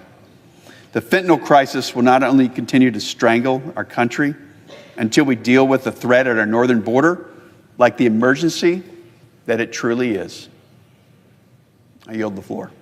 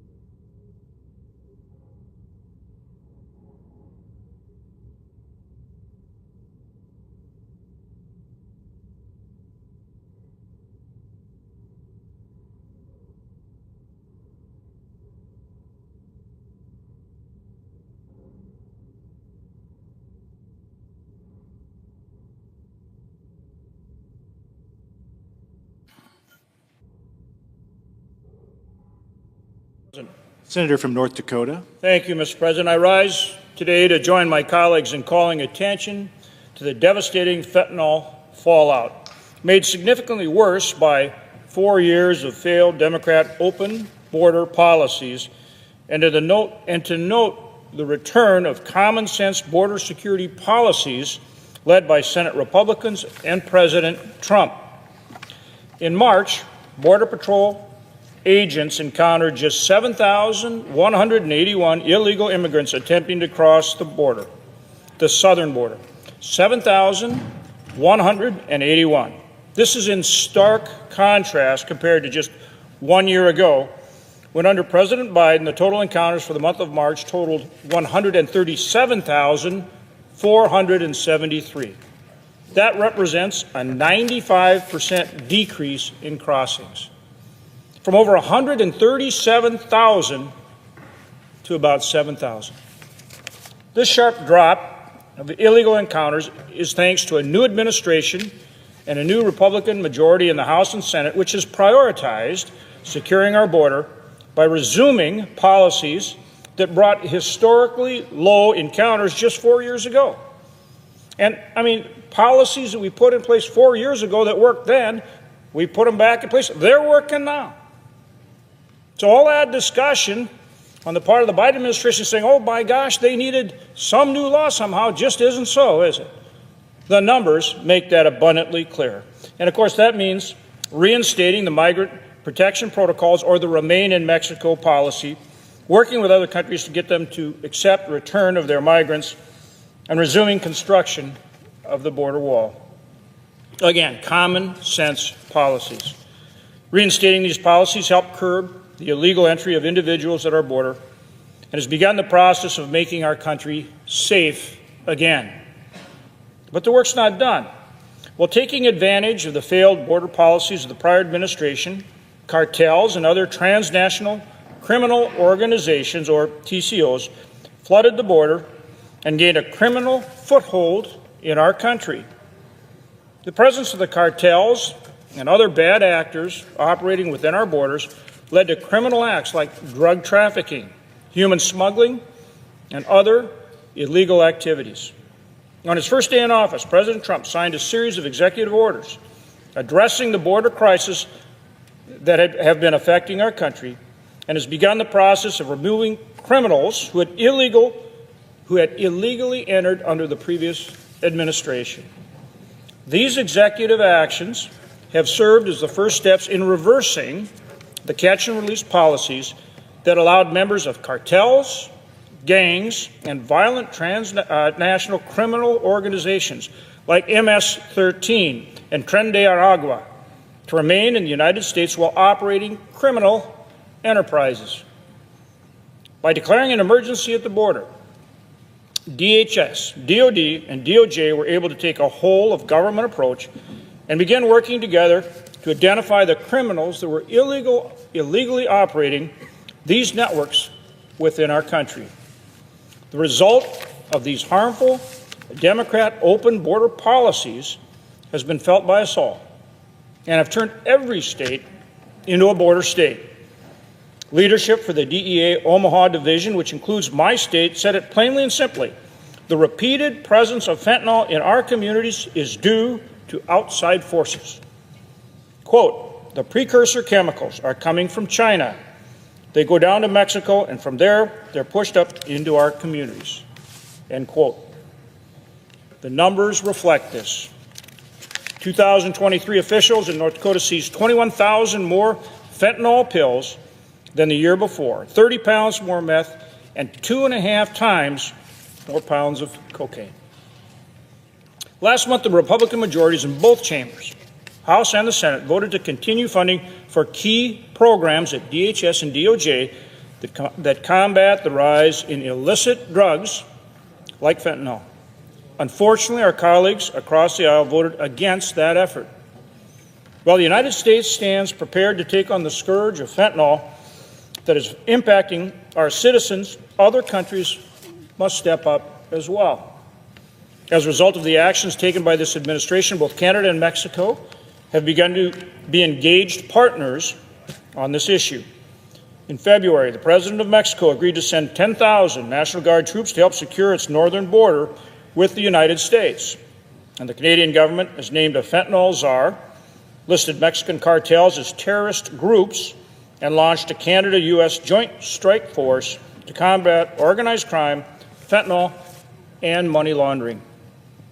Additionally, the Canadian government has increased its law enforcement presence at the border with a 56% increase in border personnel at land borders and ports of entry. CBP officers, Border Patrol agents, state, local, and tribal law enforcement are stepping up to take on the fentanyl crisis at our borders. I urge our Democrat colleagues in a bipartisan way to join us and support the effort to continue securing our border and to go after the criminals that have illegally entered our country and continue to do harm. With that, Mr. President, I yield the floor.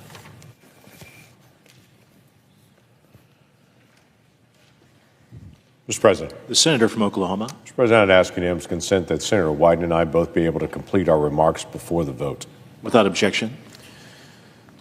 Mr. President, I do appreciate so much my colleagues coming to the floor just to be able to talk about the scourge of fentanyl and what it's really doing in our communities on this. Senator Ricketts, Senator Moody, Senator Budd, Senator Hoeven have spent a lot of time laying out the challenges that we really face. I think most Americans know it and have seen it. They just don't realize how fast it's really moving. 10 years ago, we had 700 deaths in the country due to fentanyl. Last year, we had 87,000. That's the acceleration we've seen in the decade. The vast majority of fentanyl used to come across the border from, quite frankly, China. It was being mailed in, and then it was active work was done to be able to shut that down. It started coming through Mexico. That is aggressively, we're taking that on, and the cartels and the criminal organizations are shifting more and more to Canada to be able to find ways to be able to move it in. And the Canadians have seen that and have noted that as well by the aggressive actions that they have taken. But just to give you a quick glance at this, dealing with just the fentanyl issue, in 2020, the Canadians interdicted 1,000 pounds of fentanyl precursors. In 2021, it was 11,000 pounds. So that's the acceleration that's also happening for these criminal organizations that are trying to be able to move fentanyl into our country and, quite frankly, into Canada as well. So we're grateful for their partnership, but we definitely see this as an emergency. A decade ago, the United States did not move fast enough to be able to stop the movement of fentanyl into our country, and we've lost tens of thousands of Americans.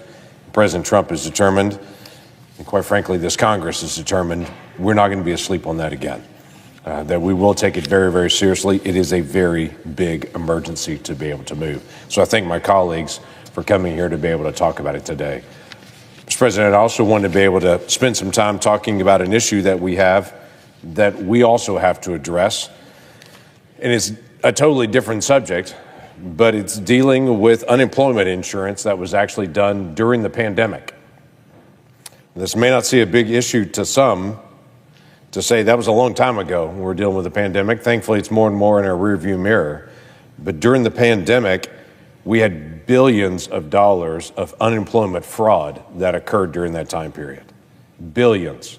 Where criminal organizations saw that America was moving fast to be able to stop the unemployment problem that was in our country. Obviously, during the pandemic itself, the United States quickly ramped up to be able to provide benefits, and criminal organizations ramped up just as fast to be able to go after it.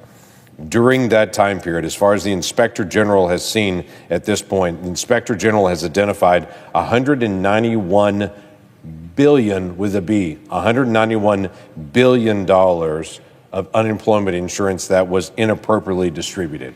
$191 billion. You may say, what's the issue with that and why are we bringing it up now? Well, unemployment fraud is a criminal action. It has a 5-year statute of limitations on that.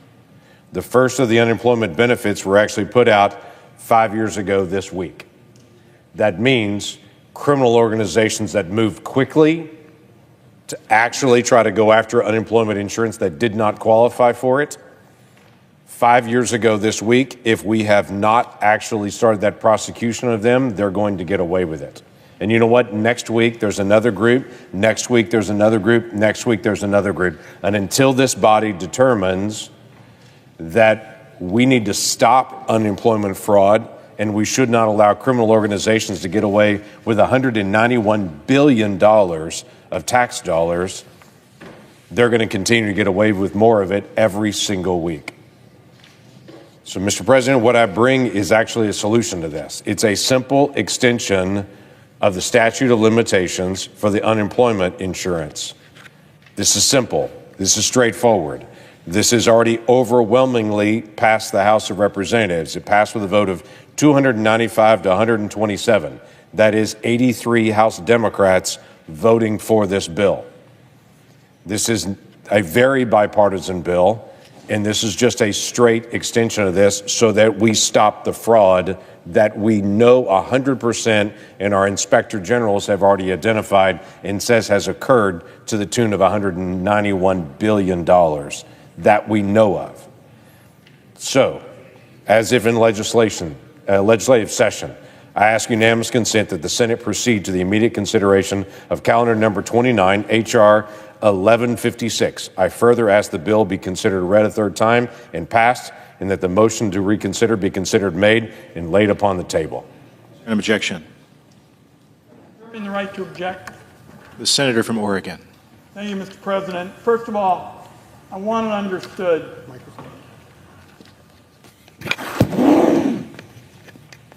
I want it understood that we take a backseat to nobody when it comes to fighting this fraud. And that's why I negotiated a bipartisan package in the last Congress dealing with a host of issues relating to addressing fraud and making improvements to unemployment insurance. I negotiated that bill with our ranking member, now the chairman of the Finance Committee, and I'm a little struck by what's going on here because my colleague, my friend from Oklahoma, was a co-sponsor of that proposal. In other words, we did what the American people say they want, which is to have people find common ground on common sense matters like fighting fraud. Our bipartisan proposal went after pandemic-era fraud by extending the statute of limits on prosecutions. It would help to prevent fraud in the future. It would help states improve their unemployment insurance programs to get benefits out on time in the event of a big economic crash like we saw in 2020.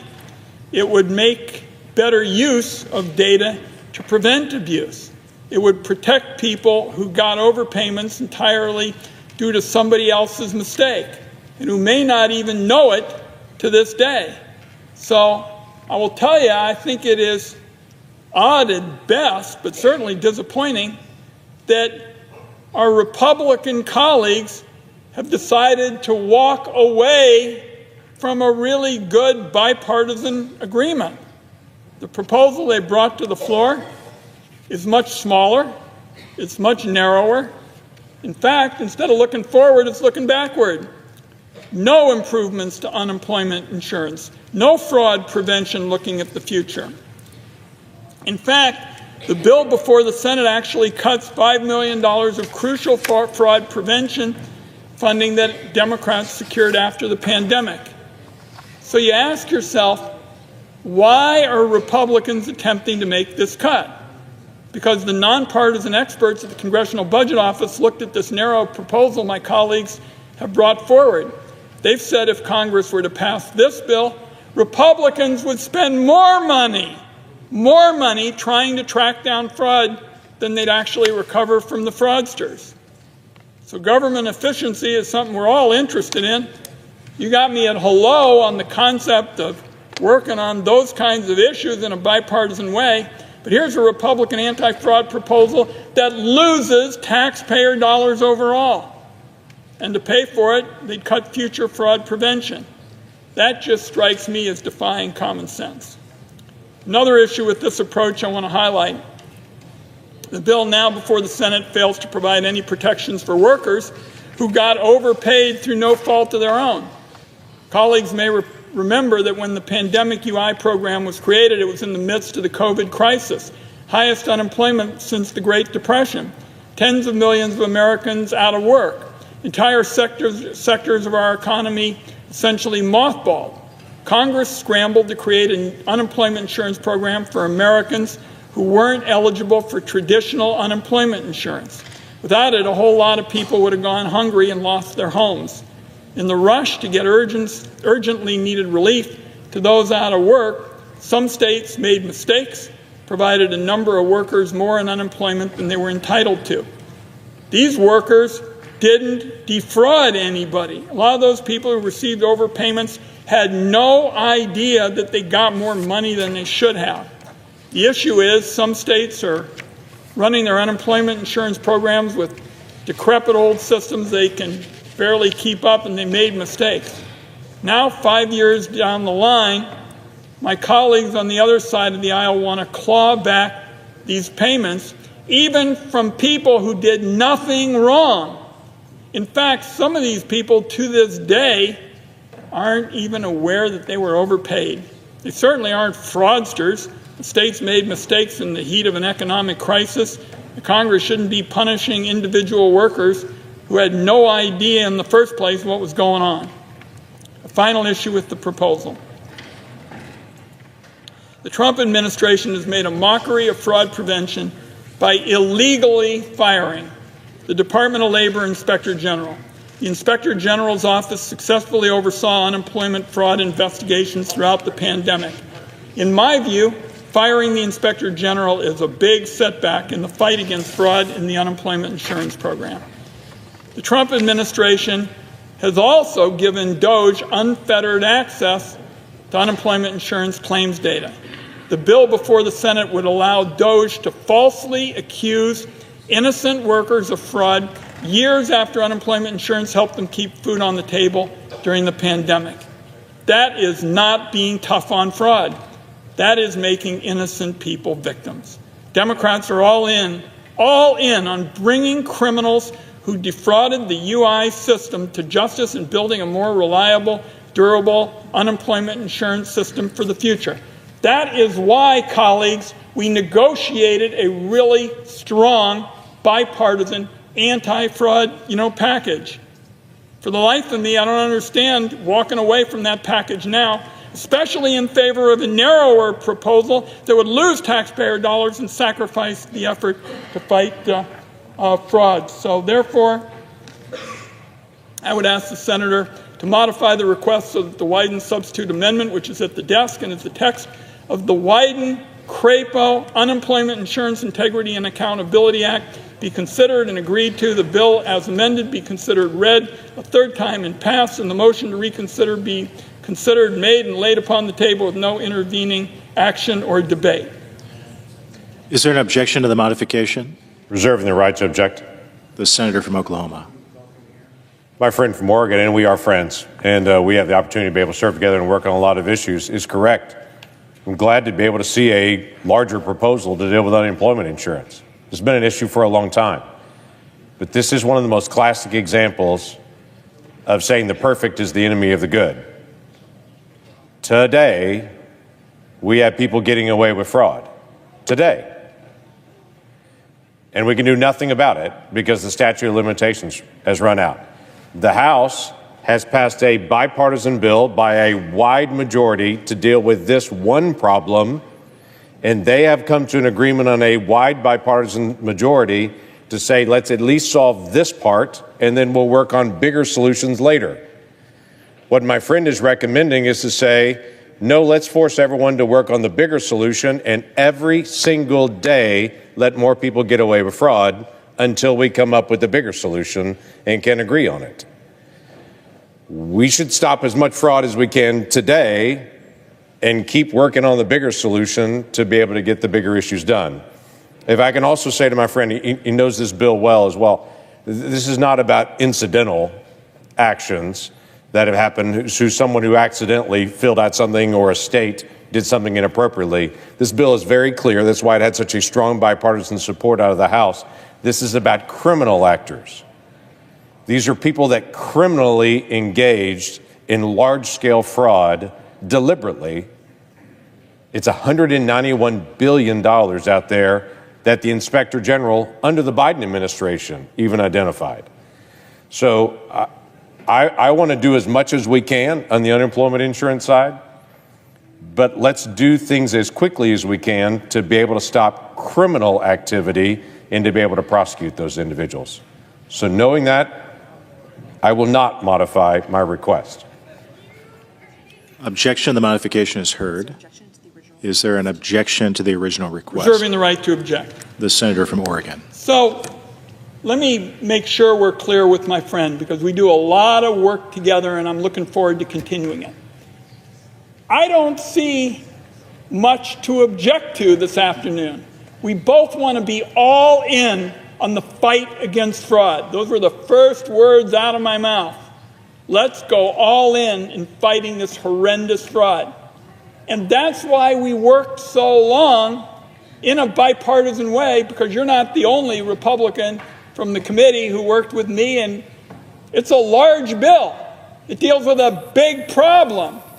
And for the life of me, I can't figure out why we aren't dealing with a big problem and not creating innocent victims, more of them. So at this point, I guess there's gridlock today, but I want to extend the olive branch again, which I've been doing from day one. I want a big bill that goes after big-time fraud in a very aggressive way. And I'm still baffled by why we're not out here with a whole lot of Republicans who are co-sponsors of my bill, with the senator from Idaho as the chair, and saying this is the way we ought to be governing. But I object, and Mr. President, I hope we're back. The objection is heard. Mr. President. The senator from Oklahoma. Working on a larger proposal in the days ahead. That larger proposal is not going to move in the House in the next month, or 2 months. And in the meantime, we're going to have criminal organizations getting away with it over and over and over again. So let's move as much as we can, as fast as we can. But at least at this point, let's solve what we can today. Mr. President, Senator from Oregon. Just very, very briefly, my colleague says nothing's going to happen in the House to fight fraud.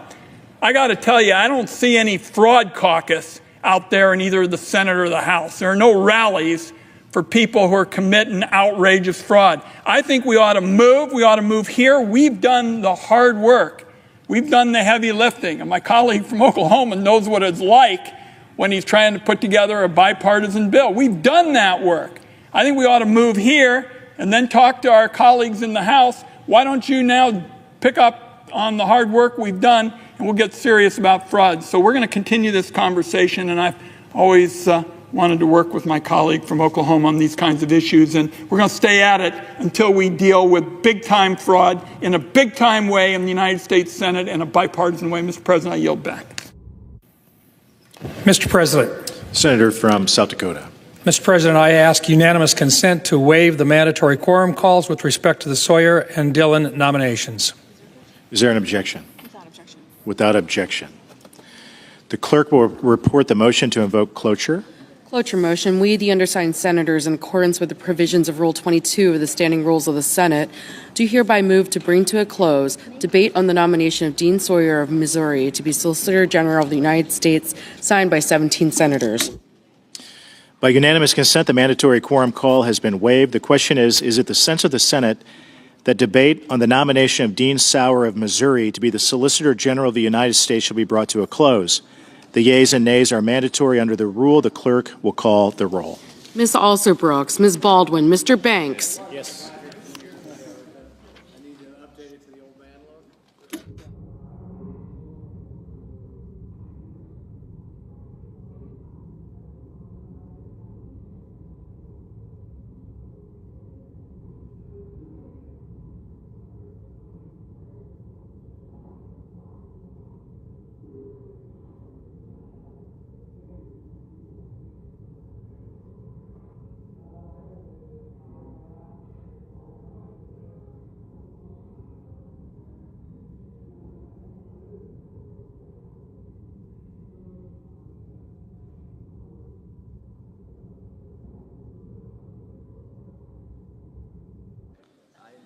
Mr. Barrasso.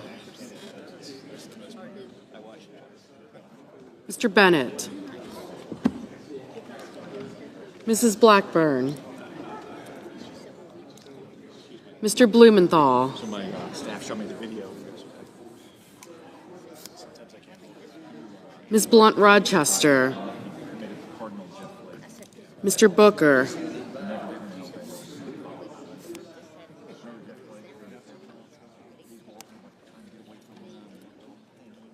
Mr. Bozeman,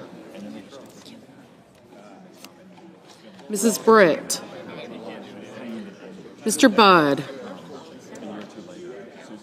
Ms. Cantwell, Mrs. Capito, Mr. Cassidy, Ms. Collins, Mr. Coons, Mr. Cornyn,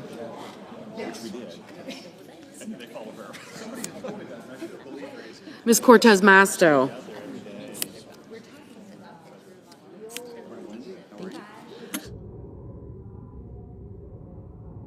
Mr. Cotton, Mr. Kramer, Mr. Crapo, Mr. Cruz, Mr. Curtis, Mr. Daines, Ms. Duckworth, Tony, you got my vote, right? Mr. Durbin, Ms. Ernst, Mr. Fetterman, Mrs. Fisher, Mr. Gallego,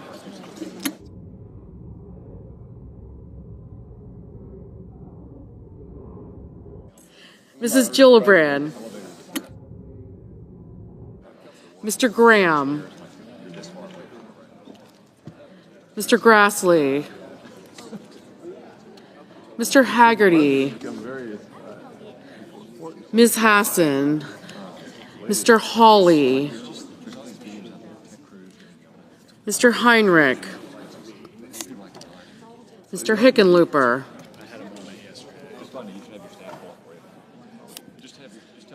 Ms. Hirono, Mr. Hoven, Mr. Husted, Mrs. Height-Smith, Mr. Johnson, Mr. Justice, Mr. Kaine, Mr. Kelly, Mr. Kennedy,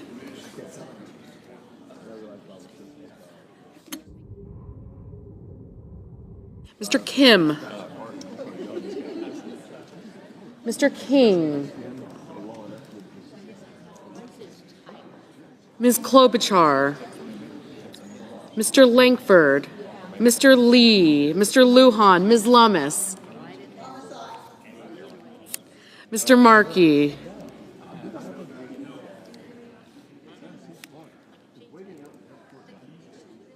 Mr. Marshall,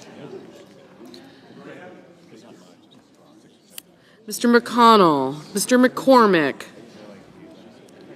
Mr. Merkley, Mrs. Moody, Mr. Moran, Mr. Moreno, Mr. Mullen,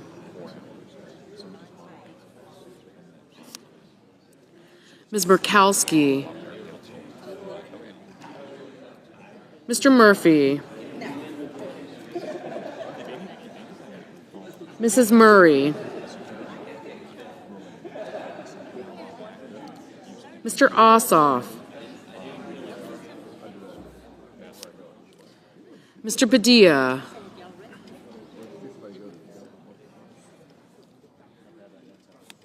Mr. Paul,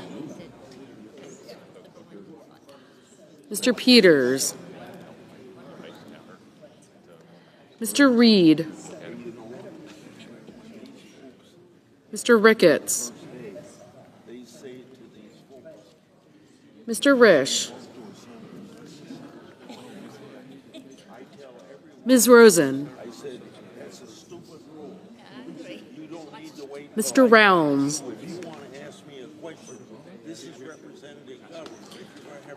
Mr. Sanders. Mr. Schatz. So just ask me anything you want to, or tell me anything you want to. Mr. Schiff. If I did something stupid today, you can tell me. Mr. Schmidt. Mr. Schumer. Mr. Scott of Florida. Mr. Scott of South Carolina. Mrs. Shaheen. Mr. Sheehy. Ms. Slotkin. Ms. Smith. Mr. Sullivan. Mr. Thune. Mr. Tillis. Mr. Tuberville. Mr. Van Hollen. Mr. Warner.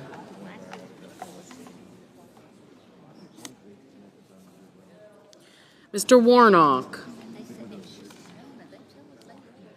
Ms. Warren.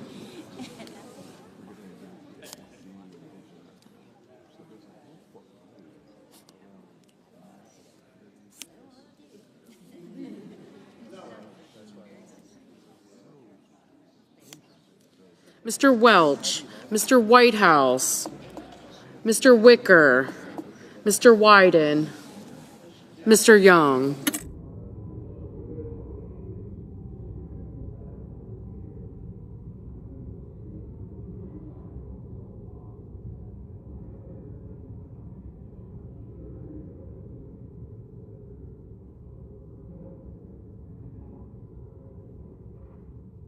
Senators voting in the affirmative: Banks, Barrasso, Blackburn, Britt, Budd, Cassidy, Collins, Cornyn, Cotton, Crapo, Cruz, Curtis, Daines, Ernst, Fisher, Graham, Grassley, Hoeven, Husted, Kennedy, Lankford, Lee, Lummis, Marshall, McCormick, Moody, Moreno, Murkowski, Paul, Rounds, Schmidt, Scott of Florida, Scott of South Carolina, Tillis, Tuberville, and Young.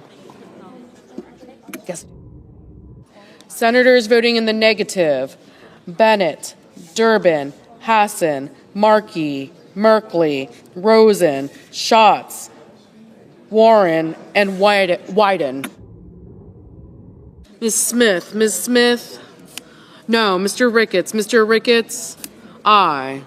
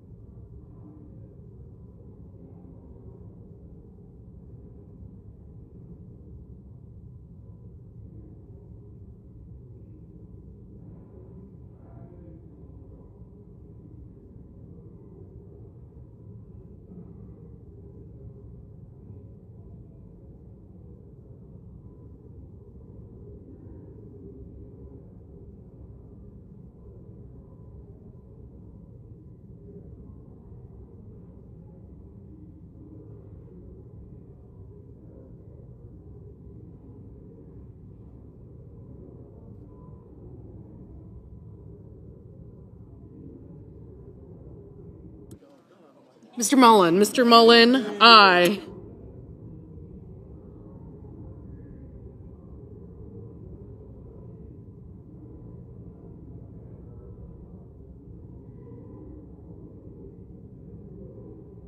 Mr. Hawley. Mr. Hawley? Aye.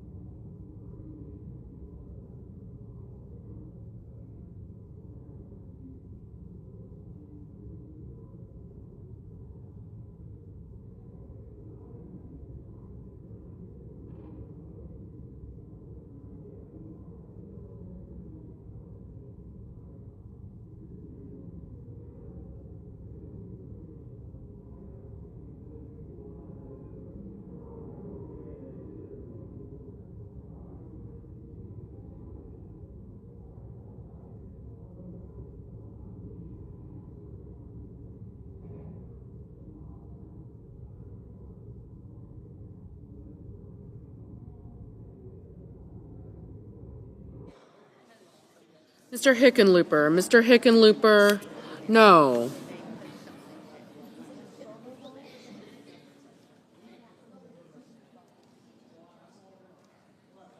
Mrs. Shaheen. Mrs. Shaheen, no.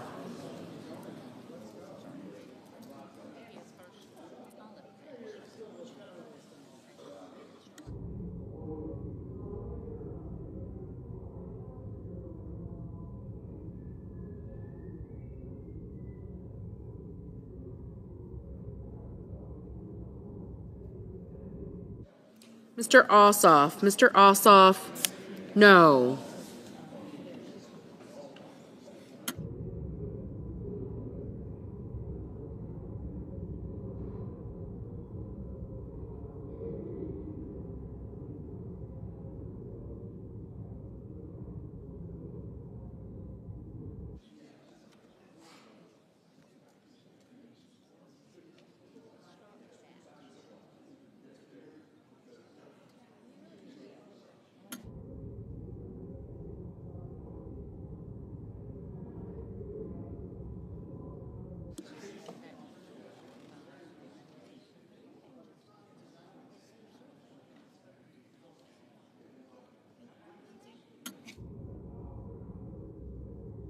Mr. Risch. Mr. Risch, aye.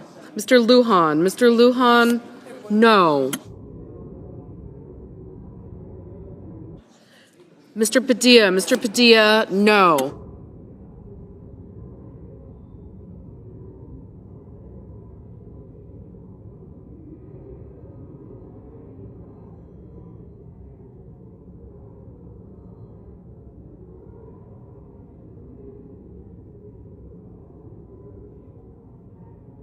Mrs. Hyde-Smith. Mrs. Hyde-Smith, aye.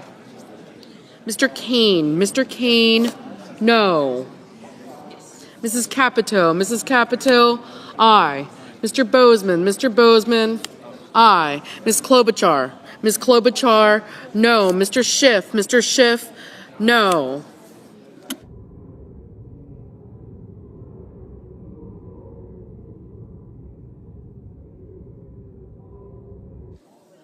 Ms. Alsobrooks. Ms. Alsobrooks, no. Mr. Whitehouse. Mr. Whitehouse, no.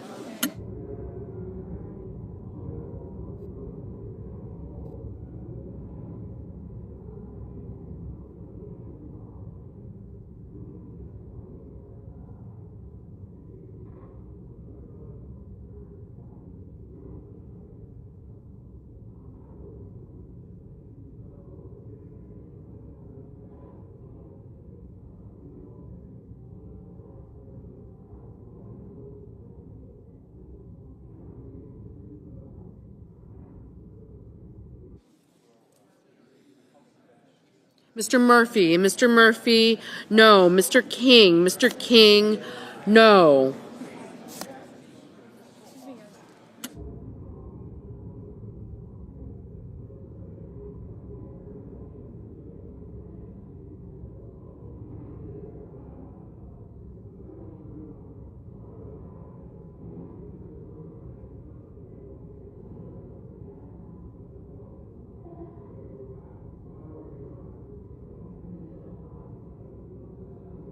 Ms. Baldwin. Ms. Baldwin, no.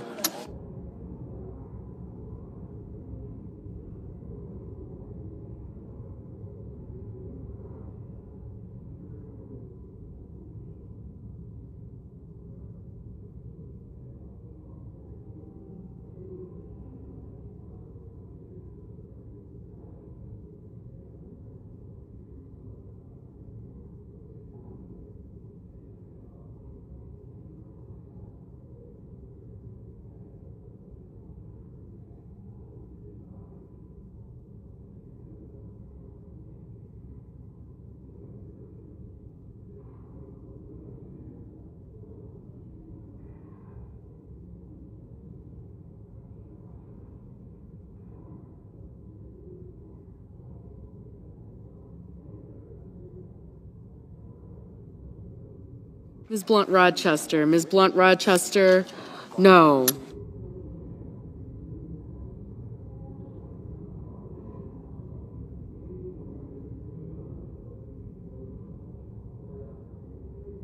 Mr. Gallego. Mr. Gallego, no.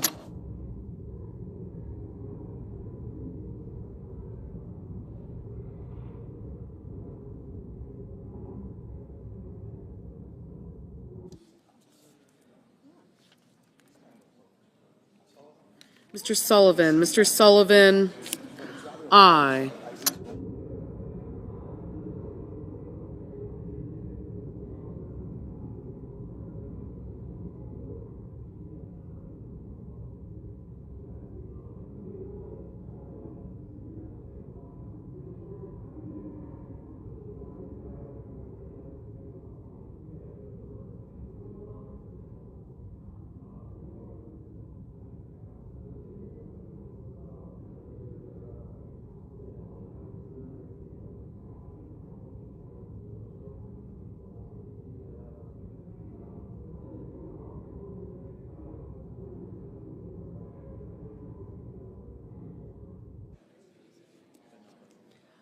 Mr.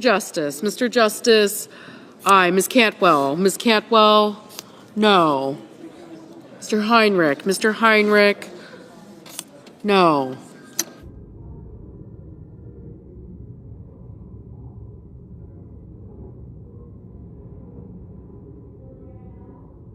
Mrs. Gillibrand, no.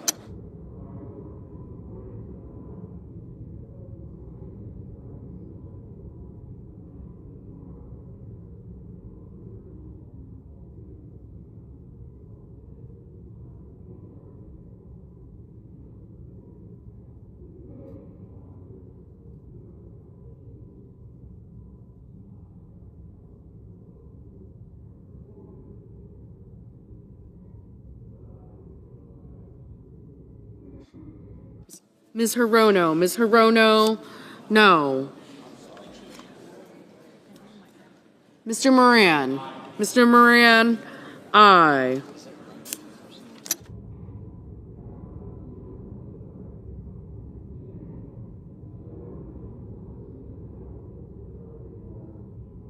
Mr. Kramer, aye. Mr. Wicker, aye.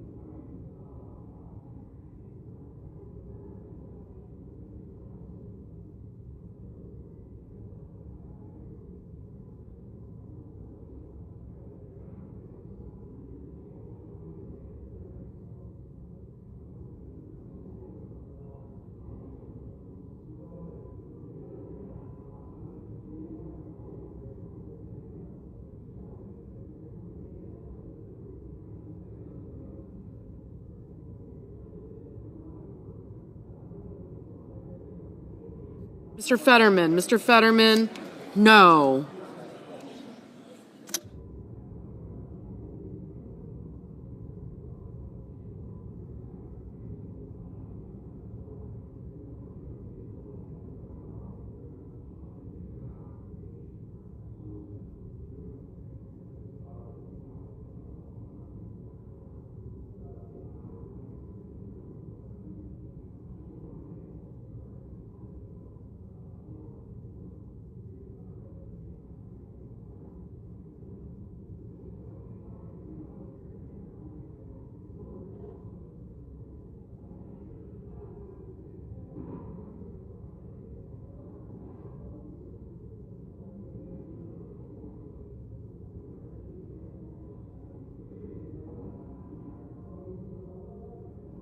Mr. Warnock, no.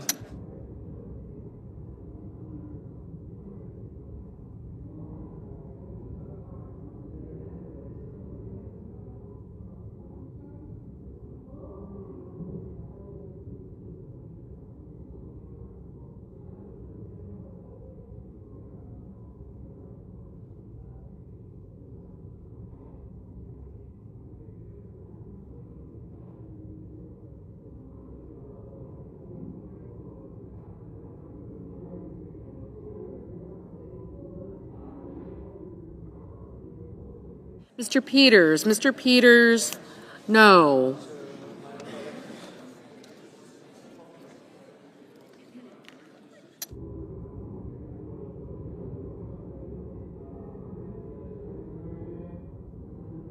Mr. Schumer, no.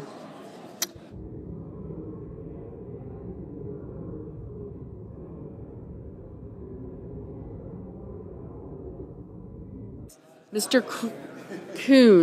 Coons, no. Mr. Haggerty, aye. Mr. Reed, no. Ms. Cortez Masto, no. Mr. Johnson, aye. I don't actually understand your number counting.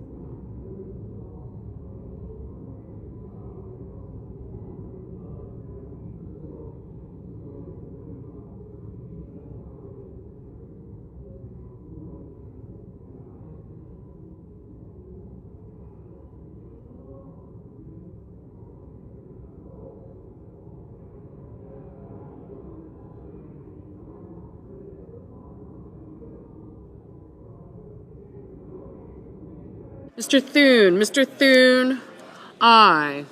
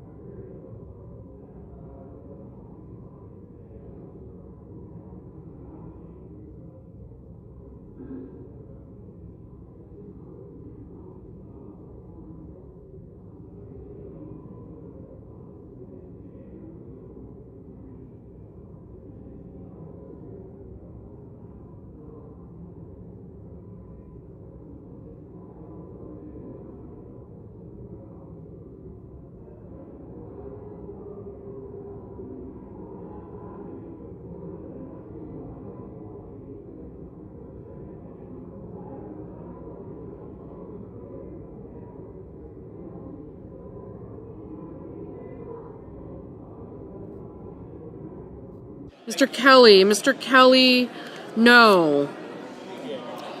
Mr. Welch, no. Mr. Sheehy, aye. Mr. Kim, no. Mr. Warner, no. Mr. Blumenthal, no.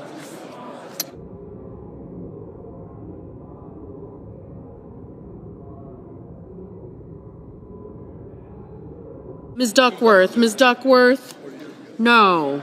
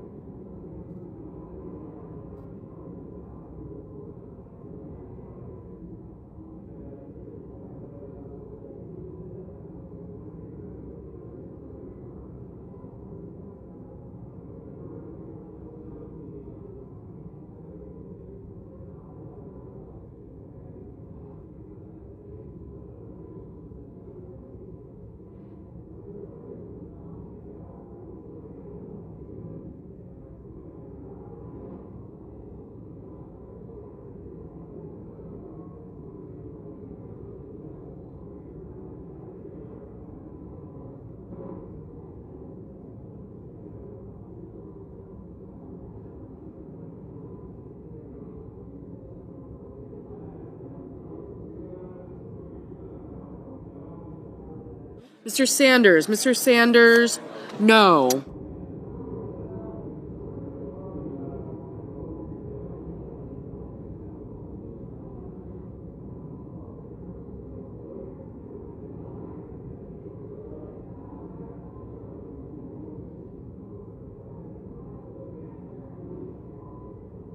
Mr. Van Hollen. Mr. Van Hollen, no.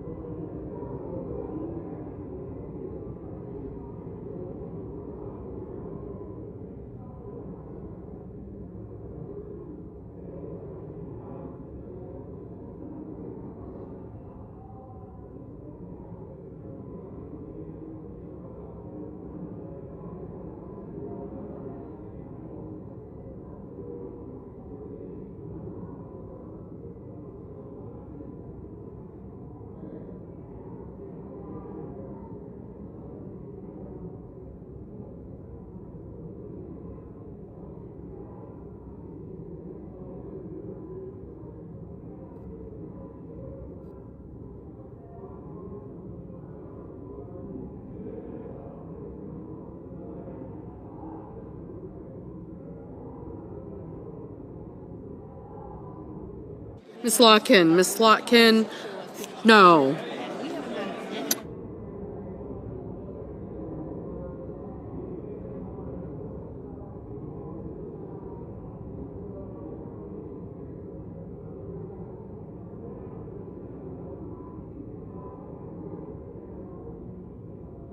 Mr. McConnell. Mr. McConnell, aye.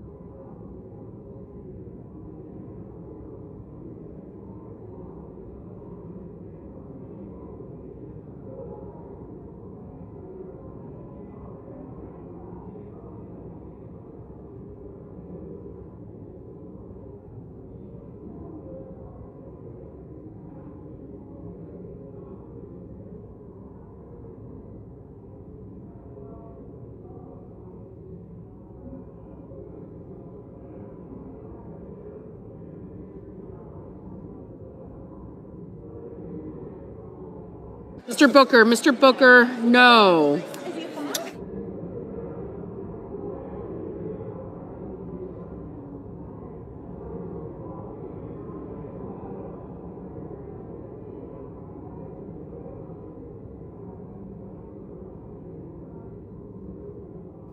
On this vote, the ayes are 53, the nays are 46. The motion is agreed to.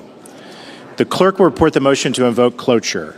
Cloture motion. We, the undersigned senators, in accordance with the provisions of Rule 22 of the Standing Rules of the Senate, do hereby move to bring to a close debate on the nomination of Harmeet Dillon of California to be an Assistant Attorney General, signed by 17 senators. By unanimous consent, the mandate and quorum call has been waived. The question is it the sense of the Senate that debate on the nomination of Harmeet Dillon of California to be an Assistant Attorney General shall be brought to a close? The yeas and nays are mandatory under the rule. The clerk will call the roll. Ms. Oslerbrooks. Ms. Baldwin. Mr. Banks. Yes. Mr. Barrasso.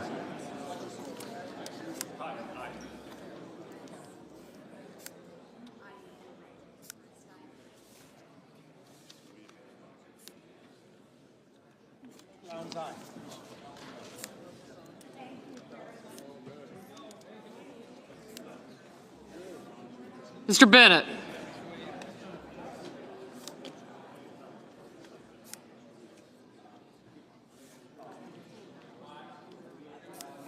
Mr. Graham. Thanks. I did. Mrs. Blackburn.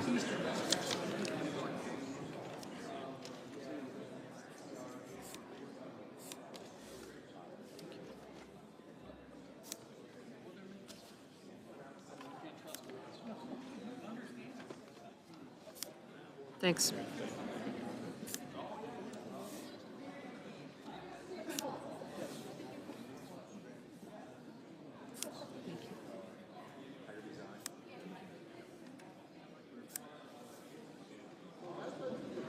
Mr. Blumenthal.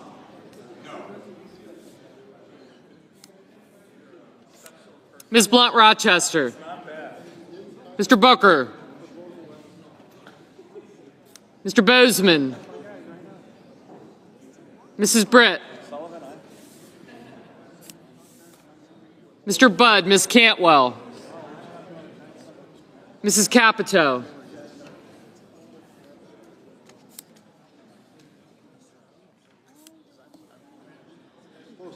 Mr. Cassidy. Ms. Collins.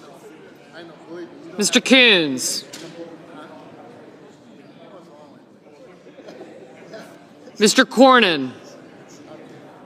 Ms. Cortez Masto, Mr. Cotton, Mr. Kramer, Mr. Crapo.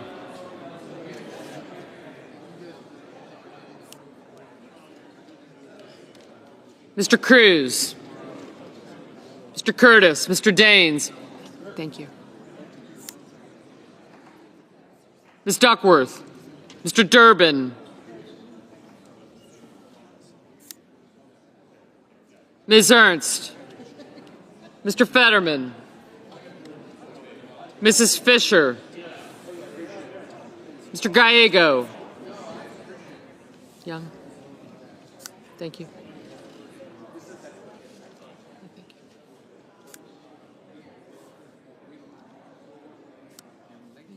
Thank you.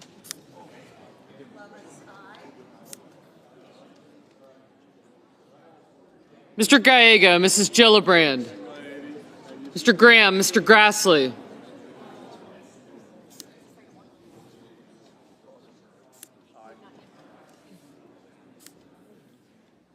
Mr. Haggerty, Ms. Hassan. Thank you. Mr. Hawley, Mr. Heinrich.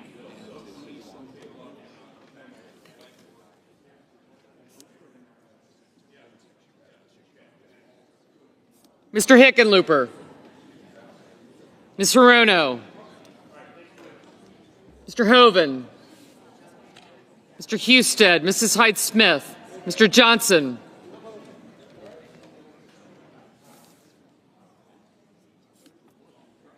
Mr. Justice, Mr. Kaine, Mr. Kelly, Mr. Kennedy, Mr. Kim, Mr. King, Ms. Klobuchar, Mr. Langford, Mr. Lee,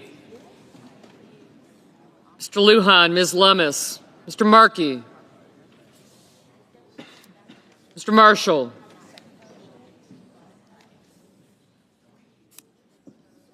Mr. McConnell, Mr. McCormick, Mr. Merkley, Mrs. Moody, Mr. Moran, Mr. Marino, Mr. Mullen, Ms. Murkowski, Mr. Murphy, Mrs. Murray, Mr. Ossoff, Mr. Padilla,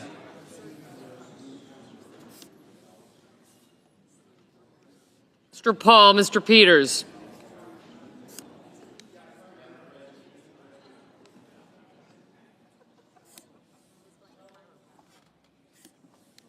Mr. Reed, Mr. Ricketts, Mr. Risch, Ms. Rosen, Mr. Rounds, Mr. Sanders, Mr. Schatz, Mr. Schiff, Mr. Schmidt,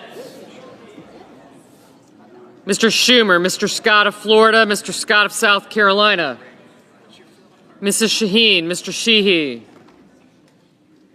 Thank you. Ms. Slotkin, Ms. Smith,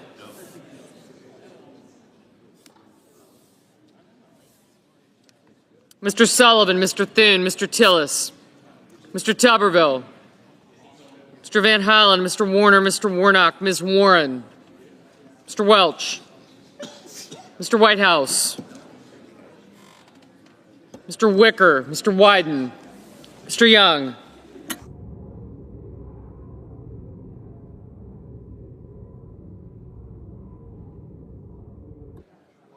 Senators voting in the affirmative: Banks, Barrasso, Budd, Cornyn, Cotton, Kramer, Curtis, Ernst, Fisher, Graham, Haggerty, Hawley, Husted, Hyde-Smith, Justice, Langford, Lummis, McConnell, Moody, Moran, Paul, Rounds, Scott of Florida, Scott of South Carolina, Sheehy, Sullivan, Thune, Wicker, and Young. Mr. McCormick, aye. Senators voting in the negative: Bennett, Blumenthal, Blunt Rochester, Booker, Cantwell, Coons, Cortez Masto, Duckworth, Heinrich, Hickenlooper, Kaine, Kelly, Kim, King, Lujan, Ossoff, Peters, Reed, Rosen, Sanders, Schatz, Schumer, Shaheen, Slotkin, Van Hollen, Warner, Warnock, and Welch.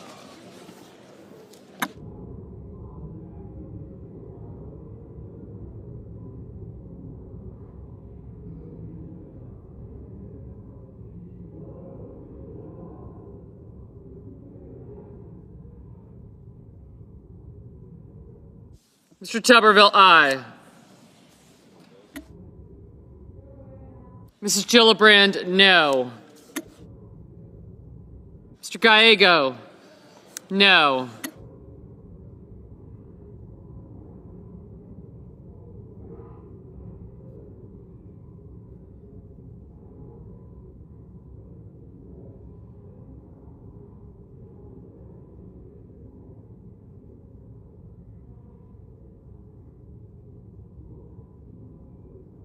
Mr. Mullen, aye.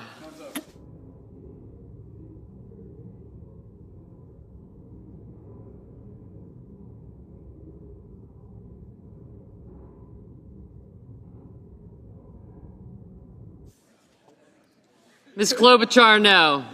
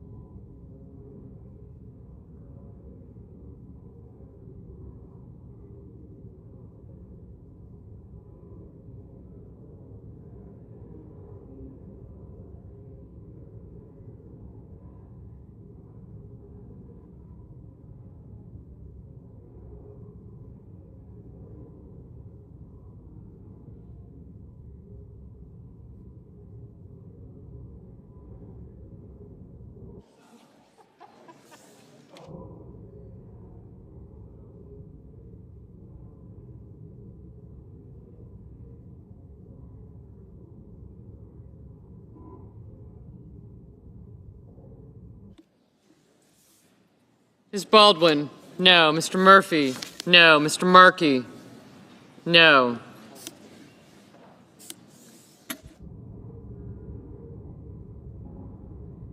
Mr. Schiff, no.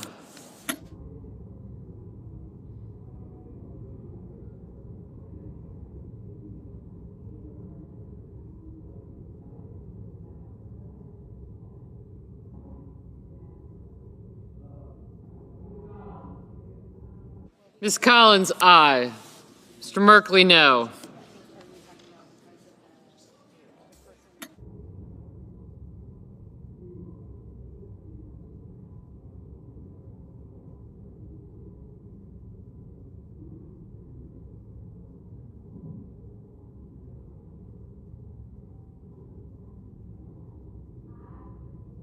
Mrs. Blackburn, aye. Ms. Alsobrooks, no. Ms. Warren, no.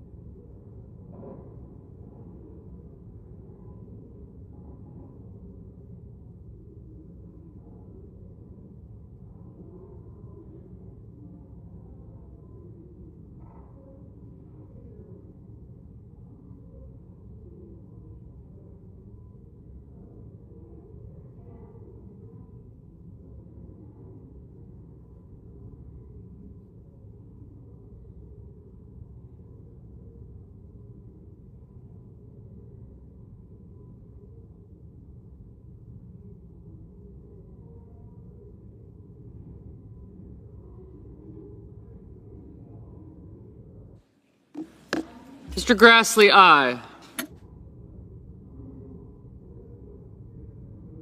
Mr. Tillis, aye.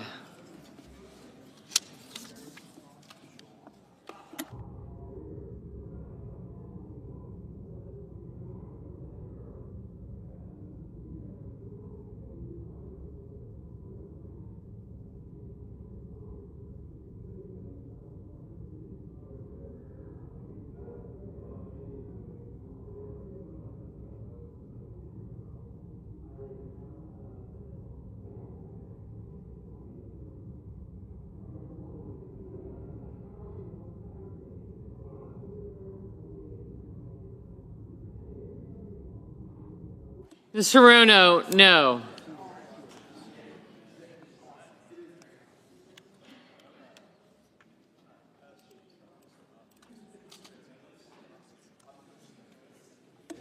Mrs. Capito, aye.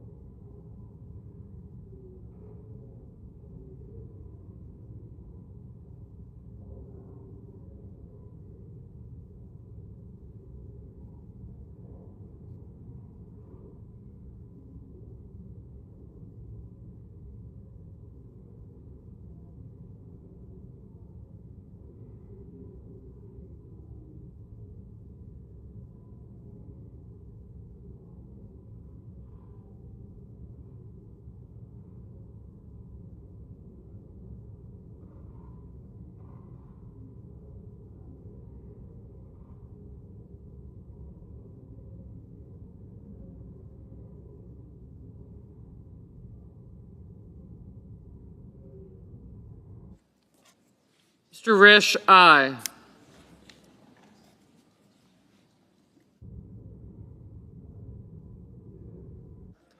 Mr. Schmidt, aye.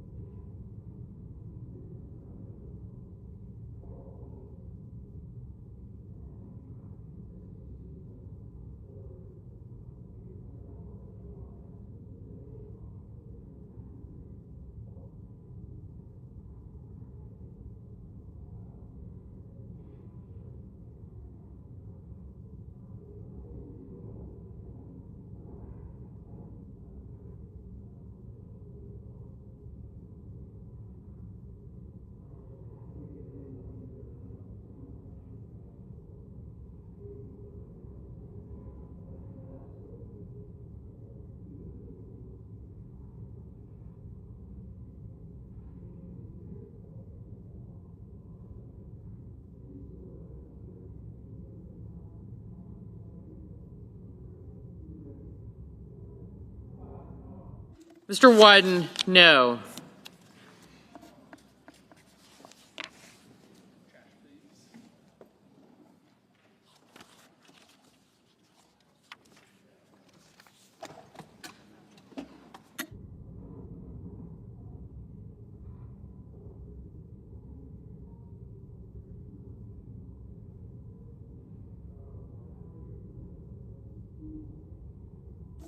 Mrs. Britt, aye. Mr. Marino, aye.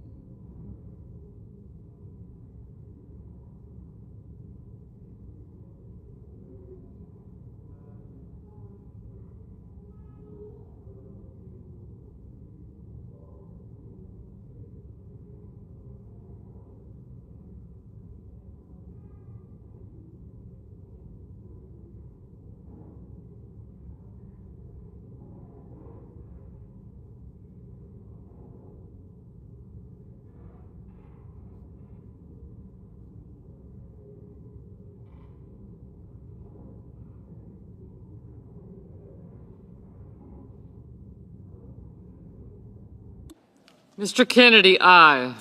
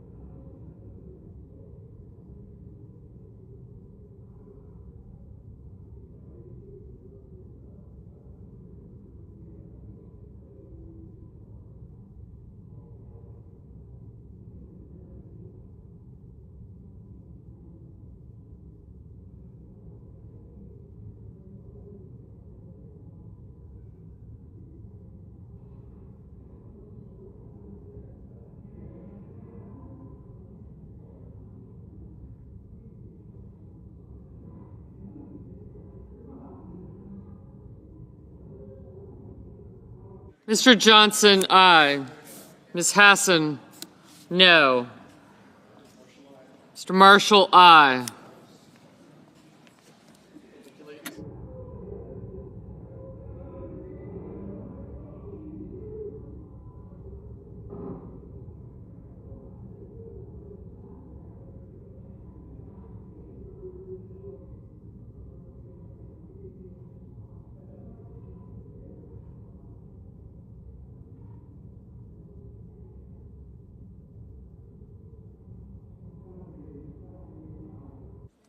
Mr. Cassidy, aye.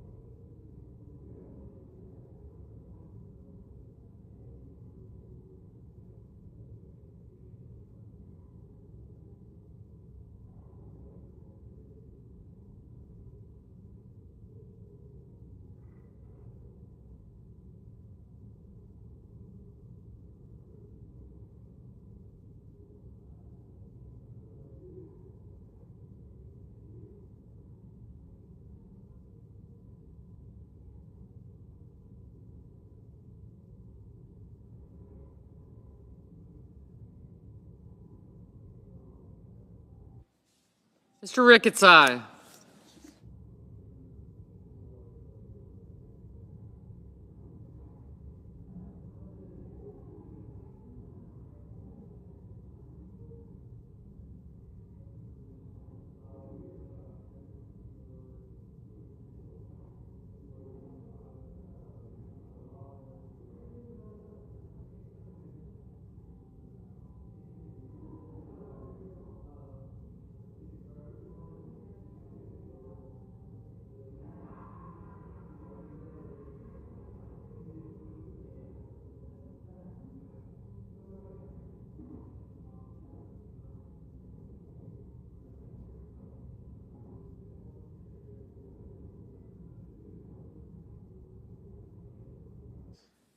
Mr. Lee, aye.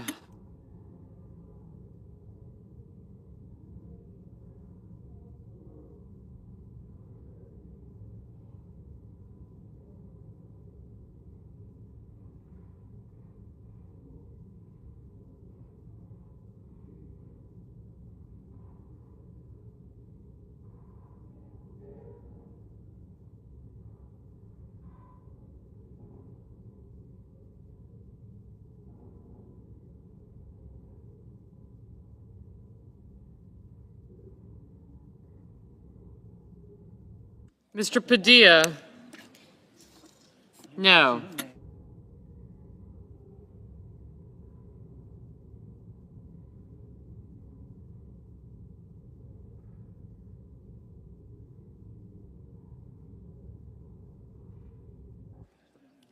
Mr. Crapo, aye. Mr. Fetterman, no.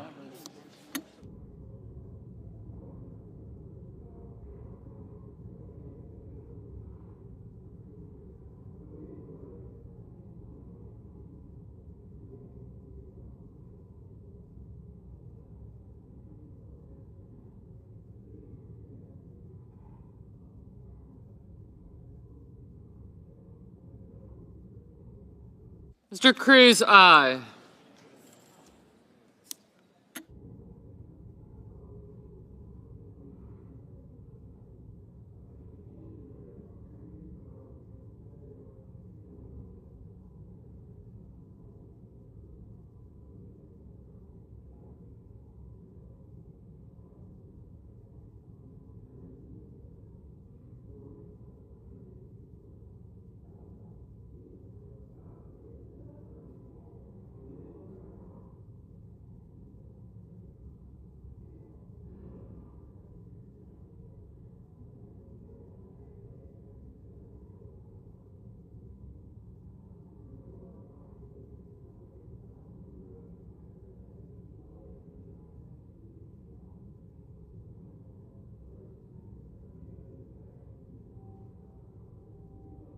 Mr. Bozeman, aye.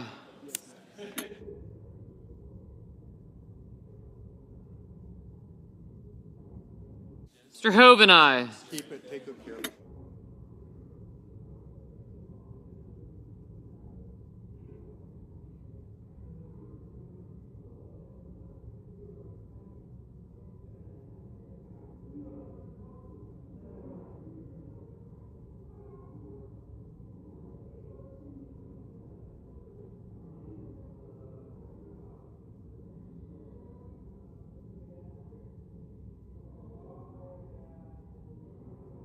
Mr. Whitehouse, no. Ms. Smith, no.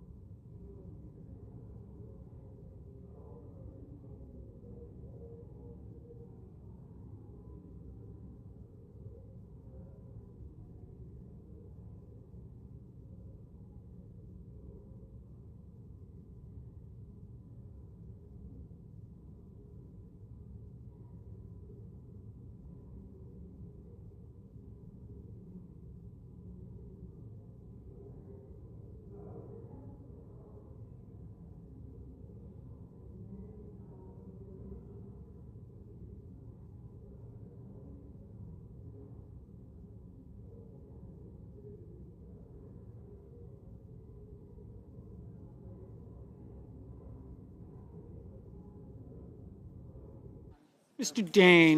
Daines, aye.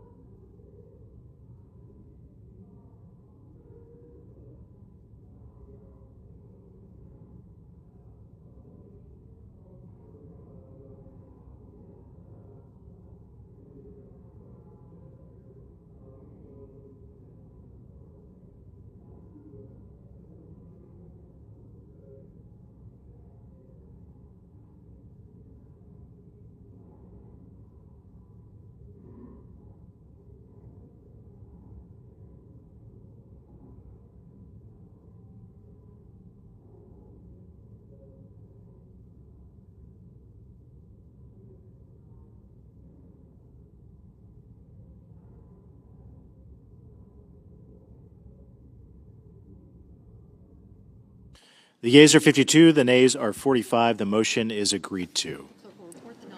The clerk will report the nomination. Nomination, Department of Justice, Harmeet Dillon of California to be an Assistant Attorney General.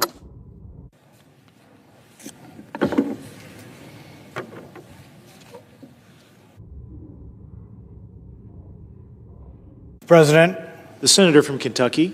I ask unanimous consent to proceed to legislative session. Without objection.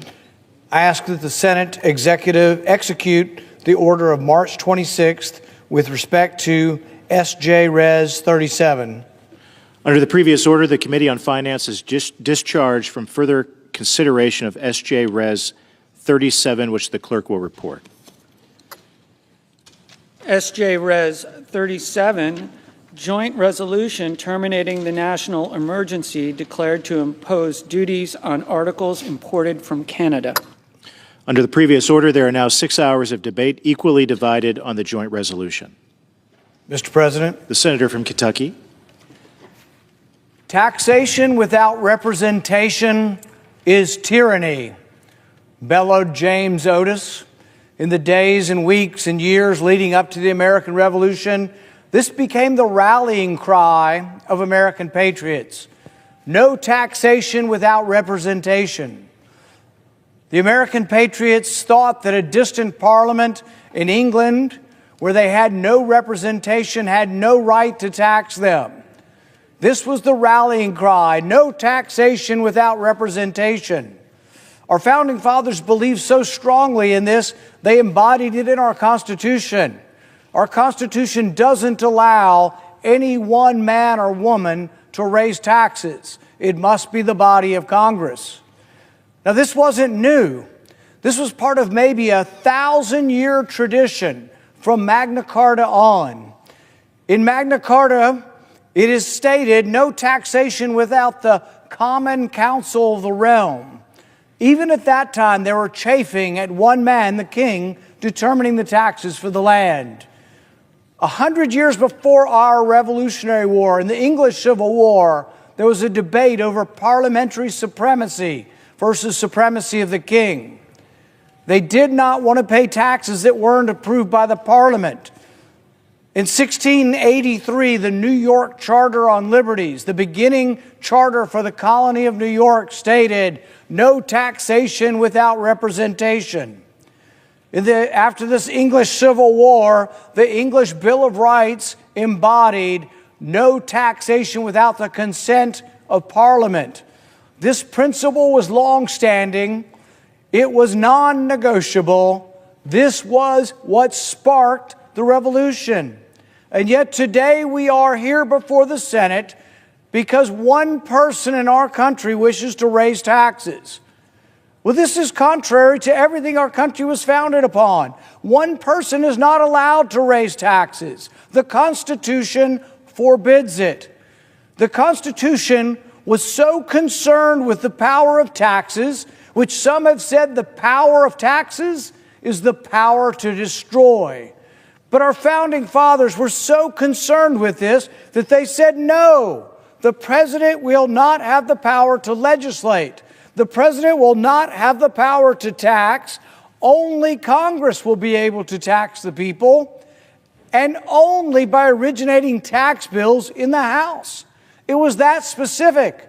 They were so mortified. They were so worried by having a monarchy. They were so worried about having all the power gravitate to the executive that they said we must split the powers. They based a lot of their thinkings on Montesquieu.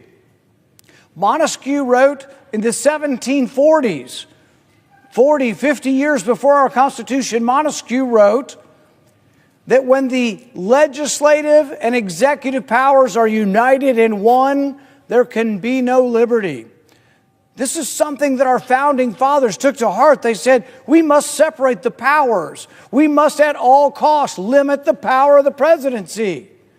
This isn't about political party.